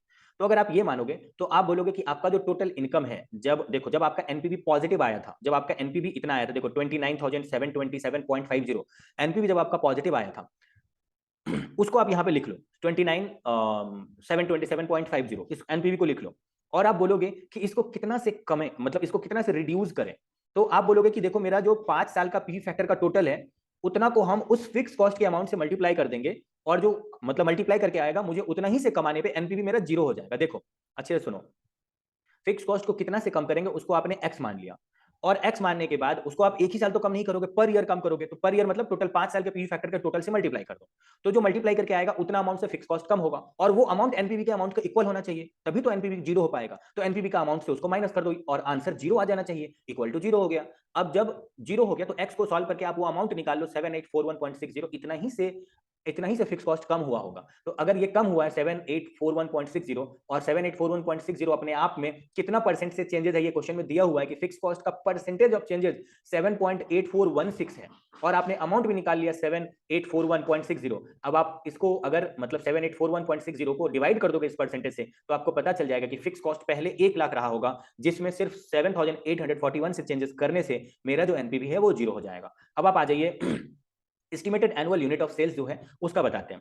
Estimated annual unit of sale कितना होगा आप मुझे बताओ। सेलिंग प्राइस, देखो वेरिएबल कॉस्ट का उल्टा होता है, वेरिएबल कॉस्ट का उल्टा होता है पीवी फैक्टर, मतलब पीवी रेशियो जो है ना, प्रेजेंट वैल्यू रेशियो, ये आपका पीवी रेशियो जो है ना वो आपका वेरिएबल कॉस्ट का उल्टा होता है। तो पीवी रेशियो आपके क्वेश्चन में दिया हुआ है, कितना दिया हुआ, 70% दिया हुआ। तो अगर पीवी रेशियो आपके क्वेश्चन में 70% दिया हुआ है, तो जो वेरिएबल कॉस्ट का रेशियो है वो 30% है, आप ये समझ लो। तो देखो 60 जो दिया हुआ है ना, 60 जो आपके क्वेश्चन में दिया हुआ वो है वेरिएबल कॉस्ट। तो वेरिएबल कॉस्ट अगर 60 अपने आप में 30% है, तो 100% कितना होगा, वही सेल है, यानी 60 को 30 से डिवाइड करो, 30% से डिवाइड करो, आपका आ जाएगा सेलिंग प्राइस 200। अब सेलिंग प्राइस 200 जब आपका आ गया है, तो आप यहां पर निकाल लीजिए एनुअल यूनिट ऑफ सेल।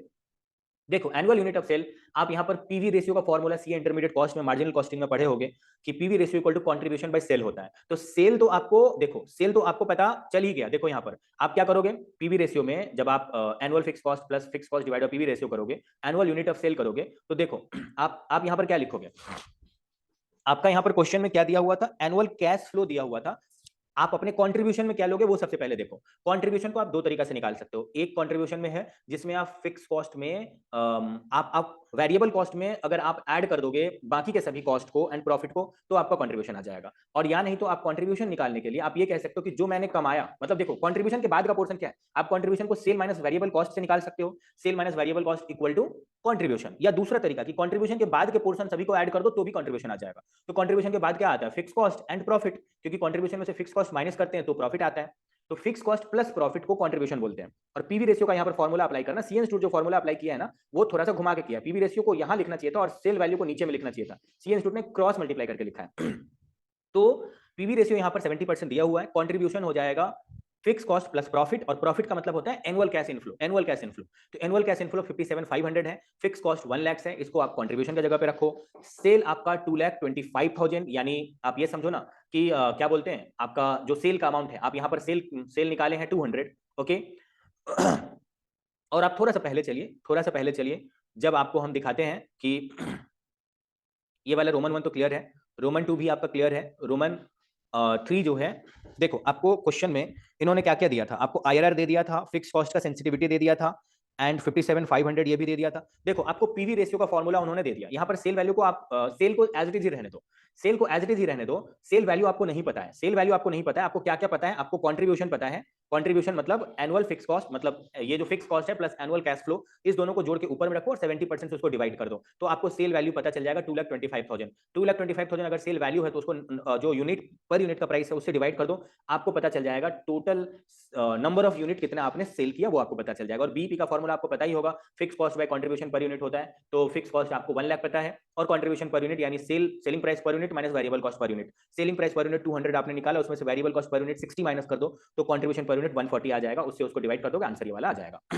अब आप आ जाइए, जो 13 नंबर क्वेश्चन है ये मैं आपको बता देता हूं। 13 number question, 13 number question, 13 number question एक बार पहले पढ़ते हैं, उसके लिए आप आ जाइए पेज नंबर 45 में आ जाइए, page number 45 page number 45, 13 number question बोल रहा है कि you limited considering investment of 50,000 in a new machine, वो 50,000 एक मशीन में इन्वेस्ट करने का बात कर रहा है। उस मशीन का जो लाइफ है वो 5 ईयर है और कोई स्क्रैप वैल्यू नहीं है, ये तो क्लियर है। It is expected that 2 lakh unit will be produced and sold each year at the selling price of 30 per unit. 2 lakh unit ये बनाएगा और 30 पर यूनिट पर इसको बेच सकते हैं। It is expected that the variable cost, उसमें से वेरिएबल कॉस्ट 30 पर यूनिट में से माइनस कर दो 16.5 का वेरिएबल कॉस्ट है, तो बाकी जो बच जाएगा वो आपका कंट्रीब्यूशन है।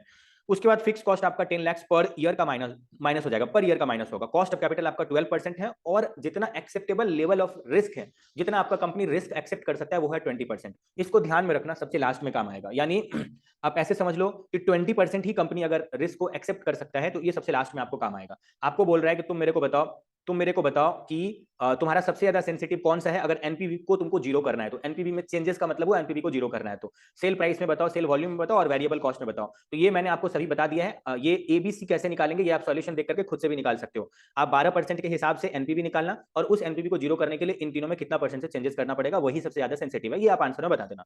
उसमें आप रिस्क 20% क्या है उसको मत सोचना। अब आपको जो डी नंबर हम इसका बता रहे हैं, 13 का डी नंबर बता रहे हैं, उसमें आपका रिस्क का परसेंटेज यूज होगा। बोल रहे हैं on the further investigation it was found that there are significant changes that the expected sale value volume of 2 lakh per year will not be achieved। अब बाद में ये पता चला कि ये लोग पर ईयर का जो 2 लाख मतलब सेल का यूनिट डिसाइड करके रखा है यहाँ पे, वो यहाँ पे अचीव नहीं हो पाएगा। The sale manager of the U limited suggest that the sale volume could depends on the expected economic. अब वो बोल रहा है कि मेरा जो सेल वॉल्यूम है वो इतना प्रोबेबिलिटी पर होगा, नॉर्मल, पुअर एंड गुड पर होगा। Calculate the expected NPV of the project and give your decision whether should accept the project और नॉट। तो इसके लिए आप आ जाइए, आप इसके लिए आ जाइए 13 नंबर के। 13 नंबर का मैंने बोला ना, एनपीपी निकालना आपका काम है, 30 एनपीपी निकालना आपका काम है, और एबीसी करना आपका काम है। मैं आपको बस 69 नंबर पेज में डी नंबर बता रहा हूं, क्योंकि इस टाइप का मैंने आपको बता दिया है। अब आप जब डी नंबर में आएंगे तो आप देखिए, आप क्या करना, सबसे पहले एक्सपेक्टेड वैल्यू निकालना, उसको उसके प्रोबेबिलिटी के साथ मल्टीप्लाई करके, उसको उसके प्रोबेबिलिटी के साथ मल्टीप्लाई करके टोटल आप इतना कमा रहे हो। कमाने के बाद आप क्या करना, अगर आप इतना टोटल कमा रहे हो तो आप उसको कंट्रीब्यूशन पर यूनिट से मल्टीप्लाई कर देना। कंट्रीब्यूशन पर यूनिट है कितना आपका, आप माइनस करोगे 30 में से 16.5 को माइनस कर दोगे तो आपका कंट्रीब्यूशन पर यूनिट आ जाएगा। अब उसमें से आप अपने कॉस्ट को माइनस कर दोगे और पूरे जो लाइफ है, पूरे लाइफ का पीवी फैक्टर से मल्टीप्लाई करके आप इतना टोटल आपका एनपीवी आएगा। ठीक है, माइनस करके। अब अगर इतना टोटल आपका एनपीवी आएगा और उसमें से आप आपका जो फिक्स कॉस्ट है ये आप माइनस करोगे। देखो एक मिनट, आपका फिक्स कॉस्ट कितना था, क्वेश्चन में बोला था इन्होंने, फिक्स कॉस्ट आपका 10,000 पर ईयर है। एंड रुको एक मिनट रुको, आपका जो इनिशियल कॉस्ट, इधर देखो, यहाँ जो 10,000 माइनस किया है ना, ये फिक्स कॉस्ट माइनस किया है एंड पी फैक्टर से मल्टीप्लाई करके टोटल जो प्रेजेंट वैल्यू ऑफ इनफ्लो आया उसमें से इन्होंने इनिशियल आउटले जो 50,000 का इनिशियल आउटले वो माइनस करने के बाद इनका एनपीवी इतने का है, एनपीवी इतने का है। अब आप देखो, अगर वर्स्ट केस सिनेरियो में, सबसे बेकार केस सिनेरियो में अगर आप अपना एनपीवी निकालोगे, क्योंकि इन्होंने अपने क्वेश्चन में बोला है कि calculate the NPV of the project, give your decision whether the company. जब आपको क्वेश्चन में पुअर, नॉर्मल और गुड ये तीन ऑप्शन दिया रहे तो आप समझ लेना आपको एक बार सबसे बेकार सिचुएशन और एक बार सबसे बेस्ट सिचुएशन ये आपको कैलकुलेट करना पड़ेगा। क्यों कैलकुलेट करना पड़ेगा, क्योंकि आपको क्वेश्चन में acceptable level of risk they दिया है कि कंपनी मैक्सिमम इतना ही रिस्क ले सकता है। ये क्वेश्चन में दिया हुआ है, आपके क्वेश्चन में 20% दिया हुआ है। ठीक है, तो आपको सबसे वर्स्ट केस सिनेरियो में सबसे कम वाले इनकम को कंट्रीब्यूशन पर यूनिट से मल्टीप्लाई करके, फिक्स कॉस्ट माइनस करके, पी फैक्टर के टोटल से मल्टीप्लाई करके, इनिशियल आउटले को माइनस करके ये दिखाना है कि मेरा वर्स्ट के सिनेरियो में एनपीवी इतना नेगेटिव है। बेस्ट के सिनेरियो में जो हायर वाला इनकम है उससे निकालना है एनपीवी कि मेरा एनपीवी इतना है। ओके, और आपको ये दिखाना है कि देखो, आप मेरे को बताओ कि आपने ये सब तो बता दिया, अब आप मेरे को बताओ कि आपका सबसे हाई चेंजेस कब है, आपका हाई चेंजेस कब है, सबसे ज्यादा हाई चेंजेस कब है वो देखो। आप एक बार आप सॉल्यूशन में देखो, क्योंकि ये तो मैंने करवाया नहीं है एबीसी, तो एबीसी सी नंबर का आंसर आपका 9.51 है, बी नंबर का आंसर आपका 11.59 है और आपका ए नंबर का आंसर है 5.23। ओके, रुको, अब इनका कहना है कि there are 30% changes that chances that risk will be negative. जिस केस में आपका नेगेटिव एनपीवी आ गया ना वर्स्ट केस में, उसके प्रोबेबिलिटी को देखो। तो उसका प्रोबेबिलिटी क्वेश्चन में कितना दिया हुआ था, उसका प्रोबेबिलिटी कितना दिया हुआ था क्वेश्चन में, 45 नंबर पेज में जाओ और आप प्रोबेबिलिटी चेक करो, उसका 30% प्रोबेबिलिटी दिया हुआ है पुअर केस या वर्स्ट केस का, जब नेगेटिव एनपीवी आ जा रहा है। और कंपनी एक्सेप्ट मैक्सिमम जो करेगा वो कंपनी करेगा मैक्सिमम 20% ही। आप बोलोगे कि भैया जो तुम्हारा प्रोबेबिलिटी है वर्स्ट केस सिनेरियो का वो तुम्हारा आ रहा है मतलब नेगेटिव एनपीवी आ रहा है और वो 30% प्रोबेबिलिटी पर है, कंपनी तो मैक्सिमम 20% ही एक्सेप्ट कर सकता है। तो हम यही बोलेंगे कि तुम जो है एक्सेप्ट मत करो, इस प्रोजेक्ट को नहीं करना है, क्योंकि वर्स्ट केस सिनेरियो का जो प्रोबेबिलिटी है वो कंपनी के एक्सेप्टेबल लेवल ऑफ रिस्क से ज्यादा है 30% और कंपनी 20% ही एक्सेप्ट करता है। चलो ये हो गया। फिर आप जो 14 नंबर क्वेश्चन है ये देखते हैं। 14 नंबर क्वेश्चन ये आपका होमवर्क है, क्योंकि इस तरह का क्वेश्चन मैंने आपको बताया हुआ है। ओके, इस तरह का क्वेश्चन मैंने आपको बताया हुआ है, ये आपका होमवर्क है, आपको वो जो है खुद से करना है, खुद से करना है आपको। 14 का जो रोमन 2 है ये मैं आपको एक बार दिखा दे रहा हूं। 14 का रोमन 2 देखो, कंपनी ऐसे समझ लो ना कि कंपनी उसी को ज्यादा अप्रेज करता है या कंपनी उसी को ज्यादा एक्सेप्ट करता है। ठीक है, जिसका रिस्क जो है वो कम होता है, जिसका रिस्क कम होता है कंपनी उसी को ज्यादा एक्सेप्ट करता है जिसका रिस्क कम होता है। ओके, तो आप ये समझ लो कि यहां पर जब आप 14 नंबर को सॉल्व करोगे, 14 नंबर को सॉल्व करोगे तो इसका सी का टोटल कितना है वो मुझे बताओ। रुको मैं आपको स्क्रीन पे शो करके दिखाता हूं। 14 नंबर सॉल्यूशन में जो रोमन नंबर 2 है, 14 नंबर क्वेश्चन के रोमन नंबर 2 का मतलब हम करवाएंगे आप लोगों से, मगर हम आपको थोड़ा सा हिंट दे देते हैं। आप इसका नॉर्मल तरीके से एनपीवी निकालना और एनपीवी निकालना और इसके सीई का टोटल जो यहाँ पर सर्टिनिटी इक्विवेलेंट है उसका टोटल निकालो और इसका टोटल निकालो। तो इसका जब टोटल निकालोगे तो इसका टोटल आएगा 2 और इसका जब टोटल निकालोगे तो इसका टोटल आएगा 2.4। तो आप मेरे को बताओ, आप मेरे को बताओ कि किसका टोटल जो है वो आपको हायर मिला है और किसका टोटल लोअर मिला है। तो जिसका टोटल हायर मिला है आप ये बोलोगे कि एन का जो टोटल है ये 2.4 मैंने आपको बताया ये हायर है, इसके होने का, इसके अचीव होने का, इस कैश फ्लो के अचीव होने का जो सर्टिनिटी है वो हायर है 2.4 है और इसके कैश फ्लो का अचीव होने का जो सर्टिनिटी है वो 2 ही है टोटल में, इसलिए प्रोजेक्ट एन को एक्सेप्ट किया जाएगा। समझ गए? मेरे ख्याल से आप रोमन 1 का आंसर में जो डिसीजन दोगे, रोमन 1 के आंसर में जो डिसीजन दोगे वो इस सर्टिनिटी के टोटल के बेसिस पर दोगे एंड रोमन 2 में आप बोलोगे जिसका रिस्क भैया कम रहेगा हम उसको एक्सेप्ट करेंगे। 15 नंबर क्वेश्चन, 15 नंबर क्वेश्चन जो है ये कॉपी पेस्ट है सीए इंटरमीडिएट का। हम किसी एक का बताएंगे, मतलब एक्स वाई जेड में किसी एक का बताएंगे, आपको वाई जेड खुद समझ लेना है। देखो यहाँ पर कैश आउटफ्लो दिया हुआ है, लाइफ दिया हुआ है और इनफ्लो पर ईयर का दिया हुआ है और कोएफिशिएंट ऑफ वेरिएंस 0.2 दिया हुआ है। आपको बोल रहा है कि तुम मेरे को एनपीवी निकाल के बताओ। क्या निकालना ये इन्होंने बोला है यहाँ पर, देखो रिस्क एडजस्टेड एनपीवी निकालो। तो आप देखो ना कि 2.5% जब था तब जो है वो रेट कितना है, तब रेट है 16% और 5 साल का पीवी फैक्टर का टोटल है इतना। ठीक है। तो एक्स नाम का जो प्रोजेक्ट है उसको 16% पीवी फैक्टर के अकॉर्डिंग सॉल्व करो और एनपीवी निकाल दो। आप कैसे निकालोगे? 70,000 करके उसका लाइफ 5 साल है तो 5 बार 70,000 लिखो, या एक ही बार 70,000 लिखो और इसको 3.273 से मल्टीप्लाई कर दो, जो अमाउंट आएगा उसमें से 2,10,000 माइनस कर दो, वो उसका एनपीवी हो जाएगा। सिमिलरली वाई का जब कोएफिशिएंट ऑफ वेरिएंस 0.8 है तो 0.8 के केस में 14% पर उसका एनपीवी निकाल दो। एंड जेड नाम का जो है 0.4 है कोएफिशिएंट ऑफ वेरिएंस, तो उस केस में रिस्क कितना है? 12%, तो आप 12% के बेसिस पर इसका आंसर निकाल दो। जब आप इसका आंसर इस हिसाब से निकाल दोगे आंसर निकाल दोगे एनपीवी, तो यही करना था और कुछ करना नहीं है। ठीक है, अब आप आ जाइए 16 नंबर जो क्वेश्चन है ये मैं करवाता हूं। 16 नंबर क्वेश्चन भी बहुत ज्यादा इजी है। देखो इसमें किसी एक का आपको बता देते हैं, आप बाकी का दो कर लेना। प्रोजेक्ट 1 जो है यहाँ पर कॉस्ट दिया हुआ और इसका 4 साल का इनकम दिया हुआ है, और आपको रिस्क इंडेक्स जो दिया हुआ ना, रिस्क इंडेक्स को बीटा बोलते हैं। आपको नॉर्मली जो है ना मेरे भाइयों एवं बहनों, आपको नॉर्मली आपको सिर्फ एनपीवी निकालना है। एनपीवी निकालने के लिए आपको चाहिए क्या? कैश आउटफ्लो चाहिए, पर ईयर का कैश इनफ्लो चाहिए, और कॉस्ट ऑफ कैपिटल का रेट चाहिए। यहां पर कॉस्ट ऑफ कैपिटल का रेट निकालने के लिए आपको फॉर्मूला यूज करना पड़ेगा, K equal to risk free rate of return plus risk in market minus risk free rate of return into beta. तो यहां पर risk free rate of return जो है आपको क्वेश्चन में दिया हुआ है 10%, और रिस्क जो मार्केट में है वो 15% दिया हुआ है। तो आप सॉल्व करेंगे, आप बोलोगे कि 10% प्लस 15 माइनस 10 और इंटू उसका बीटा, ये उसका बीटा है, बीटा से मल्टीप्लाई कर दोगे, आपका के ही आ जाएगा। के निकालने का फॉर्मूला क्या होता है मैंने आपको पहले ही बताया, अगर आपको देखना है तो आप 71 नंबर पेज में आ जाइए। आपके क्वेश्चन में, मतलब जो क्वेश्चन है आपका 16 नंबर क्वेश्चन, उसमें रोमन नंबर 1 जो क्वेश्चन नंबर 16 का जो रोमन नंबर 1 पूछ रहा है वो बोल रहा है बस वो परसेंटेज बता दो। तो परसेंटेज निकालने का फॉर्मूला होता है रिस्क फ्री में से रिस्क इन मार्केट में से रिस्क फ्री को माइनस करो और रिस्क फैक्टर यानी बीटा को मल्टीप्लाई कर दो, ये आपका आ जाएगा रिस्क एडजस्टेड डिस्काउंट रेट। यही वो रोमन 1 में बोल रहा है पद निकालने, एंड रोमन 2 में सभी का एनपीवी निकाल देना है। जो जिसका परसेंटेज आया ना रिस्क एडजस्टेड डिस्काउंट रेट, उस परसेंटेज पर उस प्रोजेक्ट का आपको ये निकाल देना है, क्या बोलते हैं, आपको एनपीवी निकाल देना है। अब आप आ जाइए 17 नंबर क्वेश्चन, जहां पर आपको 47 नंबर पेज में जाना है। 47 नंबर पेज में जाएंगे तो बोल रहा है कि एक फर्म है जिसका कैश फ्लो ऐसे दिया हुआ है कि टाइम पीरियड 0 में इतना खर्चा करना पड़ा और 3 साल तक वो अपना कमाया, थोड़ा दबा के अपना आराम से कमाया। उसके बाद बोल रहा है कि the above cash flow have been made at expected price after recognising inflation. Above price में इन्फ्लेशन इंक्लूडेड है और इन्फ्लेशन इंक्लूड होना ही चाहिए। The firm cost of capital 10% और expected annual rate of inflation is 5%। बोल रहा है कि 5% का इन्फ्लेशन है। आपको बोल रहा है so the viability of the project at evaluated, मतलब बोल रहा है कि टू बी इवैल्यूएटेड। ठीक है, वायबिलिटी का मतलब होता है कि एनपीबी, देखो वायबिलिटी का मतलब होता है कि जब उसका एनपीबी पॉजिटिव हो जाएगा तो उसको एक्सेप्ट करेंगे कि नहीं, उसी को बोलते हैं वायबिलिटी। ठीक है, वायबिलिटी। तो आप देखो इसको सॉल्व करो। देखो हम आपको ये बताते हैं कि ये एक पहला ऐसा क्वेश्चन है जिसमें इन्फ्लेशन का रेट और कॉस्ट ऑफ कैपिटल का रेट दोनों दिया हुआ है, और जो इनकम है, इनफ्लो है, वो आफ्टर, मतलब बोल रहा है कि have been made at expected price after recognising inflation, वो आफ्टर इन्फ्लेशन दिया हुआ है। तो जब इसका एनपीवी निकालना ना मेरे प्यारे भाइयों एवं बहनों, एक छोटा सा बात ध्यान में रखना, बहुत ज्यादा बड़ा बात नहीं है, दो बार आपको 10% का भी पीवी फैक्टर से मल्टीप्लाई करना पड़ेगा और 5% का पीवी फैक्टर से भी मल्टीप्लाई करना पड़ेगा। कहने का मतलब है आपको दो बार पीवी फैक्टर के कॉलम से मल्टीप्लाई करना पड़ेगा कैश इनफ्लो को, और जो टोटल आएगा उसमें कैश आउटफ्लो को माइनस कर देना, वही आपका एनपीवी होगा। तो आपको एक बार 72 नंबर पेज में लेके जाना पसंद करेंगे हम। 72 नंबर पेज में जाइए और यहां पर आप देखिए कि यहां पर जो है, यहां पर आप देखिए कि आपको यहां पर आउटफ्लो दे दिया है और आउटफ्लो माइनस होगा, और इनफ्लो को यहां पर लिख करके एक बार आपको यहां पर 5% का पीवी फैक्टर लिखा है। ठीक है, 5% का पीवी फैक्टर लिखा है। उसके बाद उसको उसको उसके साथ मल्टीप्लाई करके यहां पर लिखा है, और फिर 10% का पीवी फैक्टर लिख के इसको इसके साथ मल्टीप्लाई करके लास्ट वाले कॉलम में लिख दिया है, एंड उसमें से 70, उसके टोटल से 70 मतलब इनिशियल इन्वेस्टमेंट माइनस करके एनपीवी निकाल लिया। यानी 5% का पीवी फैक्टर से भी मल्टीप्लाई हुआ और 10% का पीवी फैक्टर से भी मल्टीप्लाई हुआ। इस दोनों को मल्टीप्लाई करके यहां पर लिख दिया, और फिर जो इसका आंसर आया उसको 10% के पी फैक्टर से मल्टीप्लाई करके यहां पे लिख दिया, यही है, और उसमें से इनिशियल इन्वेस्टमेंट माइनस कर दिया, यही है आपका आंसर। और अल्टरनेटिव सॉल्यूशन नीचे दिया हुआ है, उसको साइड करो।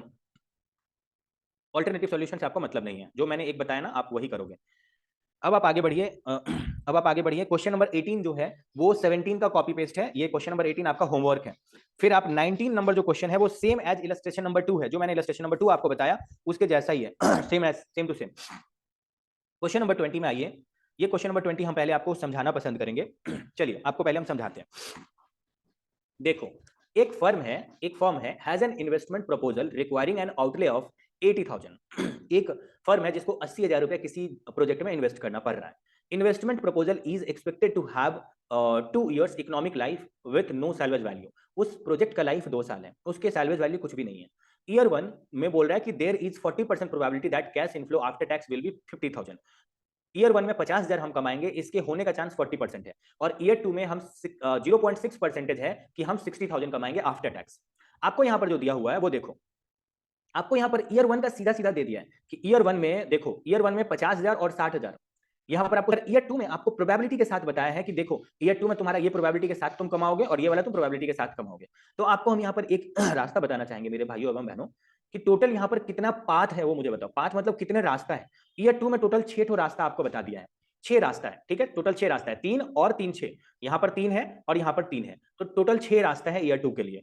और जबकि ईयर 1 के लिए सिर्फ एक ही मतलब ईयर 1 के लिए सिर्फ 2 ही रास्ता बताया हुआ है, 2 ही रास्ता बताया हुआ है। तो आप इस 2 रास्ते को 3-3 पार्ट में बांट दोगे ईयर 1 में, तो टोटल 6 रास्ता हो जाएगा ईयर 1 में भी। कहने का मतलब है ईयर 1 में आप यही मान के चलो कि आपका मतलब आपका जो ये है प्रोबेबिलिटी है, उसको अप्लाई करने के बाद जो 50,000 पे आएगा वो आप तीनों पाथ में वही कमाओगे, एंड जो 60,000 का प्रोबेबिलिटी मल्टीप्लाई करके जो आएगा वो बाकी के तीनों पाथ में आप ईयर 1 में कमाओगे, एंड ईयर 2 का सेपरेटली दिया ही हुआ है। अभी हम आपको सोल्यूशन के साथ पूरा क्लियर करेंगे, थोड़ा सा घबराना मत, सोल्यूशन आने तो मैं बताऊंगा और अच्छे से। ठीक है, आपको बोल रहा है कि construct a decision tree for the proposed investment project and calculate the NPV. पहले हम एक बार एनपीवी निकालते हैं डिसीजन ट्री आपको बता करके, उसके बाद ही आपको समझ में आएगा। तो आप आ जाइए, सीधा आ जाइए 20 नंबर सोल्यूशन में, जहां पे 75 नंबर पेज में आपको आना है। देखो ये बोल रहा है कि देखो भैया 50,000 जो ईयर 1 में तुम कमाओगे उसको ईयर 2 के लिए पाथ इन्होंने 3 तरीके से दिया, ठीक है। और यहां पर जो उन्होंने उसका ज्वाइंट प्रोबेबिलिटी लिखा, यहां पर इंस्टीट्यूट का थोड़ा सा मिट गया है, ये ज्वाइंट प्रोबेबिलिटी है, joint probability year 1 and year 2। इसमें आपको क्या करना है कि ईयर 1 देखो, आपको ईयर 1 का ये कितना बोला हुआ था, आपको ईयर 1 के लिए ये तीनों जो है वो ईयर 1 का है, और ये तीनों जो है वो ईयर 2 का है, ठीक है। तो ईयर 1 के लिए आपको प्रोबेबिलिटी 0.4% बोला था, ईयर 1 के लिए प्रोबेबिलिटी आपको 0.4% बोला था। तो 0.4% से मल्टीप्लाई करो, जब 24,000 का प्रोबेबिलिटी आपको कितना दिया हुआ था, 24,000 का प्रोबेबिलिटी आपको दिया हुआ था क्वेश्चन में 0.2, और 0.2 को 0.4 से मल्टीप्लाई करोगे तो ये 0.80 आ जाएगा। उसके बाद जब 32,000 आपका जब ये दिया हुआ था, पाथ दिया हुआ था, तो उसका प्रोबेबिलिटी 0.3 था, और ये तो अभी ईयर 1 का ही चल रहा है, तो ईयर 1 में 0.4 होगा ही, मतलब 0.4 इसके लिए भी होगा, इसके लिए भी होगा, इसके लिए भी होगा 0.4, एंड ईयर 2 में जो 3 ठो पाथ है इसके लिए 0.6 भी होगा, इसके लिए भी 0.6 होगा, इसके लिए भी 0.6 होगा, क्योंकि ईयर 1 के लिए 0.4 एंड ईयर 2 के लिए 0.6 ये ऑलरेडी क्वेश्चन में ऊपर दिया हुआ है।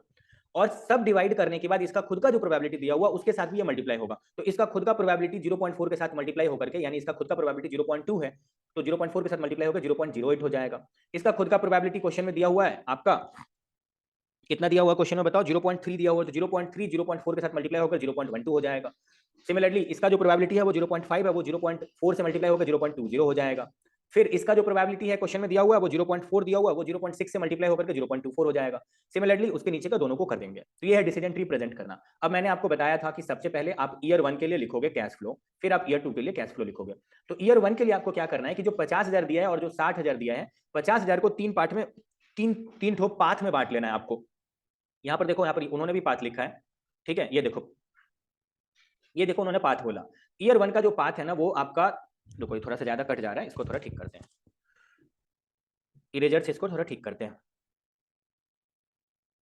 ओके, यहां पर जो आपको पाथ दिया हुआ है ना, ये मतलब ये आपको पाथ दिया हुआ ईयर 1 के लिए आपको पाथ दिया हुआ है 3 ठो। तो जो 3 है ना पाथ, उसको पहले वाले साल के लिए जो पी फैक्टर होगा 0.909 उसके साथ मल्टीप्लाई करके तीनों पाथ में वही उसका फिगर होगा ईयर 1 में। एंड दूसरे वाले साल का जो 60,000 है, मतलब जो जो दूसरे पाथ के लिए, यानी दूसरे नेक्स्ट 3 पाथ के लिए जो 60,000 है, उसको भी ईयर 1 का, ये क्योंकि ईयर 1 चल रहा है, ईयर 1 के ही पी फैक्टर से मल्टीप्लाई करना, जो आएगा वो बाकी के 3 पाथ में होगा। तो टोटल 6 ठो पाथ यहाँ पे ईयर 1 में फुलफिल हो गया। ईयर 2 में आपको सबका अलग दिया ही हुआ है, ये वैल्यू आपको ईयर 2 में क्वेश्चन में सबका अलग दिया हुआ है, और पी फैक्टर तो सभी का सेम होगा, मल्टीप्लाई करके जो आएगा उसको यहाँ पे लिख दो, दोनों का टोटल कर दो, इसका टोटल और इसका टोटल यहाँ पर आप यहाँ पे रख दो, एंड उसमें से आप क्या कर लेना, जो दोनों का टोटल आप लिखोगे, आप उसमें से आपका जो इनिशियल इन्वेस्टमेंट है 80,000, जो आपका इनिशियल इन्वेस्टमेंट है 80,000, उसको आप माइनस कर दो, माइनस कर, क्योंकि आप पी फैक्टर से ऑलरेडी मल्टीप्लाई कर चुके हो, तो पी फैक्टर से मल्टीप्लाई करके जो आपका टोटल आया हर एक पाथ में इंडिपेंडेंटली आपको 80,000 को माइनस करना है हर एक पाथ में। कि अगर सिर्फ इसी रास्ता को फॉलो करते तो मेरा एनपीवी माइनस 14,726 होता, अगर हम इस रास्ते को फॉलो करते कि ईयर 1 में 50,000 और ईयर 2 में 24,000 का बात सोचते। तो अगर हम ईयर 1 में 45 मतलब ईयर 1 में 45,450 कमाते और ईयर 2 में हम 19,826 कमाते, तो मेरा एनपीवी नेगेटिव में इतना आता। सिमिलरली हम ईयर 1 में अगर 45,450 कमाते और ईयर 2 में 26,432 कमाते, तो मेरा एनपीवी 8,118 नेगेटिव में आता। कहने का मतलब है कि आप क्या करोगे कि सभी पाथ का जो यहाँ पर एनपीवी है वो आप निकाल लिए, और सभी पाथ का एनपीवी निकालने के बाद आपको क्या बोल रहा है, शोइंग द एक्सपेक्टेड एनपीवी। आपको क्वेश्चन में क्या बोला था? सबसे पहला आपको बोला कि आप मुझे बताओ कैलकुलेट द एक्सपेक्टेड एनपीवी। जब एक्सपेक्टेड एनपीवी बोलता है तब आपको जॉइंट प्रोबेबिलिटी से उसको मल्टीप्लाई करना रहेगा। ये अब आपको एक चीज, आपको एक गुड न्यूज बताते हैं कि एग्जाम में आपको कॉपी पेस्ट सम्स देखने को मिलेगा। स्टडी मटेरियल का जितना सम्स मैं अभी करवा रहा हूँ, सारा सम्स ही तो मैंने करवा दिया जो बचा हुआ वो भी करवा देंगे इसी वीडियो में। तो आपको कॉपी पेस्ट सम्स देखने को मिलेगा एग्जाम में, ठीक है? तो आप ऐसे समझ लेना, ये जॉइंट प्रोबेबिलिटी वाला जो है ना, वो जॉइंट प्रोबेबिलिटी से एनपीवी का जो वैल्यू आया है उसके साथ मल्टीप्लाई करके यहाँ पर एक्सपेक्टेड एनपीवी आपको लिख देना है। एक्सपेक्टेड एनपीवी लिख देने के बाद आप उसका टोटल कर देना एक्सपेक्टेड एनपीवी का। बस यही है रोमन 1 का आंसर, उसका टोटल। रोमन 2 बोला था कि what NPV will be project yield if worst outcome is realized, what is the probability of occurrence of NPV. देखो आप मेरे को बताओ सबसे बेकार वाला एनपीवी कहाँ है, वो मुझे बताओ। सबसे बेकार वाला, सबसे बेकार वाला एनपीवी आपका ये है -14,726। तो आप बोलोगे सबसे बेकार वाला एनपीवी आपका -14,726 है जब ज्वाइंट प्रोबेबिलिटी 0.08 था और एक्सपेक्टेड एनपीवी 1078 था नेगेटिव में। वही इन्होंने बोला हुआ है कि सबसे बेकार वाला एनपीवी ये है, उसका ज्वाइंट प्रोबेबिलिटी जो है वो 8% था और लॉस उसका इतना था। बेस्ट में आप ये बता दोगे कि जो सबसे हाइयर वाला एनपीवी है वो ये है, उसका ज्वाइंट प्रोबेबिलिटी ये है और एक्सपेक्टेड एनपीवी उसका इतना है। आगे बोल रहा है कि विल प्रोजेक्ट बी एक्सेप्टेड। आप बोलोगे project should be accepted because expected NPV is positive. Expected NPV positive है इसलिए प्रोजेक्ट को एक्सेप्ट कर लेना चाहिए। ये आपका आंसर होगा। ओके, अब थोड़ा सा आगे बढ़ते हैं आगे बढ़ते हैं और आपको बताते हैं कि देखो क्वेश्चन नंबर 21 आपको बता दिया। क्वेश्चन नंबर 21 बहुत ही इजी है, सिंपल है। 48 नंबर पेज में आओ जहां पर हम आपको 21 नंबर क्वेश्चन बताएंगे। यहां पर क्या किया ना, जंबल कंस्ट्रक्शन ग्रुप है जिसने आपको बताया जंबल कंस्ट्रक्शन ग्रुप है जिसने आपको क्या बताया, जिसने आपको बोला कि देखो भैया तुम कैश फ्लो जानो और उसका यूटिलिटी पहले जान लो। जब मेरा कैश फ्लो रुपीज में रहता है -15,000 तब मेरा यूटिलिटी -100 रहता है। जब मेरा कैश फ्लो 10,000 माइनस में रहता है तो मेरा यूटिलिटी -60 रहता है। वैसे ही उन्होंने पॉजिटिव फिगर का भी दे दिया। यहां पर आपको बोला डिस्ट्रीब्यूशन ऑफ 2 प्रोजेक्ट, 2 प्रोजेक्ट का डिस्ट्रीब्यूशन तुमको यहां पर हम ऐसे बताने के बाद वो बोल रहे हैं कि प्रोजेक्ट ए का कैश फ्लो, जब प्रोजेक्ट ए का कैश फ्लो प्रोजेक्ट ए का कैश फ्लो जब मेरा 15,000 नेगेटिव में था तो प्रोबेबिलिटी इतना था। 10,000 जब नेगेटिव में था तो प्रोबेबिलिटी इतना था। ये 15,000 जब था तो प्रोबेबिलिटी इतना था। इन्होंने यहां पर ये बता दिया और प्रोजेक्ट बी का भी बता दिया। बोल रहा है कि कौन से प्रोजेक्ट को सिलेक्ट करना चाहिए और क्यों सिलेक्ट करना चाहिए। पहले आपको हम एक चीज दिखाते हैं, यहाँ का जो भी फिगर है ना कैश फ्लो का जो भी फिगर है वो ऊपर के इसके साथ मैच कर रहा है, वो ऊपर वाले के साथ कैश फ्लो के साथ मैच कर रहा है किसी न किसी के साथ। यहाँ भी माइनस में 15,000, यहाँ भी माइनस में 15,000, यहाँ भी माइनस में 10,000, यहाँ भी माइनस में 10,000, यहाँ भी 15,000 पॉजिटिव, यहाँ भी 15,000। तो अब आपको सोल्यूशन में लेकर चलते हैं, आपको बहुत ही सिंपल सा सोल्यूशन लगेगा। सोल्यूशन के लिए आप आ जाइए आप सोल्यूशन के लिए आ जाइए, एक बार के लिए आप आ जाइए पेज नंबर 76 में चले जाइए। पेज नंबर 76 21 नंबर का आपको सोल्यूशन दिखाते हैं। देखो सबसे पहले आप लिख लेना कि भाई प्रोजेक्ट ए के लिए निकाल रहे हैं, उसका कैश फ्लो जो तुम दिए हो प्रोबेबिलिटी के साथ लिख लेते हैं और आप 15,000 का यूटिलिटी निकालना कि -15,000 का यूटिलिटी -100 था, 10,000 का यूटिलिटी -60 था। आप चूज करके अपने जो आपको चाहिए कैश फ्लो के हिसाब से जो यूटिलिटी चाहिए ना वो चूज कर लेना, उसका यूटिलिटी कितना था। एंड वो लिखने के बाद आप क्या कर लेना, इसको इसके साथ मल्टीप्लाई करके यहाँ पे लिख देना, वही है उसका यूटिलिटी वैल्यू। सिमिलरली आप प्रोजेक्ट बी का निकाल लेना, दोनों का टोटल कर देना और प्रोजेक्ट बी को एक्सेप्ट किया जाएगा क्योंकि इसका यूटिलिटी वैल्यू ज्यादा है, मतलब इसका उपयोग करने का जो वैल्यू है वो ज्यादा है। एक्सपेक्टेड यूटिलिटी जो है वो ज्यादा है, इसका सिर्फ 2 है और इसका 17.50 है। इसको एक्सेप्ट किया जाएगा और कुछ इस क्वेश्चन में कुछ उतना था नहीं। 22 नंबर क्वेश्चन आपको बताते हैं। ये क्वेश्चन मैंने ऑलरेडी पहले भी बताया हुआ है इस तरह का क्वेश्चन, मगर फिर भी मैं बता देता हूँ। 22 नंबर क्वेश्चन में 49 नंबर पेज में आ जाओ। 49 नंबर पेज में आ जाओ जहां पर आपको बोल रहा है कि ए एंड कंपनी जो है वो contemplate whether to replace an existing machine और to spend money on overhauling it. बोला ए लिमिटेड ये डिसाइड कर रहा है कि इस मशीन को रिप्लेस ही कर दें या इसी को थोड़ा बहुत ठीक ठाक कराते हैं। तो अगर वो उस मशीन को रिप्लेस कर देता है तो उसको 90,000 का खर्चा देना पड़ जाएगा, 90,000 पैसा पे करना पड़ जाएगा और उस मशीन का मेंटेनेंस उसको पर ईयर 10,000 करना पड़ेगा at the end of every year और 8 साल तक मेंटेनेंस करना पड़ेगा। At the end of 8th year वो उसको कचरे के भाव में यानी सैल्वेज वैल्यू पे 20,000 में बेच सकता है। और existing machine requires increasing amount of maintenance, और अगर एग्जिस्टिंग मशीन के साथ ही वो जाता है, नया मशीन खरीदेगा तो 90,000 कॉस्ट लगेगा, 10,000 पर ईयर रिप्लेसमेंट मतलब मेंटेनेंस कॉस्ट लगेगा और 20,000 पे लास्ट में वो बेच सकता है। मगर अगर एग्जिस्टिंग मशीन के साथ ही वो जाना पसंद करता है तो वो आज के डेट में एग्जिस्टिंग मशीन को बेच दे तुरंत तो वो 40,000 रुपया पाएगा। लेकिन एक साल बाद अगर वो एग्जिस्टिंग मशीन को बेचेगा तो एक साल में एग्जिस्टिंग मशीन में उसको 10,000 रुपया का मेंटेनेंस का खर्चा लग जाएगा, लेकिन एक साल और यूज कर लेने की वजह से उसका सैल्वेज वैल्यू गिर करके 25,000 हो जाएगा। फिर जो है क्या बोलते हैं ये अब उसका 25,000 हो जाएगा।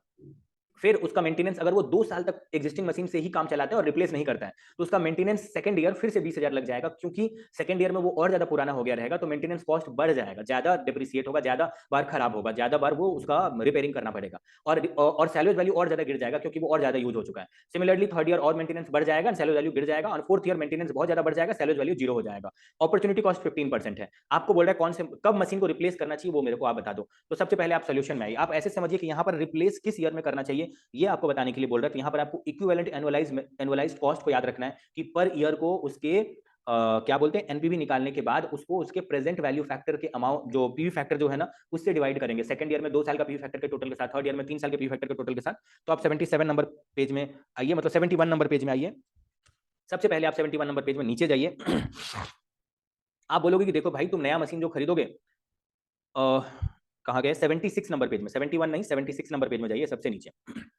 आप बोलोगे भाई तुम जो नया मशीन खरीदोगे उसमें तुम्हारा 90,000 का तुम्हारा कॉस्ट है और 10,000 करके तुमको पर ईयर खर्चा करना पड़ेगा, तो 8 साल के लिए पी फैक्टर का टोटल करके मल्टीप्लाई करोगे तो 8 साल में वो इतना और खर्चा करना पड़ेगा रिपेयरिंग का। तो न्यू मशीन के चक्कर में तुम्हारा इतने का खर्चा है, लेकिन 8वें साल तुम उसको सैल्वेज वैल्यू के रेट पर 20,000 पे बेचोगे तो इतना से तुम्हारा तुमको पैसा मिल जाएगा, रिटर्न हो जाएगा, जिस वजह से सैल्वेज वैल्यू की वजह से कॉस्ट कम हो जाएगा और वो घट के टोटल में इतना हो जाएगा। अब अगर ये टोटल में इतना हो जाएगा तो इसको ये तो वो 8 साल तक यूज किया न्यू मशीन का, तो उसको 8 साल के पी फैक्टर के टोटल के साथ डिवाइड करोगे तो पर ईयर का खर्चा जो पड़ रहा है न्यू मशीन में वो 28,600 का पड़ रहा है न्यू मशीन में पर ईयर का। जबकि ओल्ड मशीन का क्या स्थिति है वो देखो। ओल्ड मशीन में आप बोलोगे कि देखो भैया अगर हम न्यू मशीन से मशीन को अगर हम ओल्ड मशीन को रिप्लेस कर देते हैं तो ओल्ड मशीन में 1 साल का क्या कॉस्ट पड़ेगा ये मैंने यहाँ पर निकाल लिया। आप ये मत भूलना ओल्ड मशीन को भी इक्विवेलेंट एनुअलाइज्ड कॉस्ट में कन्वर्ट करना, क्योंकि ओल्ड मशीन में आप आपका 90,000 पूरा 8 साल चला है तो आपको 8 से डिवाइड तो करोगे ना, 8 साल के पी फैक्टर से डिवाइड तो करना ही पड़ेगा, इसीलिए आपने डिवाइड किया है। आप ओल्ड मशीन के जो न्यू मशीन का जो आपका कॉस्ट आया रहेगा उसको इक्विवेलेंट एनुअलाइज्ड कॉस्ट में कन्वर्ट करना मत भूलना। यहाँ पर उन्होंने डिवाइड करके कन्वर्ट किया है। आप कन्वर्ट करोगे तो आप बोलोगे मेरा न्यू मशीन में मेरा इतना खर्चा लग रहा है, आज ही के डेट में अगर न्यू मशीन खरीद लेंगे तो 1 साल में 28,600 मेरा खर्चा लगेगा, लेकिन ओल्ड मशीन को बेच के 40,000 आ भी जाएगा, तो हम इतना पॉजिटिव में है। फिर आप आगे बढ़ोगे क्योंकि ये सब आज के डेट में हुआ है तो पीवी फैक्टर कोई अप्लाई नहीं हुआ। 1 साल अगर बिता देंगे तो हम न्यू मशीन को खरीदने में मेरा 28,600 मेरा जो पैसा है वो जाएगा, लेकिन 1 साल बिता दिए तो 1 साल ओल्ड मशीन के चक्कर में मेरा मेंटेनेंस का कॉस्ट लग गया, ये नेगेटिव है, दोनों खर्चा है, पैसा जा रहा है, लेकिन 25,000 ओल्ड मशीन को बेच करके सैल्वेज आ रहा है, ये पॉजिटिव में रखो। और फर्स्ट ईयर का इंड का जो पीवी फैक्टर है उससे मल्टीप्लाई करके यहाँ पे लिखो, आपका एनपीवी नेगेटिव हो गया। सिमिलरली आप अगर सेकंड ईयर के इंड में करोगे तो फर्स्ट ईयर का मेंटेनेंस कॉस्ट, सेकंड ईयर का मेंटेनेंस कॉस्ट और न्यू मशीन का जो खरीदने का कॉस्ट है पर ईयर का वो डालोगे, एंड सेकंड ईयर के इंड में सैल्वेज वैल्यू जो है वो डालोगे और सेकंड ईयर के पी फैक्टर से सभी को मल्टीप्लाई करके आप यहां पर लिखोगे। लेकिन ध्यान में रखना कि जब फर्स्ट ईयर का मेंटेनेंस कॉस्ट लिखोगे तो उसको फर्स्ट ईयर के मेंटेनेंस उसको फर्स्ट ईयर के पीवी फैक्टर से मल्टीप्लाई करोगे, एंड बाकी सब जो है ना सेकंड ईयर का है इसलिए उसको सेकंड ईयर के पीवी फैक्टर से मल्टीप्लाई करना है, क्योंकि ये फर्स्ट ईयर का है इसलिए इसको फर्स्ट ईयर से मल्टीप्लाई करोगे। अब यहाँ पर आपका एनपीवी इतना ज्यादा नेगेटिव हो गया। उसके बाद आप थर्ड ईयर का लिखोगे तो आप बोलोगे फर्स्ट ईयर का मेरा एनपीवी इतना, फर्स्ट ईयर का मेरा मेंटेनेंस कॉस्ट इतना, उसका एनपीवी इतना फर्स्ट ईयर वाला लोगे, सेकंड ईयर का मेरा मेंटेनेंस कॉस्ट इतना और सेकंड ईयर का पी फैक्टर सेकंड ईयर वाला लोगे। थर्ड ईयर ये तीनों थर्ड ईयर का है, तो थर्ड ईयर में मेरे को मैं अगर मशीन खरीदना पड़ गया तो उसका कॉस्ट थर्ड ईयर में इतना लगेगा, उसका पीवी फैक्टर जो है 0.658 वो लोगे, एंड थर्ड ईयर में मेरे को जो है क्या बोलते हैं मेंटेनेंस कॉस्ट 30,000 ओल्ड मशीन में लग जाएगा, एंड उसके बाद थर्ड ईयर के एंड तक और उसके बाद 10,000 में थर्ड ईयर के एंड में हम बेच सकते हैं, तो वो आप मल्टीप्लाई कर दो पीवी फैक्टर से। तो और आपका ज्यादा एनपीवी नेगेटिव हो गया और ज्यादा डे बाय डे नेगेटिव ही होते जा रहा है और ज्यादा अमाउंट से होते जा रहा है। फिर आप फोर्थ ईयर में करोगे तो फर्स्ट ईयर का मेंटेनेंस कॉस्ट ओल्ड मशीन का फर्स्ट ईयर का पीवी फैक्टर से मल्टीप्लाई, सेकंड ईयर का मेंटेनेंस कॉस्ट ओल्ड मशीन का और सेकंड ईयर का पीवी फैक्टर से मल्टीप्लाई, थर्ड ईयर का मेंटेनेंस कॉस्ट ओल्ड मशीन का और थर्ड ईयर का पीवी फैक्टर से मल्टीप्लाई, एंड फोर्थ ईयर के एंड में खरीद रहे हो तो आप नया मशीन खरीदोगे तो इतना तो लगेगा ही, और ओल्ड मशीन में आपका जो मेंटेनेंस का कॉस्ट है वो 40,000 लग जाएगा, तो उसको फोर्थ ईयर के पी फैक्टर से मल्टीप्लाई करोगे। सैल्वेज वैल्यू यहाँ पर कुछ नहीं मिलेगा इसलिए सैल्वेज वैल्यू नहीं लिया। तो आप लास्ट में कमेंट करोगे ना, क्योंकि एनपीवी डे बाय डे बढ़ते ही जा रहा है, मतलब नेगेटिव में बढ़ते ही जा रहा है, ज्यादा से ज्यादा नेगेटिव होते जा रहा है, इसलिए हम ये कहते हैं कंपनी को कि जितना जल्दी हो सके मशीन को रिप्लेस कर दो, हम यही कंपनी को कहना चाहते हैं। तो 22 नंबर क्वेश्चन भी खत्म हुआ। अब उसके बाद आते हैं 23 नंबर क्वेश्चन में। 23 नंबर क्वेश्चन के लिए आपको आना पड़ेगा मेरे भाइयों व बहनों 49 नंबर पेज में। तो जब आप 49 नंबर पेज में आएंगे तो आपको 23 नंबर क्वेश्चन में बोल रहा है क्या, वो देखो, वो बोल रहा है कि a company has an old machine having book value 0, ठीक है, a company having old machine book value 0 which can be sold for 50,000। एक कंपनी है जिसका ओल्ड मशीन है जिसका बुक वैल्यू 0 हो चुका है। आज के डेट में उसको खाता में लिख ही नहीं सकते हैं, लेकिन मार्केट में उसको 50,000 में बेच सकते हैं। आप दिमाग में रखो, ये पूरा का पूरा कैपिटल गेन है, और कैपिटल गेन होने पे गवर्नमेंट जितना काट लेता है उतना माइनस करके जो बचेगा ना, ये आपके हाथ में आएगा। यानी 50,000 का टैक्स का रेट क्वेश्चन में कहीं ना कहीं दिया होगा, आप देखो अगले पेज में दिया होगा। टैक्स रेट 40% है, 40% 50,000 में से माइनस कर दोगे, 50,000 में से 40% को माइनस कर दोगे, जो बचेगा 40,000 50,000 में से 40% माइनस करके जो आपका बचेगा 30,000, ये आपका सीधा का सीधा इनकम है, क्योंकि कैपिटल गेन हो रहा है 50,000 का, क्योंकि उसका बुक वैल्यू 0 है और उसको मार्केट में आप बेच कैसे पा रहे हो, उसका मतलब पूरा का पूरा फायदा ही है आपका। अब बोल रहा है कि कंपनी दो चीज के बारे में सोच रहा है। कंपनी सोच रहा है कि जो पुराना मशीन है जिसका बुक वैल्यू अब 0 ही हो चुका है, उसमें वो 10 लाख रुपया खर्चा करके थोड़ा अपग्रेड कर दे ओल्ड मशीन को। तो आप देखो यहां पर मेरा बात सुनो, ये एक इकलौता ऐसा क्वेश्चन है जिस क्वेश्चन में आपके पास 3 ऑप्शन है। पहला ऑप्शन है ओल्ड मशीन से आप कंटिन्यू करो बिजनेस को, दूसरा ऑप्शन है अपग्रेडेड मशीन से करो। अपग्रेडेड का मतलब होता है कि ओल्ड मशीन में ही थोड़ा सा अपग्रेडेशन लगा दिए, थोड़ा ज्यादा मतलब कोई दूसरा सॉफ्टवेयर या कोई दूसरा पार्ट या कोई कुछ ऐसा कर दिए जिससे वो अपग्रेड हो गया और उसी को यूज कर रहे हैं, तो उसके लिए 10 लाख रुपया खर्चा करना पड़ेगा। और या नहीं तो तीसरा ऑप्शन है कि वो ओल्ड मशीन को बेच दे और न्यू मशीन को खरीद ले और उसके लिए 20 लाख रुपया खर्चा करे और इंस्टॉलेशन कॉस्ट 50,000 खर्चा करे, यानी 20,50,000 रुपया खरीदे। यहाँ पे 3 ठो मशीन हो गया, पहला ओल्ड मशीन, दूसरा अपग्रेडेड मशीन और तीसरा न्यू मशीन। आपको आपको ऐसे समझना है कि मैंने आपको बोला था कि जब 2 मशीन रहेगा, ओल्ड मशीन और रिप्लेस्ड वाला न्यू मशीन, तो आपको दोनों के डिफरेंस यानी दोनों के इंक्रीज वैल्यू से सम्स को सॉल्व करना है। तो यहां पर इंक्रीज वैल्यू आपको 2 बार निकालना पड़ेगा, ओल्ड मशीन और अपग्रेडेड मशीन का, एंड फिर दूसरी बार निकालना पड़ेगा ओल्ड मशीन और न्यू मशीन का। ओके सॉल्यूशन के साथ हम आपको समझाएंगे। बोल रहा है कि both the above proposal envisages useful life to be 5 year, life 5 year है और सैल्वेज वैल्यू दोनों ही मशीन का, अपग्रेडेड का और न्यू का, नील है, 0 है।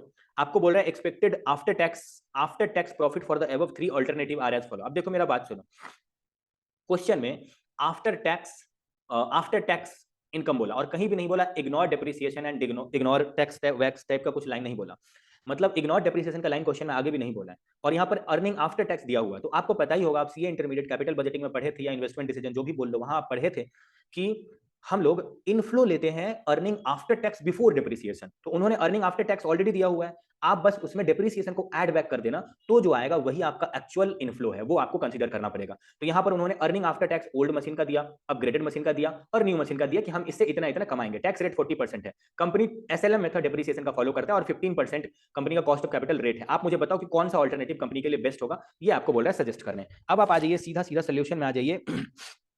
23 नंबर क्वेश्चन के सोल्यूशन के लिए आपको 79 नंबर पेज में जाना पड़ेगा। अब 79 नंबर पेज में जब आप जाएंगे तो आप बोलोगे कि देखो भैया तुम्हारा अपग्रेडेड मशीन का कॉस्ट है 10 लाख, ठीक है, अपग्रेडेड मशीन का कॉस्ट है 10 लाख और तुम्हारा न्यू मशीन का कॉस्ट है 20,50,000। लेकिन जब न्यू मशीन ले ही लेंगे, तो हम ओल्ड मशीन को बेच देंगे 50,000 में, जिसमें गवर्नमेंट टैक्स 40% ले लेगा, तो 30,000 तो मेरे हाथ में आएगा, तो उतना से उसका कॉस्ट कम होकर के 20,20,20,000 हो जाएगा उसका कॉस्ट। अब न्यू मशीन का कॉस्ट 20,20,000 हो गया मेरे लिए। अब हम डेप्रिसिएशन निकालेंगे अपग्रेडेड मशीन का डिवाइड बाय 5 करके उसके कॉस्ट को, क्योंकि सैल्वेज वैल्यू नील है तो कोई दिक्कत नहीं है, 2 लाख उसका आ जाएगा depreciation cost minus scrap divide by life करके, स्क्रैप नील है तो आपका 2 लाख आ जाएगा। यहां पर आप एक बात ध्यान में रखना कि जो न्यू मशीन है ना, उसका कॉस्ट 20,50,000 आपको लेना है, ना कि 20,20,000।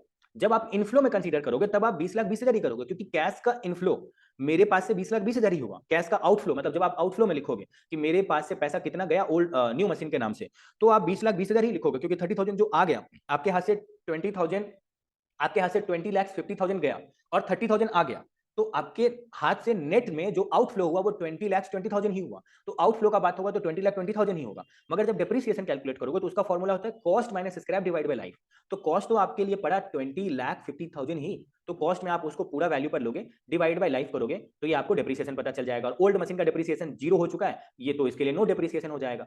तो आप क्या करना, सबसे पहले आप लिखना ओल्ड मशीन का अर्निंग आफ्टर टैक्स, फिर आप न्यू मशीन का अर्निंग आफ्टर टैक्स में डेप्रिसिएशन को जो अभी निकाले हो ना 2 लाख, वो जोड़ करके आप सही वाला उसका इनफ्लो निकालना, और उसके इनफ्लो से ओल्ड मशीन के इनफ्लो का डिफरेंस निकालना पड़ेगा आपको, सिर्फ आप डिफरेंस पे सम सॉल्व कर पाओगे, ये है डिफरेंस उसका। सिमिलरली आपको न्यू मशीन का करना पड़ेगा कि आप न्यू मशीन के लिए क्या करोगे वो देखो, आप ओल्ड मशीन का जो आपका ओल्ड मशीन का अर्निंग आफ्टर टैक्स है ये आप ऑलरेडी निकाल चुके हो, तो यहाँ पे न्यू मशीन का आप अर्निंग आफ्टर टैक्स लिखोगे, डेप्रिसिएशन लिखोगे, डेप्री जोड़ करके जो न्यू मशीन का आएगा वो इनफ्लो लिखोगे, एंड उसको ओल्ड मशीन के अर्निंग आफ्टर टैक्स में से माइनस करोगे, माइनस करके आपका जो इंक्रीज्ड वैल्यू आएगा cash flow after tax, CFAT मतलब कैश फ्लो आफ्टर टैक्स, ये आपने लिखा। अब दोनों के इंक्रीज्ड वैल्यू पर आपको सम्स को सॉल्व करना है 50 मतलब 15% पीवी फैक्टर से। ये है इंक्रीज वैल्यू अपग्रेडेड मशीन का पीवी फैक्टर 15% पे टोटल करके निकाल लो, कैश आउटफ्लो माइनस कर दोगे तो एनपीवी नेगेटिव आ रहा है, और न्यू मशीन के केस में करोगे तो एनपीवी इसका भी नेगेटिव ही आ रहा है। तो आप बोलोगे कि भैया देखो तुम्हारा जो एनपीवी है, देखो अब एक चीज मेरा बात ध्यान में रखना, जब यहाँ पे आप कैश आउटफ्लो माइनस करने लगोगे ना तो 20,50,000 नहीं करना, 20,20,000 करना,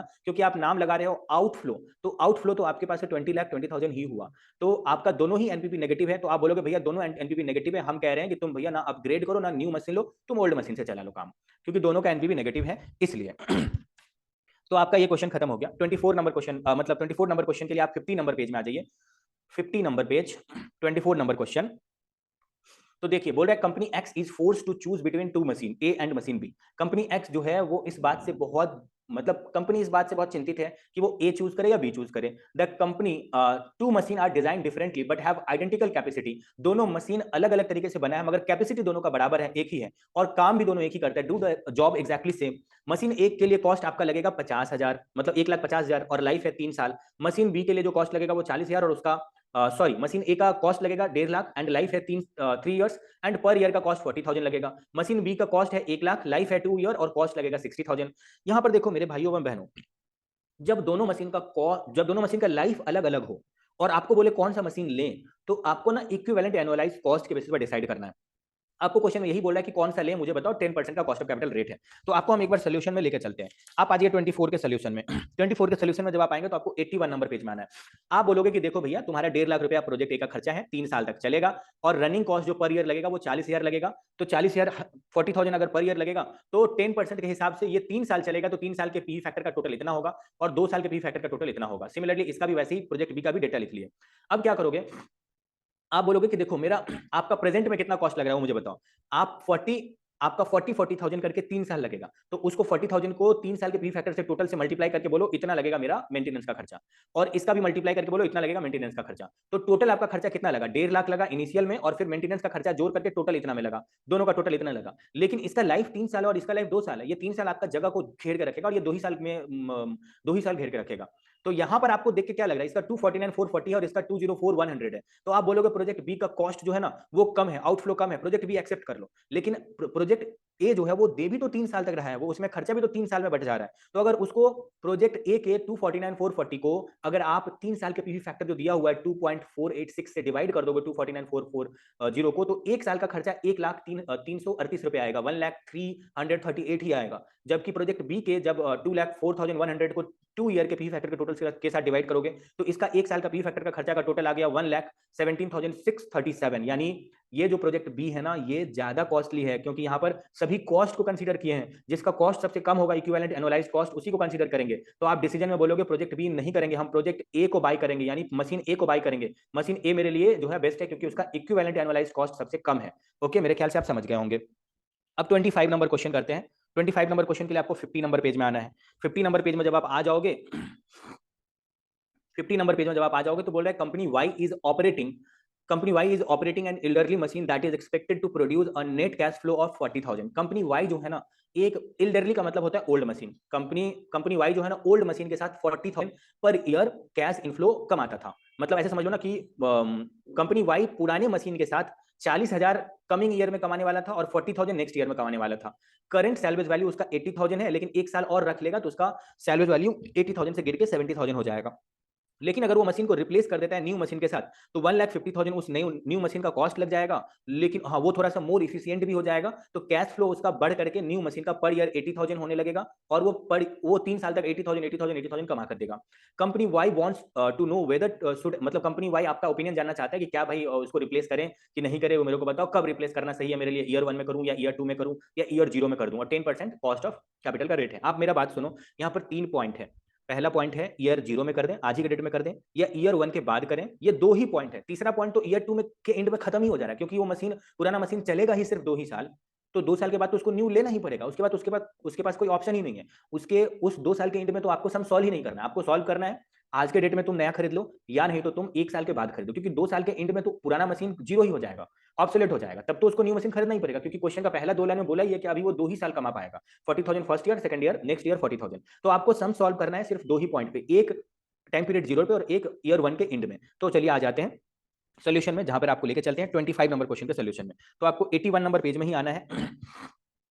आप नीचे आइए, आप बोलोगे कि भाई देखो तुम्हारा जो न्यू मशीन है, तुम्हारा जो न्यू मशीन है वो तुमको कितना कमा के देगा। आप बोलोगे तुम्हारा जो न्यू मशीन है वो तुमको कितना कमा के देगा, 80,000 कमा के देगा 2 साल तक, ठीक है। 80,000 कमा के तुमको देगा, कितने साल तक दिया है कमा करके, वो 3 साल तक कमा के देगा।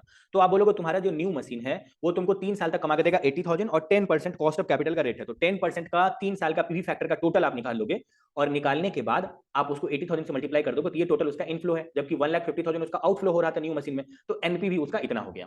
तो आप बोलोगे एनपीवी पॉजिटिव है, यानी न्यू मशीन खरीद लेना चाहिए। अब आप बात करो, अब आप रिप्लेसमेंट का बात करो, तो रिप्लेसमेंट का जब आप बात करोगे तो आप बोलोगे कि देखो अगर हम रिप्लेस ही कर देंगे तो आज के डेट में NPV of the new machine, अगर हम न्यू मशीन खरीद लेंगे तो न्यू मशीन मेरे को एनपीवी कमा के देगा 4880, न्यू मशीन कमा के देगा एनपीवी मेरे को न्यू मशीन कमा के देगा 4880, ठीक है। और आज ही के डेट में, क्योंकि आपको क्वेश्चन में बोला हुआ था कि ओल्ड मशीन का करंट सेल्वेज वैल्यू, यानी आज ही के डेट में ओल्ड मशीन को बेच देंगे, अगर रिप्लेस करोगे आप तो ईयर 1 के एंड में आपको पहला वाला, मतलब ईयर 1 के बिगिनिंग में आप ये बोलोगे कि चलो मशीन जो न्यू खरीदेंगे वो मेरे को एनपीवी कमा के देगा 4880, जो अभी आप निकाले हो। और आज ही के डेट में आप पुराने मशीन को बेच दोगे, क्योंकि न्यू मशीन आप ले रहे हो, क्योंकि न्यू मशीन का एनपीवी आप लिख रहे हो यहाँ पर, तो ओल्ड मशीन को बेच करके 80,000 भी आपको मिल जाएगा, तो टोटल आप कमाओगे इतना, यही आपका टोटल एनपीवी है। जब आप 1 साल बाद रिप्लेस करोगे तो आप अच्छे से सुनो, 1 साल बाद रिप्लेस करोगे तो आप ओल्ड मशीन से 40,000 कमाओगे पहला साल, ठीक है। एंड जो ओल्ड मशीन का रियलाइजेबल वैल्यू है वो घट करके 70,000 हो जाएगा। तो ये दोनों आप ओल्ड मशीन से कमाओगे, ओल्ड मशीन से, और न्यू मशीन से आप कमाओगे, न्यू मशीन से तो आप पर ईयर ही 48,880 कमाओगे अगर आप न्यू मशीन ले लोगे तो न्यू मशीन से आप इतना कमाओगे, तो टोटल आप इतना कमाओगे। अब आप इसमें टाइम फैक्टर लगाओ, क्योंकि ये 1 साल बाद कमाओगे, इसलिए इसमें 1 साल बाद के पी फैक्टर से आपको डिवाइड करना पड़ेगा। तो 1 साल बाद के 10% का पी फैक्टर 0.909 होता है, या तो आप वो करो, या तो यहाँ पर इन्होंने क्या किया है कि 1 साल बाद के पी फैक्टर से इसको मल्टीप्लाई किया, मतलब डिवाइड नहीं करना, मल्टीप्लाई करना है, क्योंकि 1 साल बाद आप कमा रहे हो, तो 1,58,880 को मल्टीप्लाई करो 1 साल बाद के पी फैक्टर ऑफ 10% का 0.909 से, तो इतना आप कमाओगे। तो आप देखो कि एनपीवी कब हायर है, एनपीवी जब आप टाइम पीरियड 0 में कर रहे थे तो आपका 1,28,880 आप कमा रहे थे, और जब आप एनपीवी 1 साल बाद कमा रहे हो, 1 साल बाद आप जब रिप्लेस कर रहे हो तो 144,436 कर रहे हो, तो आप बोलोगे ना भाई तुम 1 साल बाद ही कर लो, क्योंकि तुम्हारा एनपीवी यहाँ पर ज्यादा है, आप ये कहोगे उसको, यही है आपका सोल्यूशन। अब आप आ जाइए 26 नंबर, जो हमारा सेकंड लास्ट क्वेश्चन है, उसमें क्या इंपॉर्टेंट है वो मैं बताता हूं आपको। 26 नंबर क्वेश्चन में जब आप आएंगे उसके लिए आपको 50 नंबर पेज में नीचे में सबसे नीचे आना है। 26 नंबर क्वेश्चन समझते हैं। बोल रहा है कि a machine on a production line must be replaced at least every 4 years, हर 4 साल पर आपको मशीन रिप्लेस करना पड़ेगा। Cost to be incurred on machine according to the age, देखो हर 4 साल पर आपको मशीन रिप्लेस करना पड़ता है। टाइम पीरियड 0 में उस मशीन को खरीदने में आपका खर्चा लग जा रहा है 60,000, मेंटेनेंस आपका ईयर 1 में 16,000, ईयर 2 में 18,000, ईयर 3 में 20,000, और ईयर 4 में जो है मेरे भाइयों एवं बहनों आपका 20,000 है मेंटेनेंस कॉस्ट उस मशीन का। रिपेयरिंग कॉस्ट ईयर 1 में, क्योंकि नया नया खरीदो, नया नया गाड़ी मशीन थोड़ा कम खराब होता है, ईयर 2 में आपका जो मेंटेनेंस कॉस्ट है वो 4,000 है, और ईयर 3 में मेंटेनेंस कॉस्ट 8,000 है, और ईयर 4 में मेंटेनेंस कॉस्ट 16,000 है। स्क्रैप वैल्यू जो है वो आपका डे बाय डे घटते ही चला जाएगा, पहले ईयर में ही यूज करके बेच दिए रहोगे तो इतना स्क्रैप वैल्यू होगा, और scrap value day by day घटते जा रहा है पर ईयर। आपको बोल रहा है future replacement will be identical machine with same cost, अगर फ्यूचर में आप इस मशीन को बदल भी देते हो तो सेम मशीन आपको खरीद के देना पड़ेगा वहां पे। Revenue is unaffected by the age of machine, age of machine पर रेवेन्यू डिपेंड नहीं करता है, जैसे ही आप न्यू मशीन दोगे आपका वही इनकम सेम टू सेम होना शुरू हो जाएगा। टैक्स और इन्फ्लेशन को इग्नोर करो। बोल रहा है determine the optimum replacement cycle, कब रिप्लेस करना सबसे ज्यादा बेटर होगा अगर कॉस्ट ऑफ कैपिटल 15% है तो इसके सोल्यूशन के लिए आपको आ जाना है मेरे भाइयों एवं बहनों, आपको 82 नंबर पेज में आना है। 82 नंबर पेज में आइए। आप बोलोगे ना हम पहले निकालते हैं हम कब क्या कमा रहे हैं, तो अगर हम 1 साल के बाद ही रिप्लेस कर देंगे तो 60,000 मेरा ओल्ड न्यू मशीन के खरीदने में गया, 16,000 मेरा फर्स्ट ईयर का मेंटेनेंस लगा, एंड रेसिडुअल वैल्यू मेरे को फर्स्ट ईयर के एंड में 32,000 मिल गया। तो हम नेट में कितना खर्चा किए, 60,000 ओल्ड न्यू मशीन के खरीदने में लगाए, एंड ये मेंटेनेंस कॉस्ट और रेसिडुअल वैल्यू जो ओल्ड मशीन का था इसको एडजस्ट करके सीधा लिखो कि हम 16,000 ही कमा पाए, क्योंकि सैलवेज वैल्यू 32,000 और खर्चा लग जा रहा है मेंटेनेंस का 16,000, माइनस करके 16,000 ही आप कमा पा रहे हो। अब ईयर 2 में अगर करोगे तो न्यू मशीन का 60,000 तो वो लगेगा ही, लेकिन मेंटेनेंस कॉस्ट आपका ईयर 1 और ईयर 2 दोनों का लग गया, और सैलवेज वैल्यू ईयर 2 के एंड का, क्योंकि ईयर 2 के एंड में बेचोगे तो उसी टाइम सैलवेज वैल्यू मिल पाएगा, तो सैलवेज वैल्यू के साथ एडजस्ट करके एक बार लिखो जो 2,000 आपका पॉजिटिव है, लेकिन ईयर 1 में तो आपका सैलवेज वैल्यू कुछ हुआ ही नहीं, क्योंकि आप ओल्ड मशीन ही यूज कर रहे हो, तो ये 16 का 16,000 जो ओल्ड मशीन में मेंटेनेंस कॉस्ट लगा ये आपको एज इट इज लिखना पड़ेगा। ईयर 3 में भी वैसे ही किए और सैलवेज वैल्यू माइनस करके यहाँ पे लिख दिए, और ईयर 4 में भी वैसे ही किए, सैलवेज वैल्यू माइनस करके वहाँ पे लिख दिए। अब सभी का सैलवेज वैल्यू माइनस करके लिखने के बाद मेरे को तो ये पता चल चुका है ना कि हम किसमें कितना कमाए, किसमें कितना मेरा लॉस है। ओके, देखो अब हम यहाँ पर क्या करेंगे, अब हम यहाँ पर बोलेंगे कि भैया अगर हम ईयर 1 में ही करें, ईयर 1 में ही करें, ईयर 1 में ही मतलब ईयर 1 के एंड में ही अगर हम सल्टा दें तो आउटफ्लो मेरा 60,000 का है और इनफ्लो मेरा 16,000 का है ईयर 1 में ही, ठीक है, तब मेरा एनपीवी इतना ज्यादा नेगेटिव आएगा। ईयर 2 तक अगर वेट करें तो 2 ठो मेरा आउटफ्लो है और 1 ठो मेरा इनफ्लो है, तब मेरा एनपीवी और उससे बड़ा आ जाएगा। ईयर 3 तक वेट करें तो 3 ठो मेरा आउटफ्लो है, मतलब चारों मेरा आउटफ्लो जैसा ही हो जा रहा है, सब नेगेटिव में है, और पी फैक्टर से मल्टीप्लाई करके जो अमाउंट आएगा उसको उसके साथ यहाँ पे लिखोगे तो आप बोलोगे कि आपका यहाँ पर उससे भी ज्यादा एनपीवी जो है वो बड़ा आ जा रहा है। यहाँ पर आपको पीवी फैक्टर से मल्टीप्लाई करके इस अमाउंट को लिखना है, पीवी फैक्टर से मल्टीप्लाई करके प्रेजेंट वैल्यू आएगा, मल्टीप्लाई करके। सिमिलरली ईयर 4 का भी लिख दिया, एनपीवी आपका सबसे ज्यादा बड़ा है, ठीक है।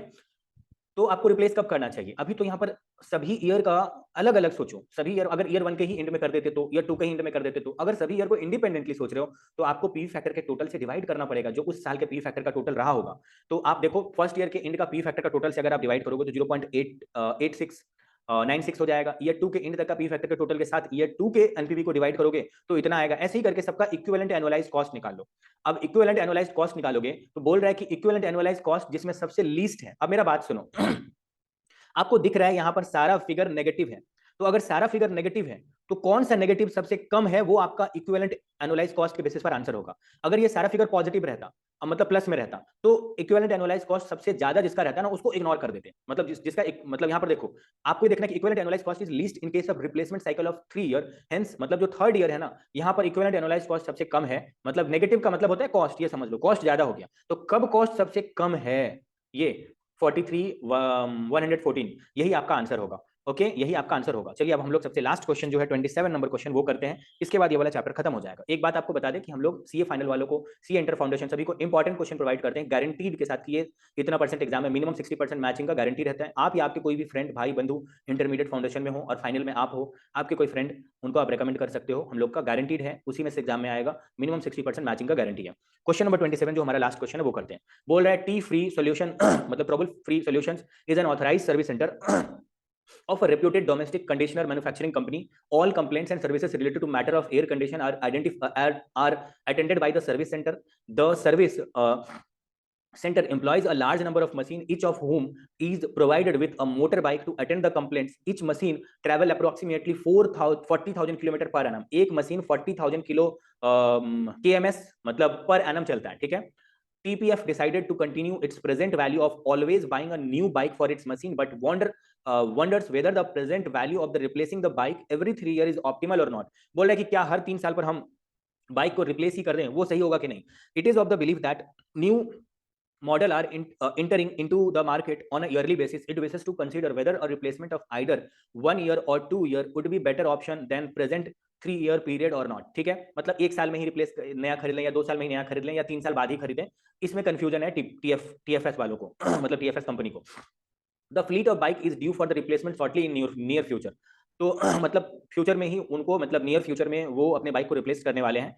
Purchase price of the latest model bike जो है वो 55,000 है। रीसेल वैल्यू जो है, ईयर एक साल यूज करके बाइक बेचेगा तो 35,000 में बेच देगा, 2 साल यूज कर लेगा तो थोड़ा ज्यादा डेप्रिसिएट हो जाएगा, तो रीसेल वैल्यू घट जाएगा 35,000 से 21,000 पे चला जाएगा, और थर्ड ईयर में अगर बेचेगा तो और रीसेल वैल्यू गिर करके 9,000 पे बेच पाएगा वो। अब अगर बाइक चला रहा है तो उसका खर्चा तो लगेगा, रोड टैक्सेस उसको ईयर 1 का इतना, ईयर 2 का इतना, ईयर 3 का इतना लगा, और पेट्रोल का खर्चा उसको पर ईयर इतना इतना इतना करके लगा। 10% कॉस्ट ऑफ कैपिटल आपको बोल रहा है बताओ कब रिप्लेस कर देना उसके लिए बेटर होगा। तो आप सबसे पहले चले जाइए क्वेश्चन नंबर 27 का सॉल्यूशन के लिए 83 नंबर पेज में। 83 नंबर पेज में जब आप जाएंगे तो आप देखिए यहां पर आइए, सबसे पहले आप कॉस्ट निकालो, टोटल कॉस्ट कितना पड़ेगा उस बाइक के पीछे। तो रोड टैक्स और पेट्रोल का खर्चा जोड़कर टोटल इतना खर्चा पड़ेगा, उसको पी फैक्टर से मल्टीप्लाई करके प्रेजेंट वैल्यू निकालो, और प्रेजेंट वैल्यू निकालने के बाद उसको क्यूमुलेटिव फिगर पे लिखो। 29,971 ईयर 1 में आएगा, और ईयर 2 का भी उसके साथ अगर जोड़ दोगे तो दोनों जोड़ करके आ जाएगा 61,385। अब ईयर 3 का भी उसमें जोड़ दोगे तो दोनों जोड़ करके आएगा 95,931, इतना खर्चा आएगा। लेकिन रीसेल वैल्यू जो है, resale value, present value of resale value, यहां पर जो पर ईयर का रीसेल वैल्यू दिया हुआ था, आपका ईयर 1 का जो रीसेल वैल्यू दिया हुआ था वो कितना दिया हुआ था मैं बताता हूं आपको, 35,000। तो 35,000 को 0.909 से मल्टीप्लाई करके लिखोगे तो इतना आएगा। फिर आप 21,000 को 0.826 से मल्टीप्लाई करके लिखोगे तो 17,384 आएगा। एंड फिर 9,000 जो थर्ड ईयर का रीसेल वैल्यू था उसके साथ अगर पी फैक्टर को मल्टीप्लाई करके 0.751 से मल्टीप्लाई करके लिखोगे तो 6,759 आएगा। ये आपका जो है ना क्यूमुलेटिव खर्चा है और ये आपका नेट आउटफ्लो है। ये देखना रीसेल वैल्यू आप क्यूमुलेटिव बेसिस पर नहीं लिख सकते, क्योंकि आप बेच किसी एक ही साल पाओगे, लेकिन खर्चा तो पिछले साल भी हुआ था और इस साल भी हुआ था, इसलिए क्यूमुलेटिव फिगर को आप मतलब इसलिए कॉस्ट वाले कॉलम को आप क्यूमुलेटिव बेसिस पर दिखाओगे कि पिछले साल इतना हुआ, उसके पिछले साल इतना हुआ, इस साल इतना हुआ, टोटल बता सकते हो। लेकिन रीसेल वैल्यू का क्यूमुलेटिव फिगर आप नहीं लिख पाओगे यहाँ पे, क्योंकि आप पिछले साल भी उसी बाइक को बेचे और इसी साल भी उसी बाइक को बेचे, ऐसा हो नहीं सकता। रीसेल वैल्यू एक ही बार आएगा, बेच आप एक ही बार पाओगे, इसलिए रीसेल वैल्यू इंडिपेंडेंटली मतलब सभी ईयर का अलग अलग होगा और वो दूसरे साल में ऐड नहीं होगा नेक्स्ट ईयर में। तो इसको एडजस्ट करके इसको मतलब इस दोनों को एडजस्ट करके, यानी रीसेल वैल्यू को माइनस करके क्यूमुलेटिव प्रेजेंट वैल्यू से आपका नेट आउटफ्लो इतने का आ रहा है। अब आप देखो ईयर 1, ईयर 2, ईयर 3 का आप पहले लिखो कि देखो मेरे को परचेज जो बाइक करेंगे वो ईयर 1 में करेंगे या ईयर 2 में करेंगे या ईयर 3 में करें, तीनों ईयर में ही उस बाइक का 55,000 ही लगेगा। लेकिन आउटफ्लो अभी आप जस्ट निकाले हो मेरे साथ ऊपर में, आप आउटफ्लो अभी निकाले हो जिसमें ईयर 1 में आपका आउटफ्लो नेगेटिव में था 1818, जहां पे आपका मतलब रीसेल वैल्यू ज्यादा था और आउटफ्लो जो है वो आपका नेगेटिव था। आउटफ्लो नेगेटिव रहने का मतलब होता है कि आपका इनफ्लो ज्यादा है, इसलिए तो खर्चा अगर आपका नेगेटिव में है इसका मतलब आपका कमाई ज्यादा है, इसीलिए आपका एक्सपेंस आपका नेगेटिव में है, कहने का मतलब है आउटफ्लो यहाँ पर नेगेटिव में है। आउटफ्लो इस कॉलम का नाम है और ये नेगेटिव फिगर इनफ्लो को दर्शाता है जहां पर रीसेल वैल्यू ज्यादा था। तो ऐसे करके आपने अपने सारे इनफ्लो को आउटफ्लो को लिखा एंड परचेज कॉस्ट को लिखा, इस दोनों को जोड़ करके आपको टोटल आउटफ्लो लिखना पड़ेगा। अगर आप ईयर 1 के एंड में ही लोगे तो 55,000 न्यू बाइक का देना पड़ेगा और 1818 से आपका वो आउटफ्लो 55,000 वाला कम हो जाएगा, क्योंकि उसका रीसेल वैल्यू से आप ज्यादा कमा लिए रहोगे। तो इतना आपका टोटल आउटफ्लो होगा, पी फैक्टर 10% से मल्टीप्लाई करके इक्विवेलेंट एनुअलाइज्ड कॉस्ट आपका इतना होगा। सिमिलरली देखो यहाँ पर पी फैक्टर से आप मल्टीप्लाई नहीं कर रहे हो, यहाँ पर आप डिवाइड कर रहे हो, क्योंकि ये जो फिगर आपका आया है भाइयों एवं बहनों, ये फिगर जो आपका आया है, ये जिसको मैं अभी बार बार सर्किल कर रहा हूँ, ये फिगर ऑलरेडी पी फैक्टर से मल्टीप्लाई करके आया है। तो अगर ये फिगर ऑलरेडी पी फैक्टर से मल्टीप्लाई करके आया है तो अभी फिर से पी फैक्टर से मल्टीप्लाई नहीं होगा, अब पी फैक्टर से डिवाइड होगा, क्योंकि हर एक साल को इंडिपेंडेंटली सोच रहे हैं कि अगर ईयर 1 में ही ले लिए तो ईयर 2 में ही ले लिए तो जब इंडिपेंडेंटली हर एक साल का सोचते हैं तब लास्ट में डिसीजन लेने टाइम में जो आउटफ्लो रहता है पर ईयर का, उसको इक्विवेलेंट मतलब उसको पी फैक्टर के टोटल से डिवाइड करते हैं उस ईयर तक का। तो ईयर 1 में ईयर 1 के पी फैक्टर से डिवाइड करेंगे, ईयर 2 में ईयर 1 और ईयर 2 का टोटल जो पी फैक्टर आएगा वो यहाँ पे लिखा हुआ 1.735 उससे डिवाइड करेंगे, और ईयर 3 में 2.486 ईयर 1 ईयर 2 ईयर 3 का पी फैक्टर का टोटल है उससे डिवाइड करेंगे इसके आउटफ्लो को, तो आएगा इक्विवेलेंट एनुअलाइज्ड कॉस्ट इतना। तो इक्विवेलेंट एनुअलाइज्ड कॉस्ट सबसे कम कहां पर है, वो ईयर 2 में है, तो आप बोलोगे ना ईयर 2 में ही आप रिप्लेस कर लो। इसी के साथ आपका जो ये चैप्टर है, चैप्टर नंबर 3, ये खत्म हो गया। अगर आपको वीडियो अच्छा लगे तो आप अपने फ्रेंड में शेयर करना, आपकी तरफ से मेरे को बस यही चाहिए कि थोड़ा शेयर कर देना, अगर आपको अच्छा लगे तो लाइक वगैरह कर देना, कमेंट में बोल देना आपको सब समझ में आ गया। एंड कमेंट में आप ये भी बोल सकते हो कि कौन कौन मतलब किसी और चैप्टर का अगर आपको इंपॉर्टेंट मतलब किसी और चैप्टर का अगर आपको सोल्यूशन चाहिए अच्छे से, अगर ये पसंद आया हो तो आप कमेंट में बोल सकते हो, हम फ्री ऑफ कॉस्ट उसको बना करके यूट्यूब चैनल पे डालेंगे, अपने चैनल पे आप लोगों के लिए। एंड आपके अच्छे प्रिपरेशन के लिए, आपके अच्छे हेल्थ के लिए, आपके अच्छे वाले पढ़ाई के लिए मेरी तरफ से all the best. And important question के बारे में मैंने बोला ही है, हम लोग इंपॉर्टेंट क्वेश्चन प्रोवाइड करते हैं, अगर आपको ये नहीं पता है तो आप व्हाट्सअप में एक बार कॉन्टैक्ट करके हम लोगों से जान सकते हैं। और एफआर का इंपॉर्टेंट क्वेश्चन हम लोग फ्री में यूट्यूब पे डाले हुए हैं, नेक्स्ट अटेम्प्ट से हम लोग ग्रुप 2 और सीए फाइनल का भी इंपॉर्टेंट देंगे। अभी तक हम लोग सीए फाउंडेशन, इंटरमीडिएट और सीए फाइनल ग्रुप 1 तक का इंपॉर्टेंट दे रहे थे, बस जो नहीं प्रोवाइड कर पा रहे हैं वो सीए फाइनल ग्रुप 2 का because of shortage of time, तो नवंबर 24 से तो पक्का ही बनाएंगे, उस पर वो भी प्रोवाइड करेंगे। अभी इतना तक अगर आपको चाहिए हो तो आप अपने फ्रेंड ग्रुप में भी शेयर कर सकते हो और खुद भी इंपॉर्टेंट क्वेश्चन ले करके अपनी पढ़ाई को मतलब जिस अटेम्प्ट में ले लोगे और इस अटेम्प्ट में सारे इंपॉर्टेंट को कर लोगे, उसी अटेम्प्ट में आपका किसी भी हाल में निकल जाएगा। ओके चलो, ऑल द बेस्ट आपको मेरे तरफ से एंड एलिट सीए के टीम की तरफ से, ऑल द बेस्ट।